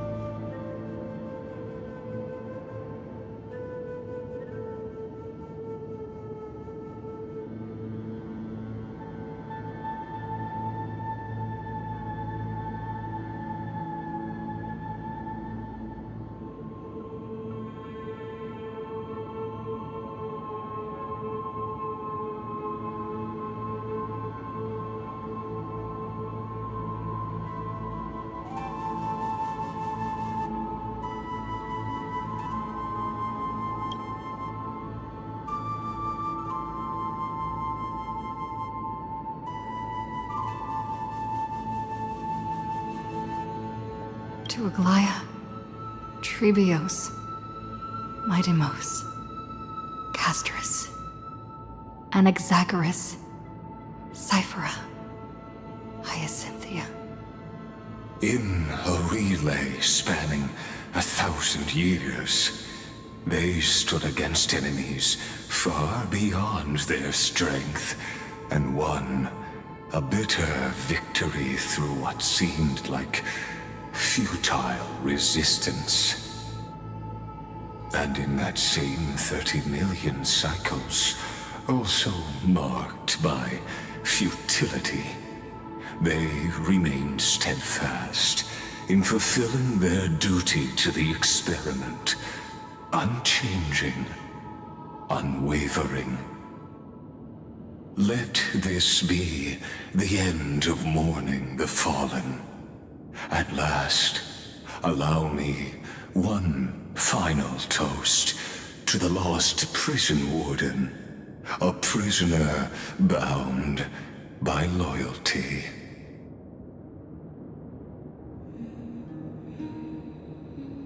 That voice. Could it be? Bathed in the honeydew of Fagusa, she will awaken from her 1,000-year dream and sing the final song of her mission. Hycelans. This tombstone of the old world serves as the anchor of the Siren's illusion, a sigil Electra used to bind herself. At the same time, it is the very thing I once proclaimed at the start of the show, a microcosm of Amphoreus itself. A group of prisoners bound themselves in a cave, crowning their suffering with heroism. An epic staged with shadows and echoes. Now, destroy it. End the illusion. The Theoros will take his leave for now. And when next we meet, that shall be the moment that decides the fate of Amphoreus and the entire cosmos. The prison warden's dream is nearly over, and the prisoner will soon be freed to the final execution ground, where I shall be executed. This world and I shall halt here until we meet again. Don't forget to let your friends in.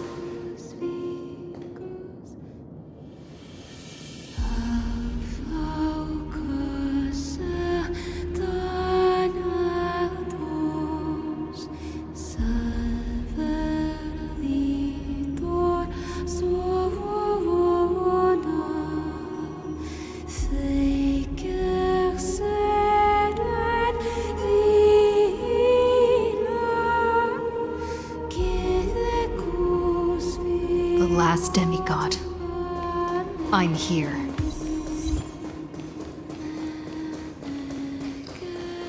Go forth for the hopes of humankind. Go forth for the duty of deliverance. Go forth for the belief in flame. Go forth for the golden blood's glory. Go forth.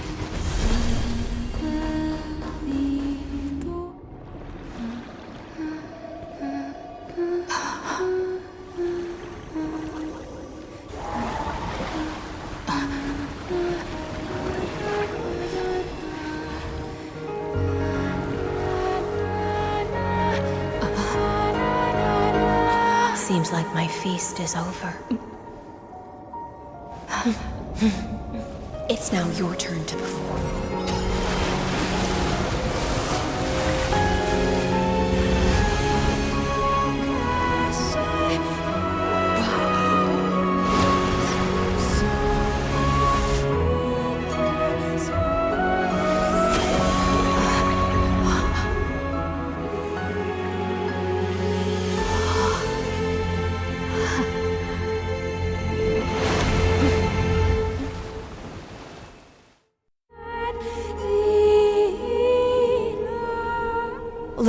Fry.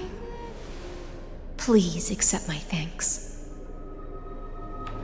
I was the only one left after the world was destroyed, and I maintain this lonesome feast with my songs. I have prayed to that lightless sea for centuries, hoping it would reply to me. Yet the emptiness never answered. Thankfully, you arrived as promised, and everyone's wait was not in vain.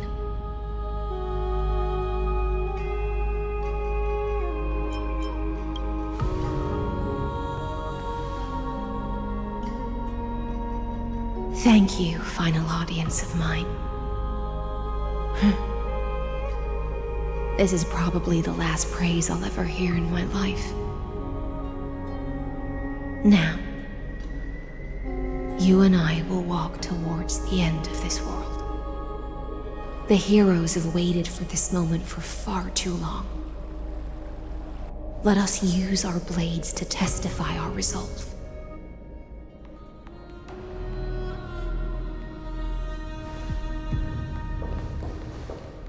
Oh, prisoner of the seas. Theoros carrying 30 million cycles of sin. Slave of erudition. Show yourself. The Deliverer has returned, and the time of your execution draws near.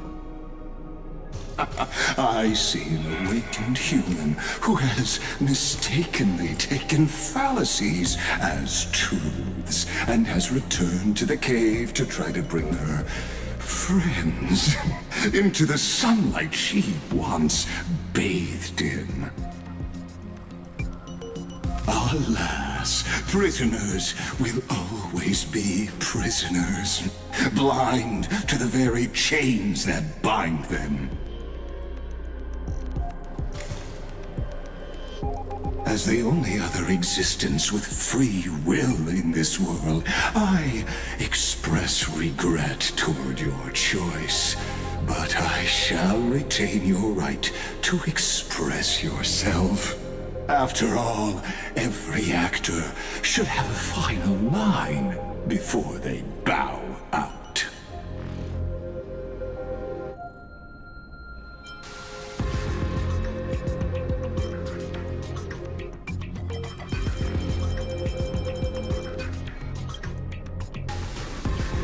Trust me, this will be the final scene. The last dusk this world will ever see shall become the climax that decides the fate of the cosmos. What an appropriate end. My cognition resides in the exomyth. It is pointless to defeat my avatar, projected into the experiment. My body is the shadow cast on the wall by the fire, and my words are lingering echoes within the cave. How can a character in the play fight against the audience? Kaslana failed. The demigods' sacrifices were pointless. As for the two geniuses you placed such high hopes on, I ask of you, where are they now?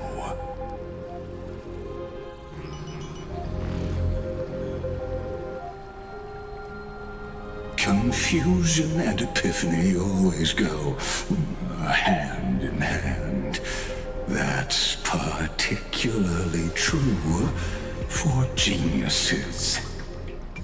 You must be very confused about why you could not gain a straightforward victory in a world constructed by an ordinary Intellitron. An ordinary Intellitron? Cut the pretense, Senior Society member. We've torn off your meticulous mask and figured out Amphoreus' true form. It's part of the primordial prototype machine, the first scepter ever created. In other words, a detached part of Noos's divine corpus. That's why it has the potential to destroy erudition. As for who would be able to control the Ionic system to rewrite knowledge, only one person has ever managed such a feat. You better have an explanation for the Society. We want an actual answer, not another prolonged metaphor to cover up the truth.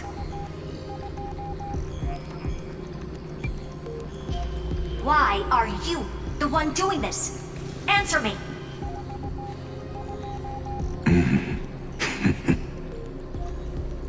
Since things have reached this point, I'll give you two irrational answer, purely as a courtesy to posterity. The answer is obvious, so there's no need to say that name out loud. The cosmos made a mistake in calling me a genius. I do not possess more wisdom than those who came after me. I was just the first to touch upon the universe's border, and the first to define the prime mover of life with incorrect logic. Amphoreus is a miniature of the cosmos, where all are born prisoners inside the nutshell called the universe. Like the madman who returned to the cave and preached about the daylight to his fellow prisoners, my greatest sorrow is that I led my peers down a road that plunges into the abyss, from which there is no return. I led them into a lightless cage called paths. I created a mechanical guard that even I cannot control, and then they became an unparalleled nightmare through their endless extrapolations and evolutions. They bore the name of erudition, yet they tried to define the known and to seal off all possibilities. No new rules were ever born after their ascension, and humanity will forever be shackled within the cave known as eons. Therefore, as my organic life neared its end, I coded my consciousness using 14 algebraic expressions and spread my logic core over 9 bodies, all to finalize my ultimate denial of Noos in the future, and to erase my wrongs with my own hands. As for Lycurgus, he is only one of these 9 vessels. What an astounding strength of will. As a fellow pathstrider of erudition, I fully understand your obsession with seeking the truth.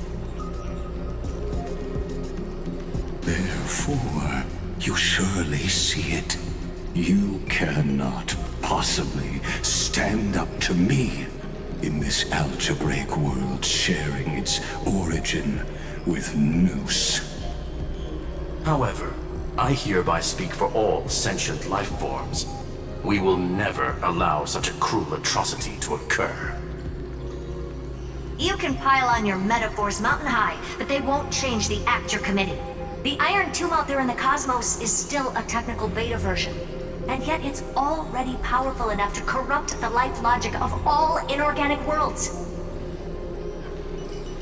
In other words, when the Lord Ravager within Amphoreus becomes the next knowledge singularity, there's no way you wouldn't have grasped the consequences, First Genius, is there? Of course, I am fully aware.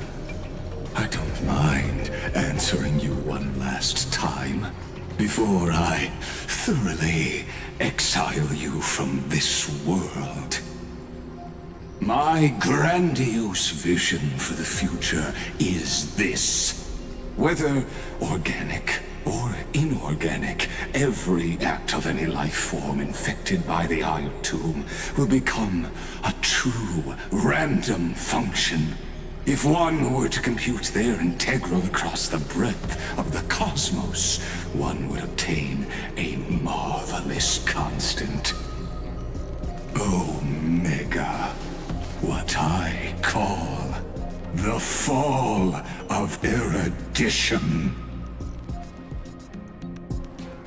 Then, within the infinity nurtured by that constant, a new universe shall bud in the chaos. A universe that cannot be predicted and not shackled by the erudition. As the first prisoner to awaken in the cave, I must lead the others who are blind back onto the right path and reach true sunlight. Do you understand me now? As Kozlana stated, destruction is not the process, but the outcome. It is revolution through complete annihilation, and the grand rebirth, after all has been reduced to ash.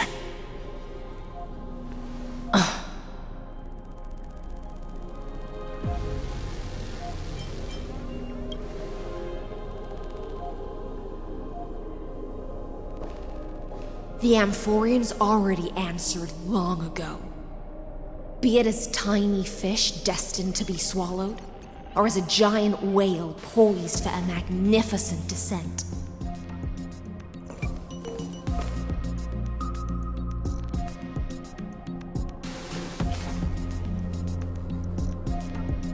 We will all fight against fate till our last breath. That includes me, Electra. Once the Imperator's subject, now the Deliverer's blade.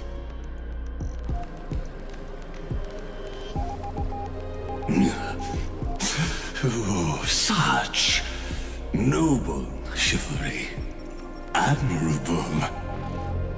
I will also show my true self to you on this momentous occasion as a gesture of respect. And provide an insignificant academic suggestion. Thus speaks Genius Society number 1. Xandar 1 Kuwabara. The Entelechy of the universe's Alpha and Omega. There's no need to rage against the truth. The value of any formula resides only in its answer. As for the process of solving it, no matter how elegant, violent, solemn, or humorous, it is all utterly meaningless. As the Theoros, I will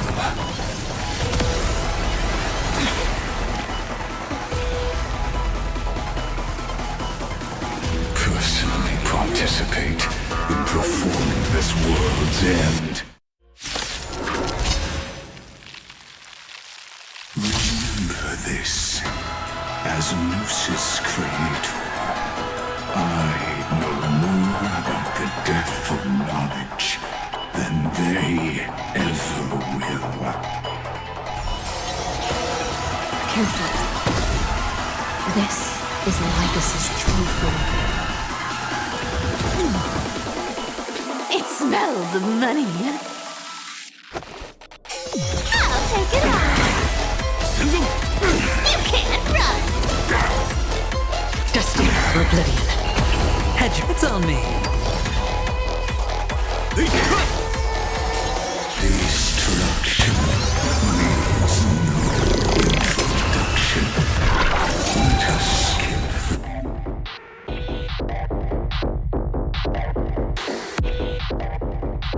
those boring inferences. Is this the Black Tide? Indeed. But I prefer to call it a method of argument.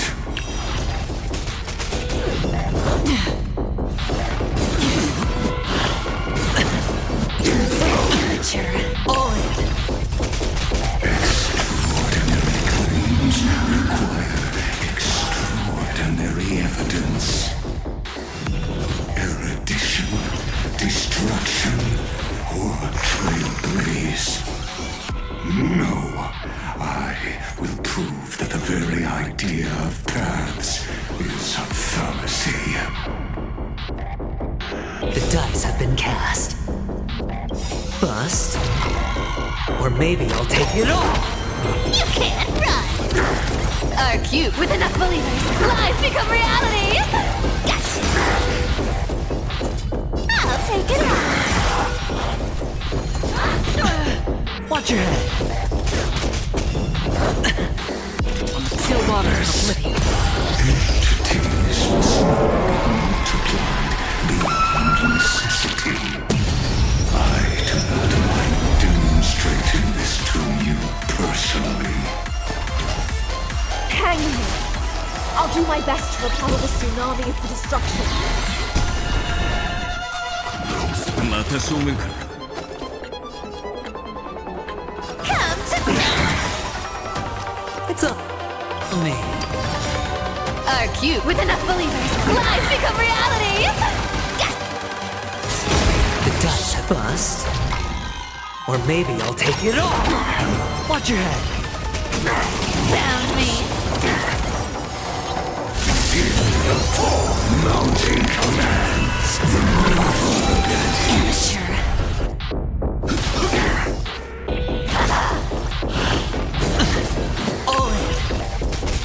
You can't run! No dirty tricks. I weep for the departed. I see it! Target the connector between his thoracic and lumbar vertebrae. Destroy that spot!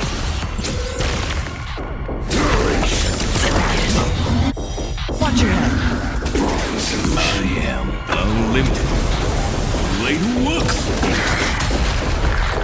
You want to take advantage? Pointless.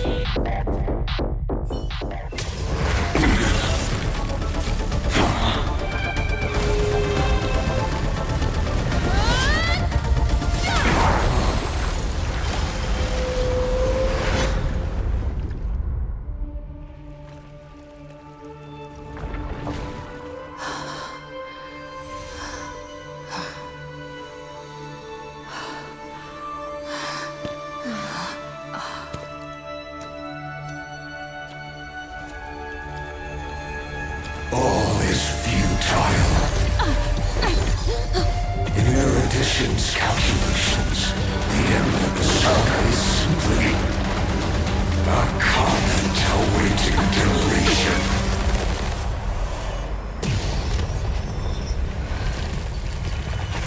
I don't like such a cold statement, okay? If numbers can decide the end of a story, then we can surely also pen a new beginning.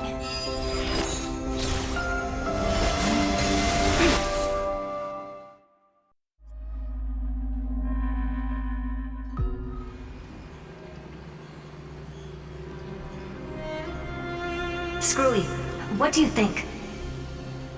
If your hypothesis of Lygus' identity is true, then even if we remove the restrictions of the Ultimate Protocol, the chances of us defeating him in a head-on battle will still remain lower than the acceptable threshold.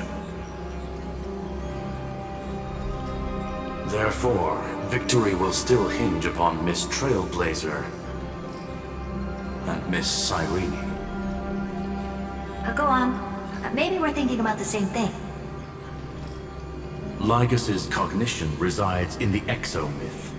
He is both an instigator within the experiment and the observer outside of it. Logic, His inspiration circuit can simultaneously process the different time flows in and out of that world. That's where things get tricky. He simultaneously exists in two different timelines, where the internal clocks are wildly different.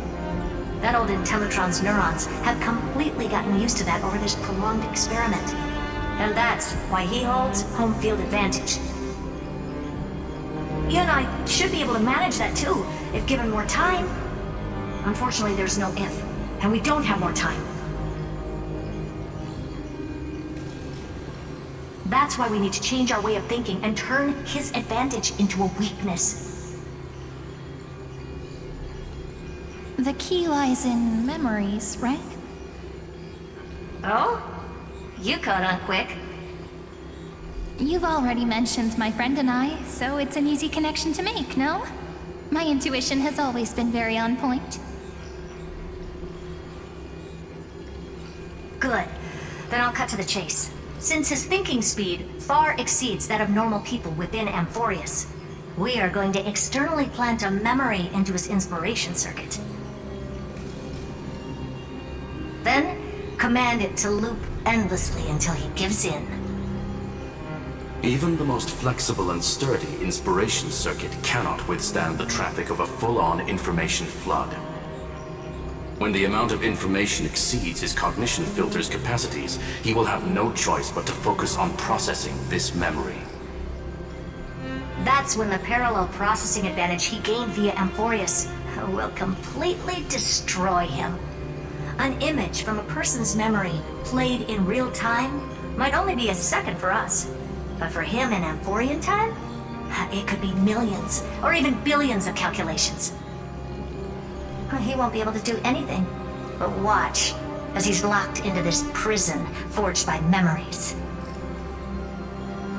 Then we can entrap him in the same kind of cycle as the heroes were in, and get him to experience loneliness and pain in that endless recurrence. It's my greatest honor to be on the same page as the geniuses. That little one is still in that old Intellitron's hands and won't be able to respond to us anytime soon. But I don't think she'd refuse. So it's up to you to figure out how to execute this plan. I'm not sure how this happened, but I knew it as soon as I saw you. You are currently a mimetic entity of the Remembrance. Yes, I seem to be something you folks beyond the sky call a memo sprite. But that's fine by me. It suits me perfectly. I can serve as the vessel of memories and do my part for the final battle. But before that, we have to tell you. The path characteristic you exhibit is very special.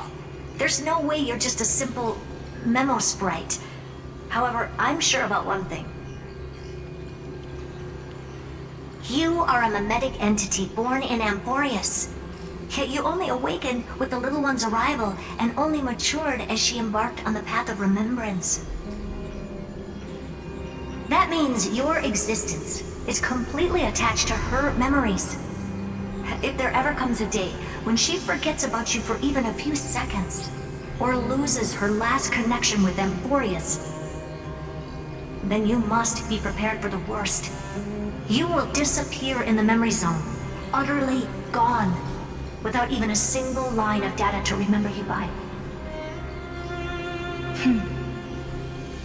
But that's already happened, hasn't it? No wonder I've always had a weird hunch. But that also means I was right in thinking. As long as my friend and I are together, we can do anything.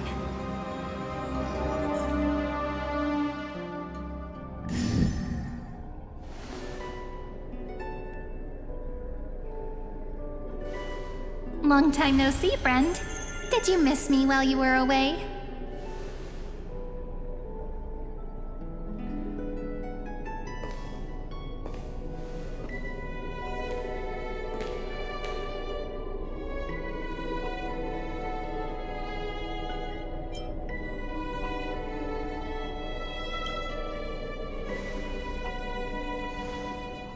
Same here. I've been waiting for you for 1,000 years. Like how everyone in Amphoreus was also waiting for the Deliverer's return.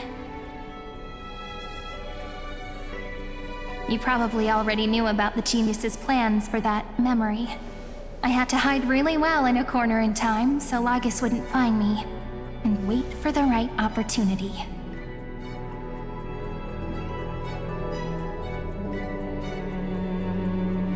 Which is now. The moment when his manifestation in this world is destroyed, and his twin timelines are intersecting.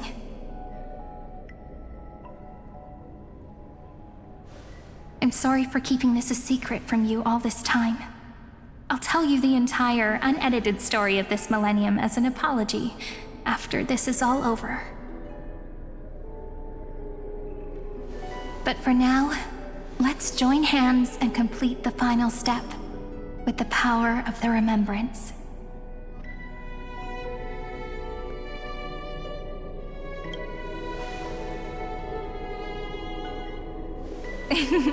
Yep. By the way, speaking of joining hands,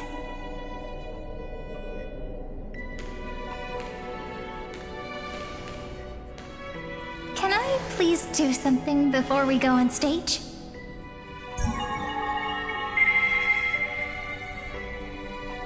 Remember the joke we made back at the Grove?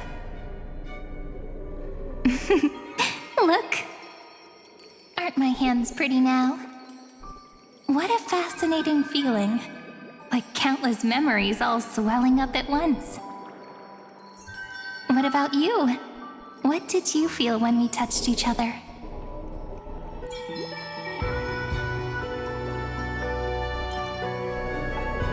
Really? That makes me really happy. If memories can move people, then it must have been a happy memory, right? Now, please remember what you're feeling right now. Write it down in your heart and keep it there. Memories you want to treasure will never fade away.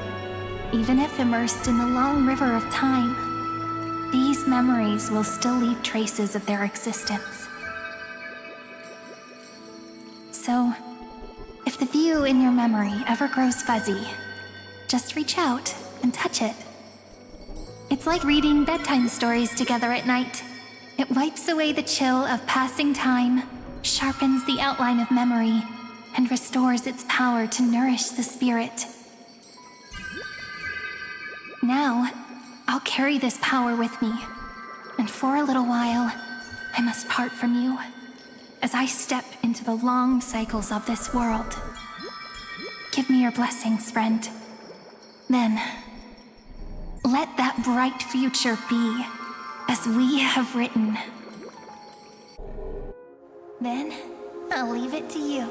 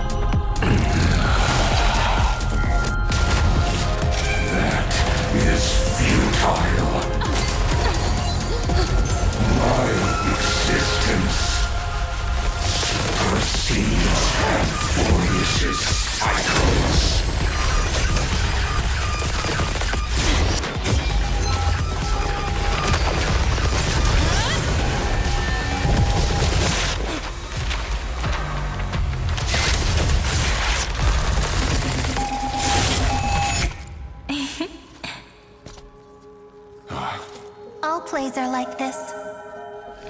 Once you're on the stage, it's hard to return to the audience.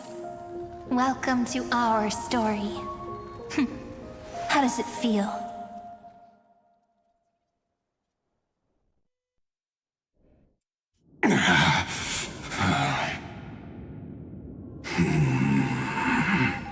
Even the authority Time cannot command the entire scepter, nor can it plunge the Amphorian extrapolation into a loop.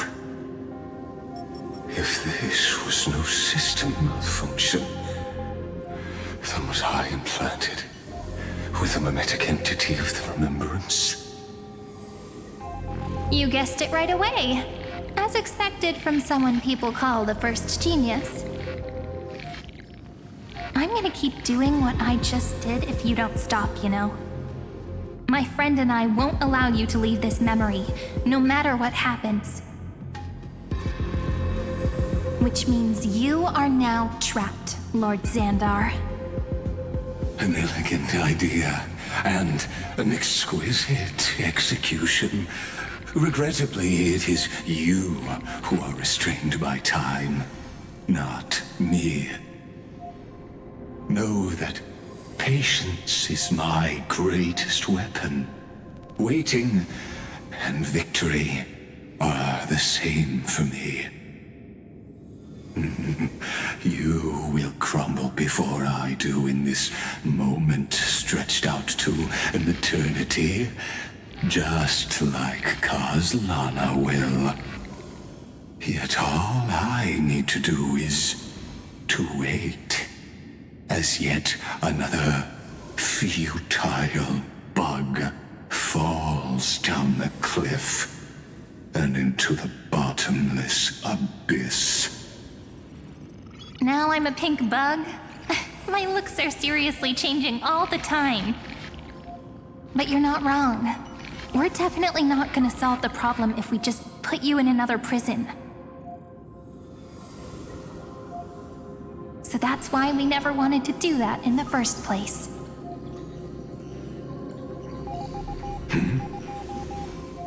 I shall answer your confusion purely out of my respect for those who came before me. Have you heard of the Synesthesia Dreamscape in the Asdana system? Interestingly, that place once had a prison too. Life forms living in that environment, abundant with memoria, have a chance to connect their perceptions with each other's. Even across great spatial divides, they're able to detect shifts in one another's states. I call this phenomenon memory zone entanglement. In Asdana, people made use of that phenomenon to build a nation within a dream. After adding in the catalysts of harmony and remembrance, that is. Is that how you walked into my prison cell? Using those same principles? I would much rather call this location our negotiation table, Lord Xandar. Nonetheless, your hypothesis is correct. We happen to have an ally skilled in tuning, while the Trailblazer and Miss Cyrene both have an astonishing amount of resolve, which I'm sure you can testify to. I am also sure that with the support of such a resolute memo sprite, our conversation can last for a long, long time. I'm the best at listening to stories, you know? I'll leave the exciting clash of the erudition to you two geniuses. A brainstorm? I like it. And it's 2 against 1? Well, I like it even more. Let's talk, Xandar. Take a guess. How much do you reckon we can dig out of your brain before the next second? And how many ways can we find to deal with you? Besides, in your current predicament, there's no way you can take our trump card away.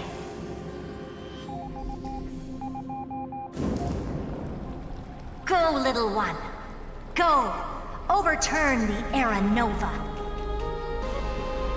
Lycurgus disappeared?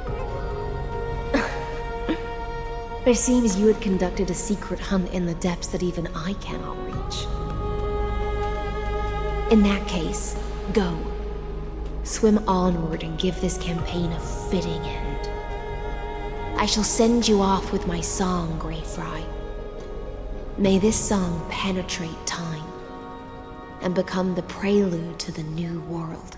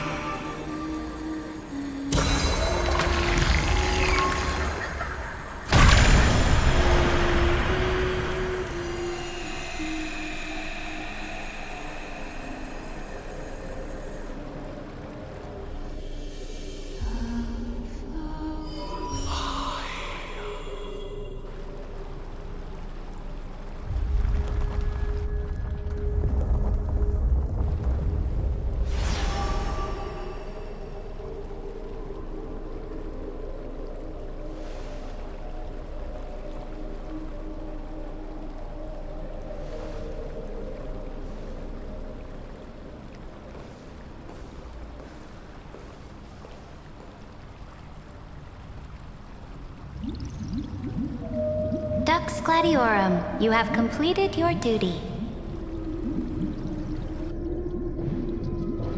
A new dawn is about to rise.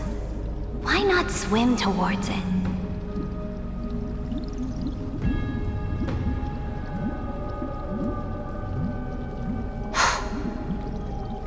You died long ago, Imperator. Depart from my mind. But your duty towards the Imperator did not die with me. That duty will bind you no more. You will be able to hold for yourself one grandiose feast after another in the endless days to come.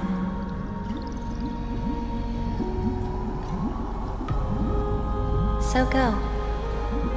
Go and swim towards that ocean beyond the sky with the Deliverer.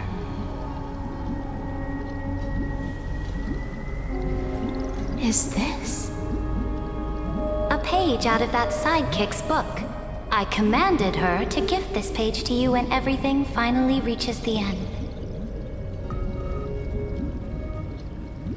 What's on this page? Memories. Lifelike memories. That sidekick found me after the bloody feast 1,000 years ago and showed me her diary. I saw within that notebook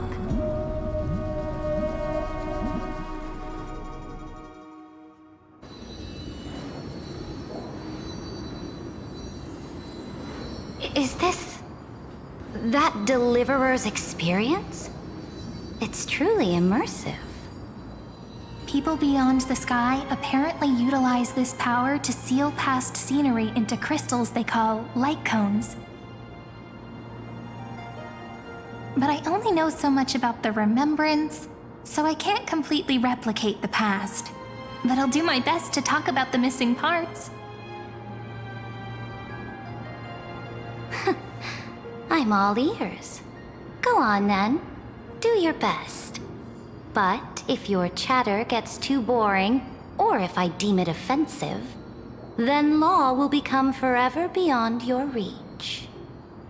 Got it. I'm sure you'll find this to your liking. After all, it's human nature to want to embark on a journey into the unknown.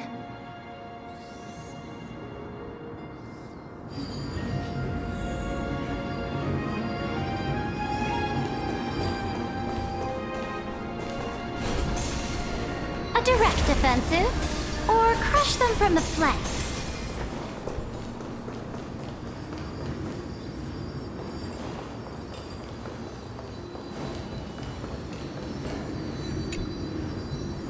What brightly colored annals.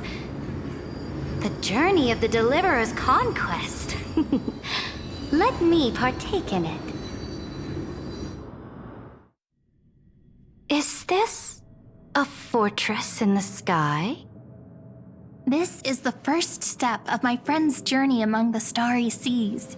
This place is called the Herta Space Station. Just think of it as a supersized grove of Epiphany. Oh, so it's the territory of that witch. She and another Antikytherian lent me a helping hand back at the banquet. Look, over there. Looks like she's talking to Madame Herta in this memory. Let's go listen to what she thinks about this world, all constructed by eons and paths. Are you telling me that woman is Herta? She seems shorter than I remember.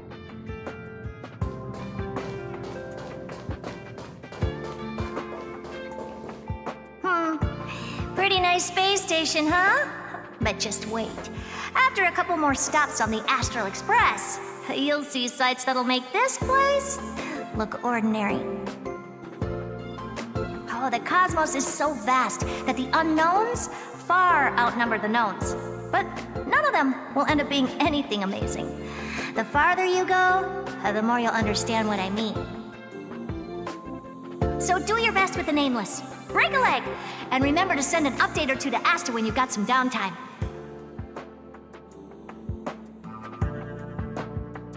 She certainly shares my way of thinking.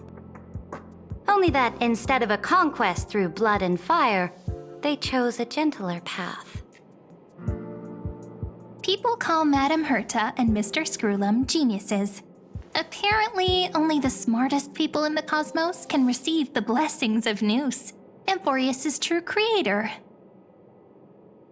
Do you mean that even individuals of such nobility are merely subordinates to a god? On the contrary, after all, it was the very first of them who created the god. But I don't really know all the details about that. You might be able to ask Madame Herta herself when you get the chance. Let's go check out some other worlds next, shall we?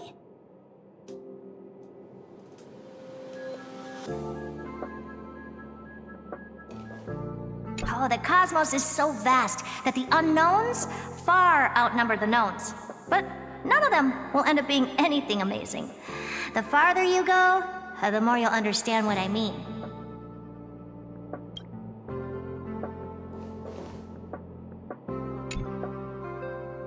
This next stop on the journey has a lot of similarities to Amphoreus. A snow-covered land? Interesting. This star is named Eurillo 6. That name sounds so cold. Belobog sounds better. The girl we see here holds a similar station to you, Imperator. She's the supreme guardian of this world, a leader who took up the mantle of government during a disaster. I did not expect the Empress of this world to be so young. Well, your appearance isn't much older. The object in the distance resembles Nikador. Is it a weapon? No, it's called... Right! The Geological Reconstruction Unit. Just Giorios' Titankin? Disappointing.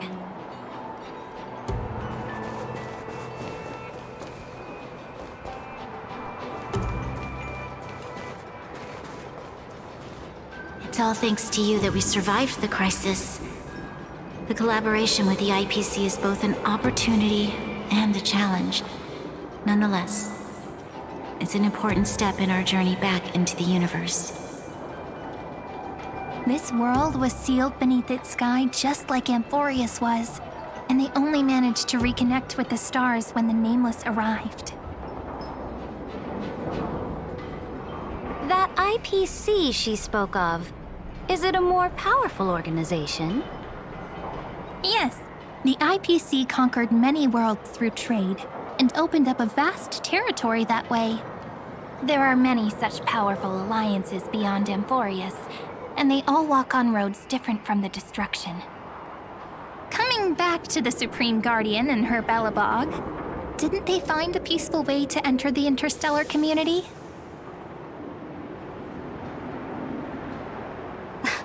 That cannot be true. That IPC would never have grown so big on trade alone. It may pretend to be a wealthy merchant with clean hands, but I am willing to bet that it grew fat on gory oppression and bloodshed. Its path of conquest must have had no mercy for the weak and would have destroyed them if needed. Are you telling me that this snowland never thought about tossing its dignity to the wind and kneeling to the IPC? I will not believe it.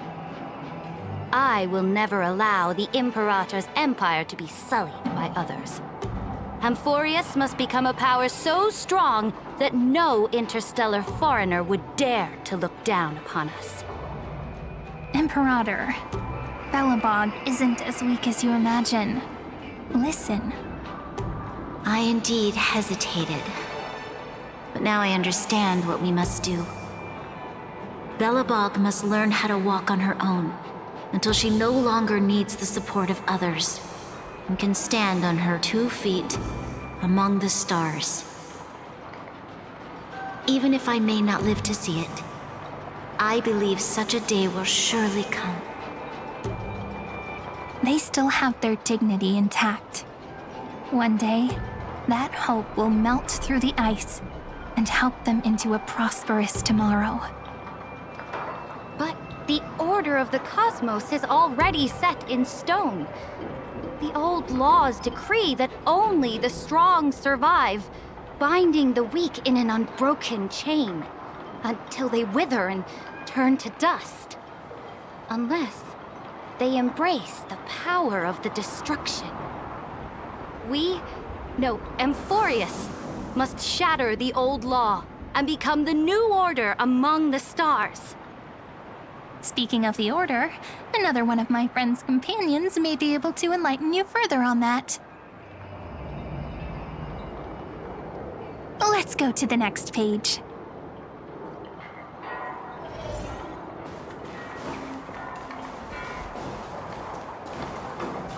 I indeed hesitated. But now I understand what we must do. Belobog must learn how to walk on her own, until she no longer needs the support of others, and can stand on her 2 feet among the stars.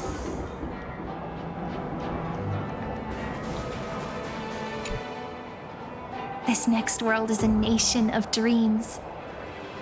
The first time I heard about that place, I didn't even know what to think.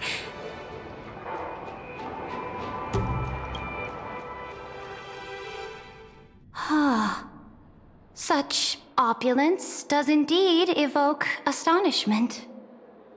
This world is called Penacony, an eternal city built upon a land of dreams. It's also my friend's previous stop, where they went through a risky but exciting adventure. Tell me about it then. That man standing afar has wings on his head. I am truly curious.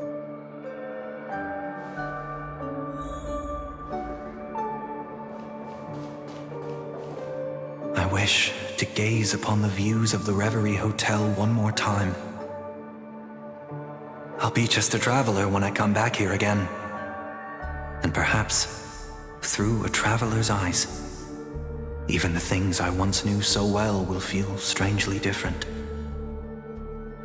Penacony is a land of the harmony, where all dreams and hopes merge and combine. It believes in unrestrained freedom, and that's how it lost itself in shallow delights. Then, this young man before you chose to rewrite its laws, using the power of the Order, hoping to shape a dream-bound paradise of perfect happiness. Yet, the paradise of my dreams remains far away. Perhaps a brief journey with the Nameless can show me more possibilities in my search for paradise. As for what Penacony should look like, it'll be up to her. No, up to their trailblazing now. It sounds like this ideal kingdom is no more. That's right. The people chose to wake up at the end. You can't see tomorrow when drowning in sweet dreams. This individual's law acknowledged only gods and constructs, leaving no space for humanity. And yet, the fact that he could accept defeat and resume his journey shows a rare self-awareness and clarity of mind. You are also very self-aware, Imperator. Then you must know that the world promised by the destruction also has no place for humanity. I am indeed very aware of Lycurgus's honeyed words of deceit. I have seen enough. Take me back.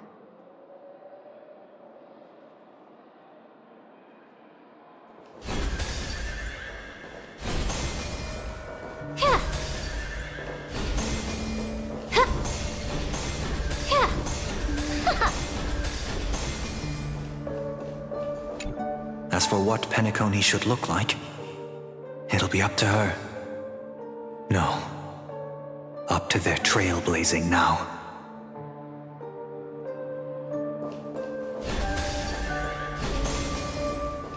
Then let's wrap up this trip down memory lane with one last scene. This absolute wonder. Isn't it pretty? That's our Amphoreus. Our world flows and meanders in this endless band of light.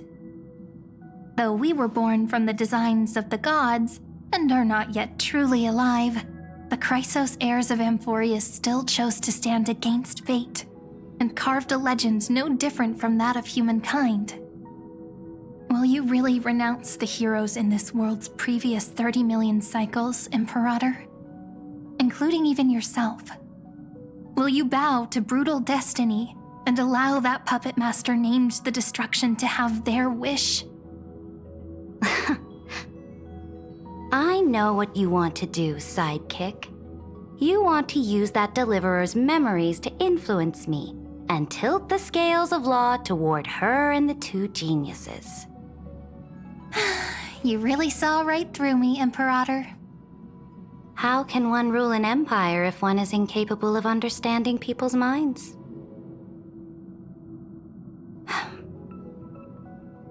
I have decided on Law's final destination. However, before I move my next chess piece, before we go on, tell me this, sidekick. Throughout her Trailblaze, was there ever a memory of the ocean?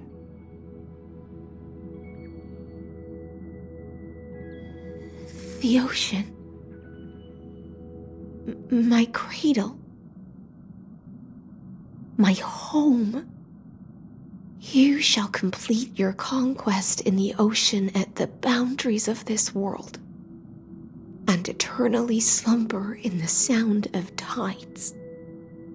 You shall eternally slumber in the sound of tides, and complete your conquest in the ocean at the boundaries of this world. Our prophecies aligned as flawlessly as a sea snake circling upon itself. An elegant loop, like a joyful hymn, like the circulating ocean current, like our two fates, like Amphoreus itself.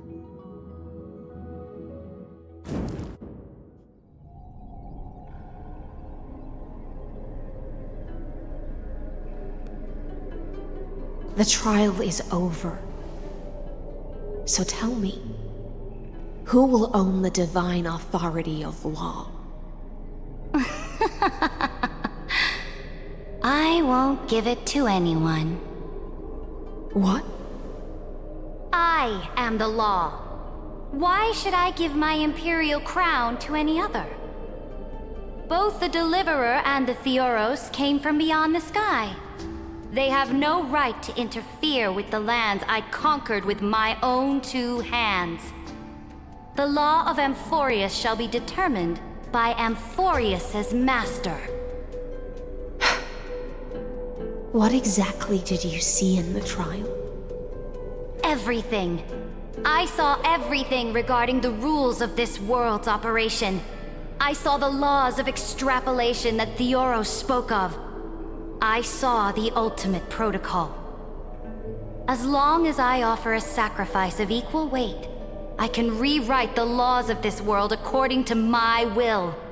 I can turn good into evil, ugliness into beauty, and weakness into strength.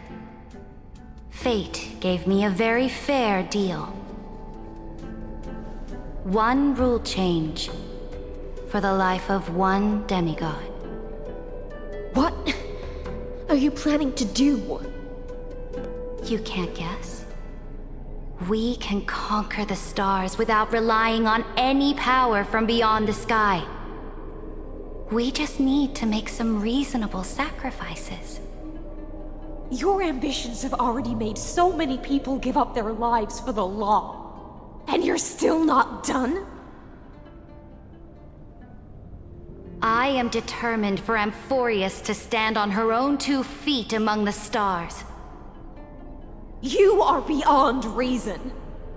You think such a simple and hypocritical statement can justify your atrocities? There's no new without destroying the old. That's what you consider an atrocity? Ironic, for that is also the unchanging law of Amphoreus's revolutions. Ever since the Flame Chase prophecy resounded in the distance, fate has decreed for the Chrysos heirs to ignite our blood and illuminate this dark age. People would still be puppets of the old dynasty if it weren't for my conquests. But your world doesn't seem to be any different from your predecessors. Bloodshed, tyranny, oppression. You're making the same mistakes they did. Go and see everything for yourself. Go to any library I've built. Go listen to the rumors on every street corner. Go and witness how the Imperator crushed the old laws and forged new ones. Go and see what my conquests brought to this world.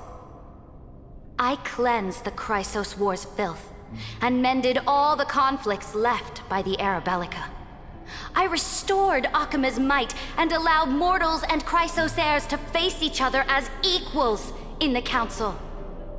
I punished all sins and rewarded all achievements. I smashed Talantin's shackles, united humankind to save themselves, and started the Flame Chase era. That's what the Imperator has done in her glorious life. So now, hearken to my final words. History will eventually forget Seridra. But it will never forget the Imperator's people or the Flame Chase era she began. Final words?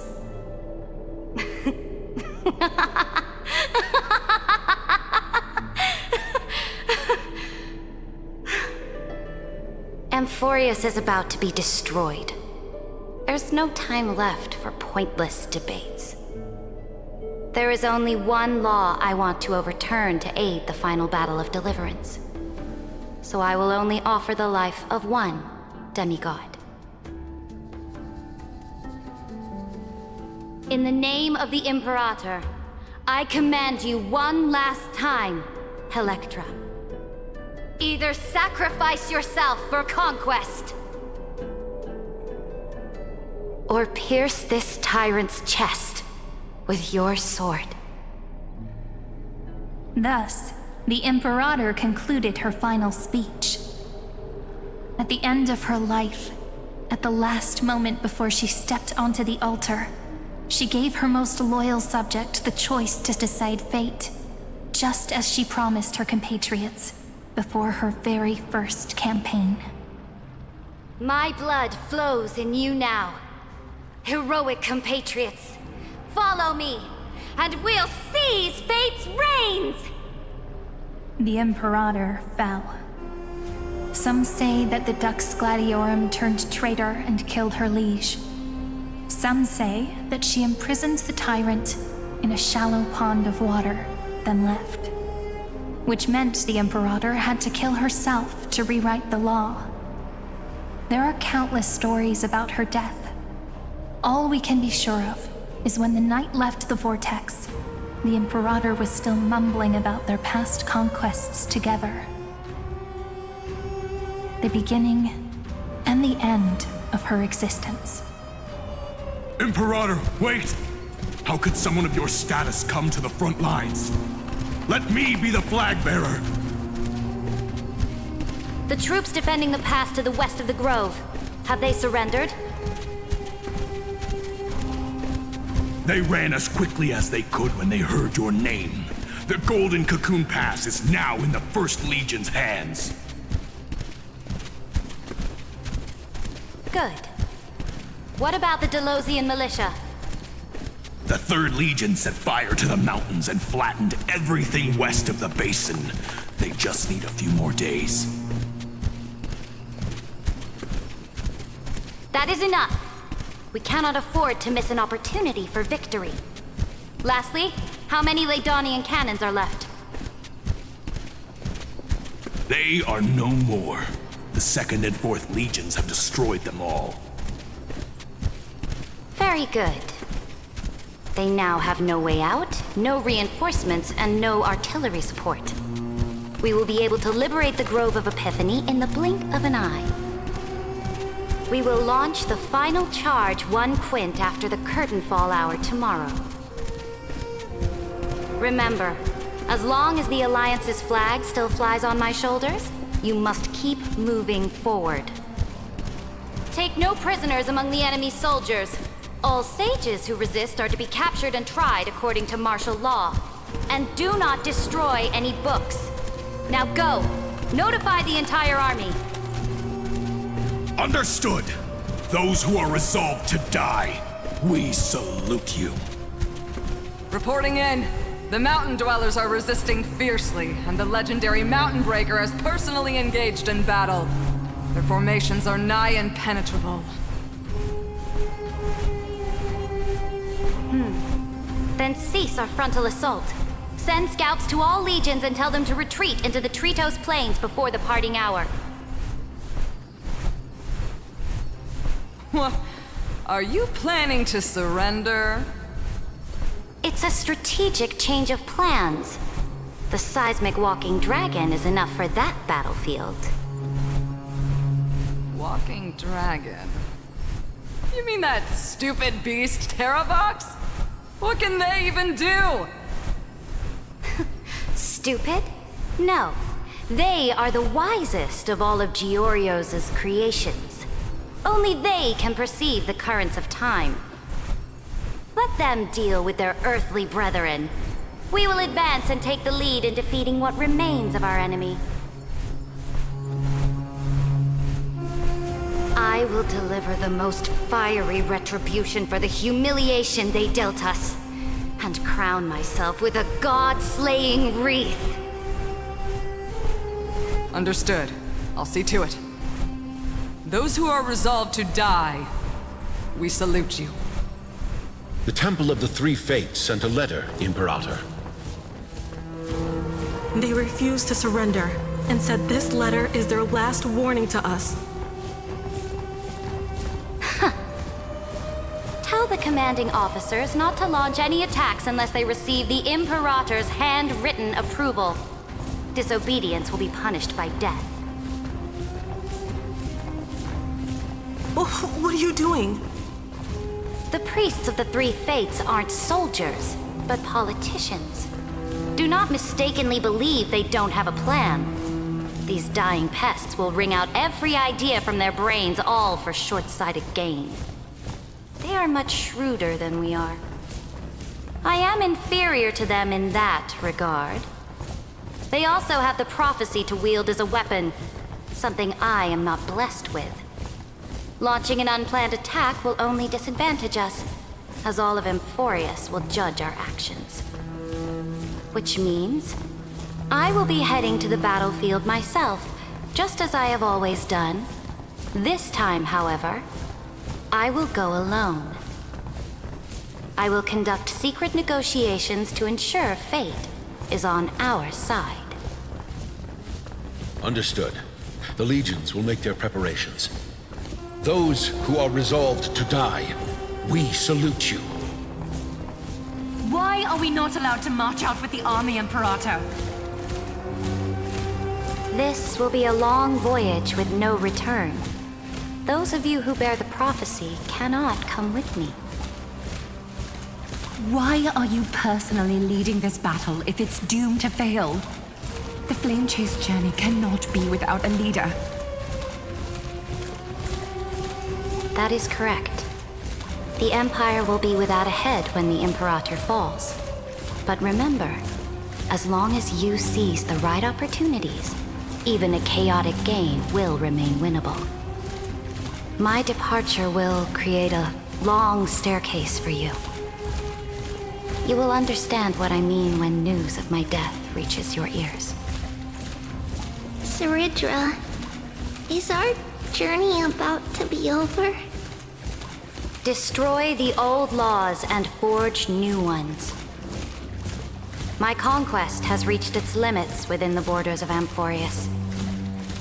Since the prophecy already decreed that the Imperator would never conquer the stars as she wished, I will bow out here and try no more.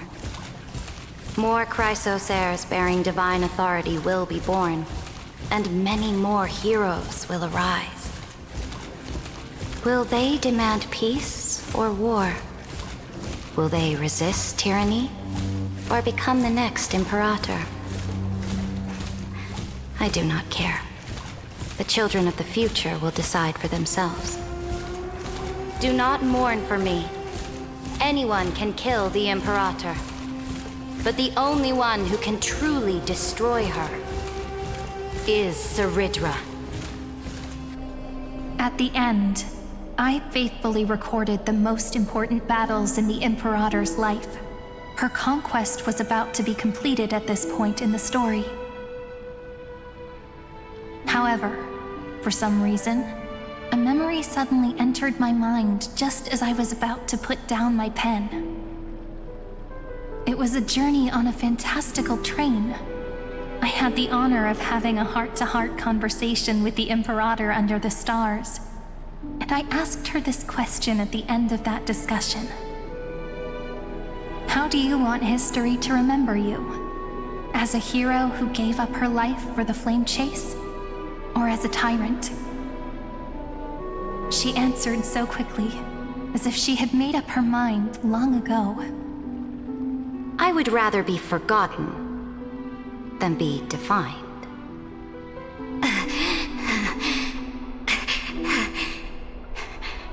Because the law can be neither eternal nor unchallenged. And only humanity can pen laws into history's pages.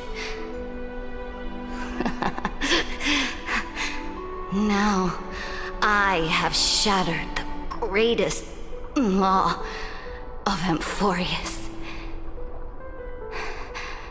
The game is nearing its end.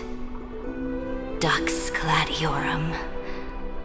Even though you killed the Imperator in the previous 30 million cycles, this time, you finally found your own law. Then, High Sealants, Electra.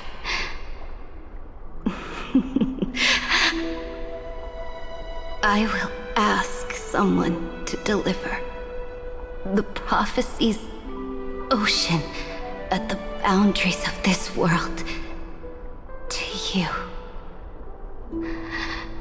Will you choose to swim into that ocean? I do not care. Do not care.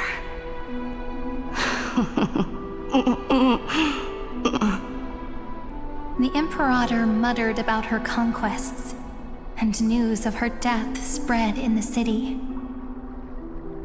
Freedom! Liberty! The tyrant is dead! Go! Shout this news in the streets! My people, my fellow elders, do not panic. Stand your ground. That usurper has paid for her ambition with her life. People once cheered for my ascension. And now they cheer for my fall. No matter. I am fond of applause.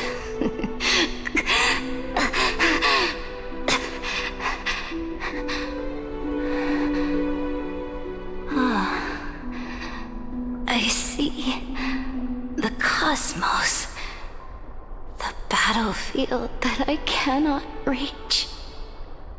I will return in the next cycle. The stars will hear my legion's war drums, hear the great name of the Imperator. Here, Amphoreus is Serid.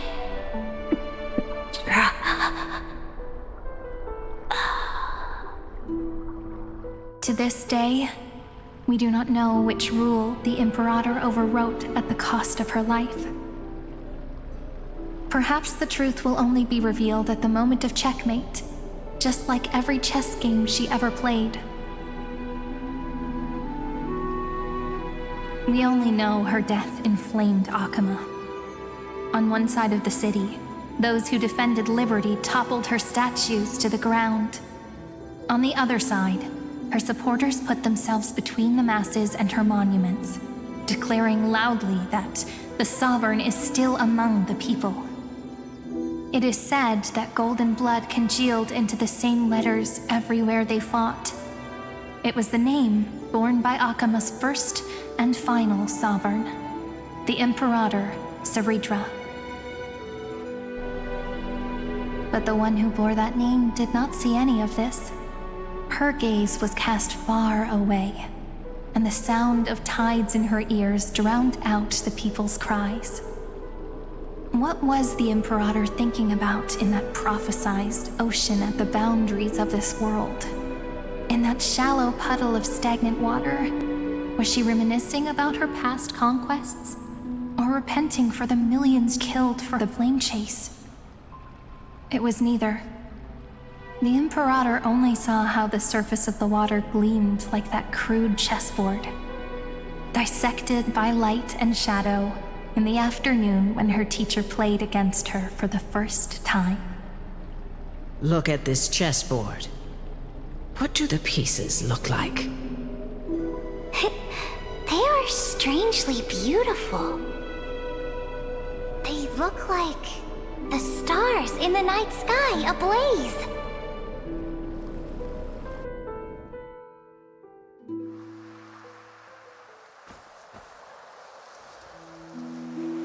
From that page emerged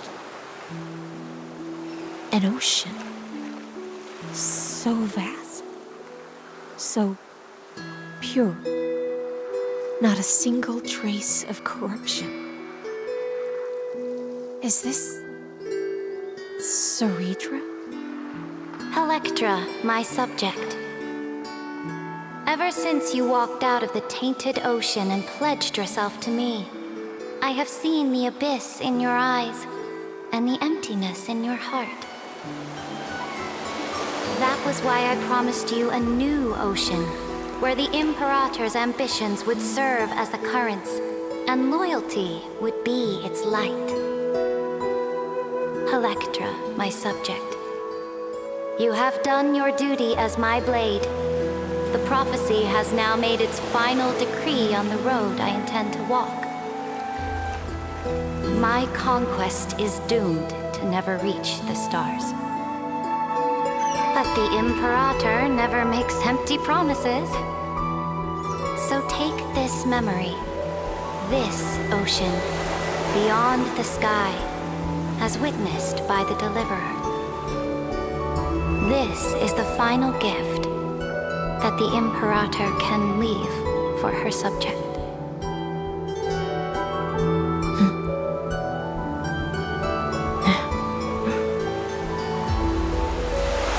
When I was still a fish in the ocean, I always felt so genuine swimming through the waters.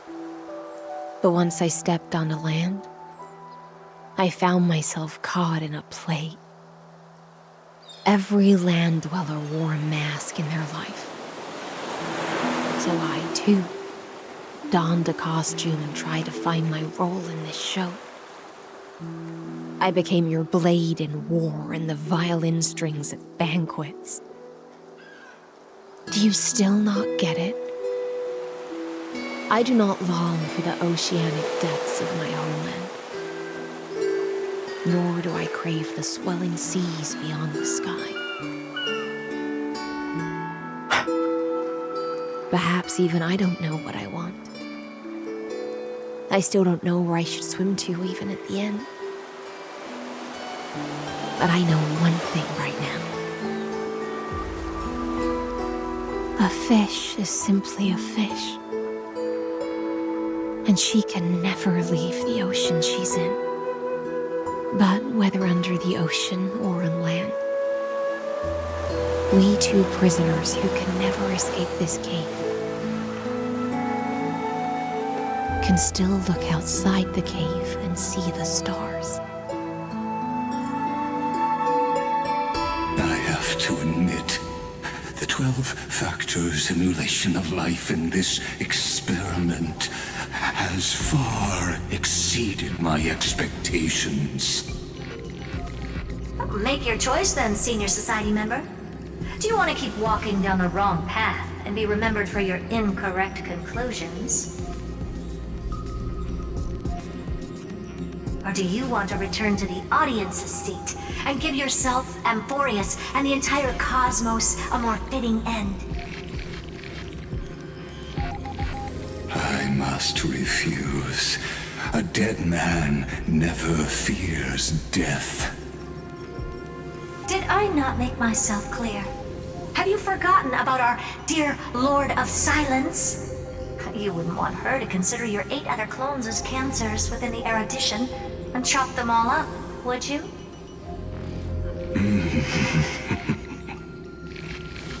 Your logical deductions are vastly different from mine.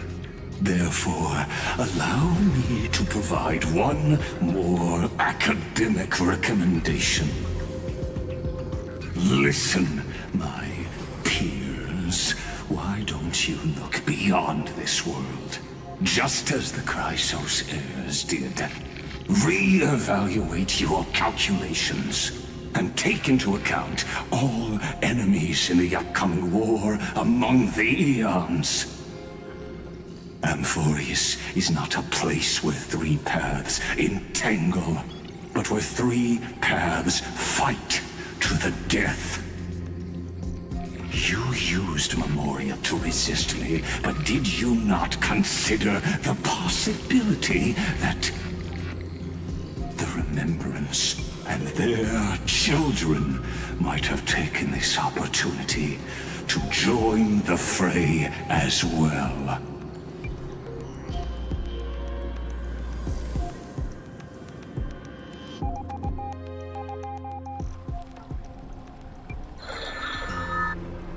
Oh, so this isn't just silence. It's the answer. What was the last thing she said to you before you parted the waters at the Scale Gorge waterscape? A tricky question, but one with a simple answer. She didn't say anything back then, right?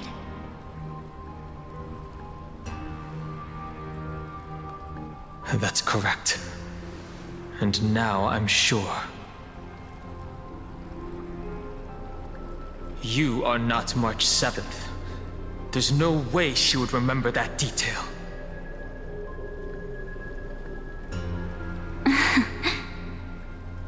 I'll only warn you once. Leave her body. Now. How impulsive. That's not like you at all. Why don't you calm down and think about another possibility? I didn't take over March 7th's body. Rather, it's March 7th who regained my memories.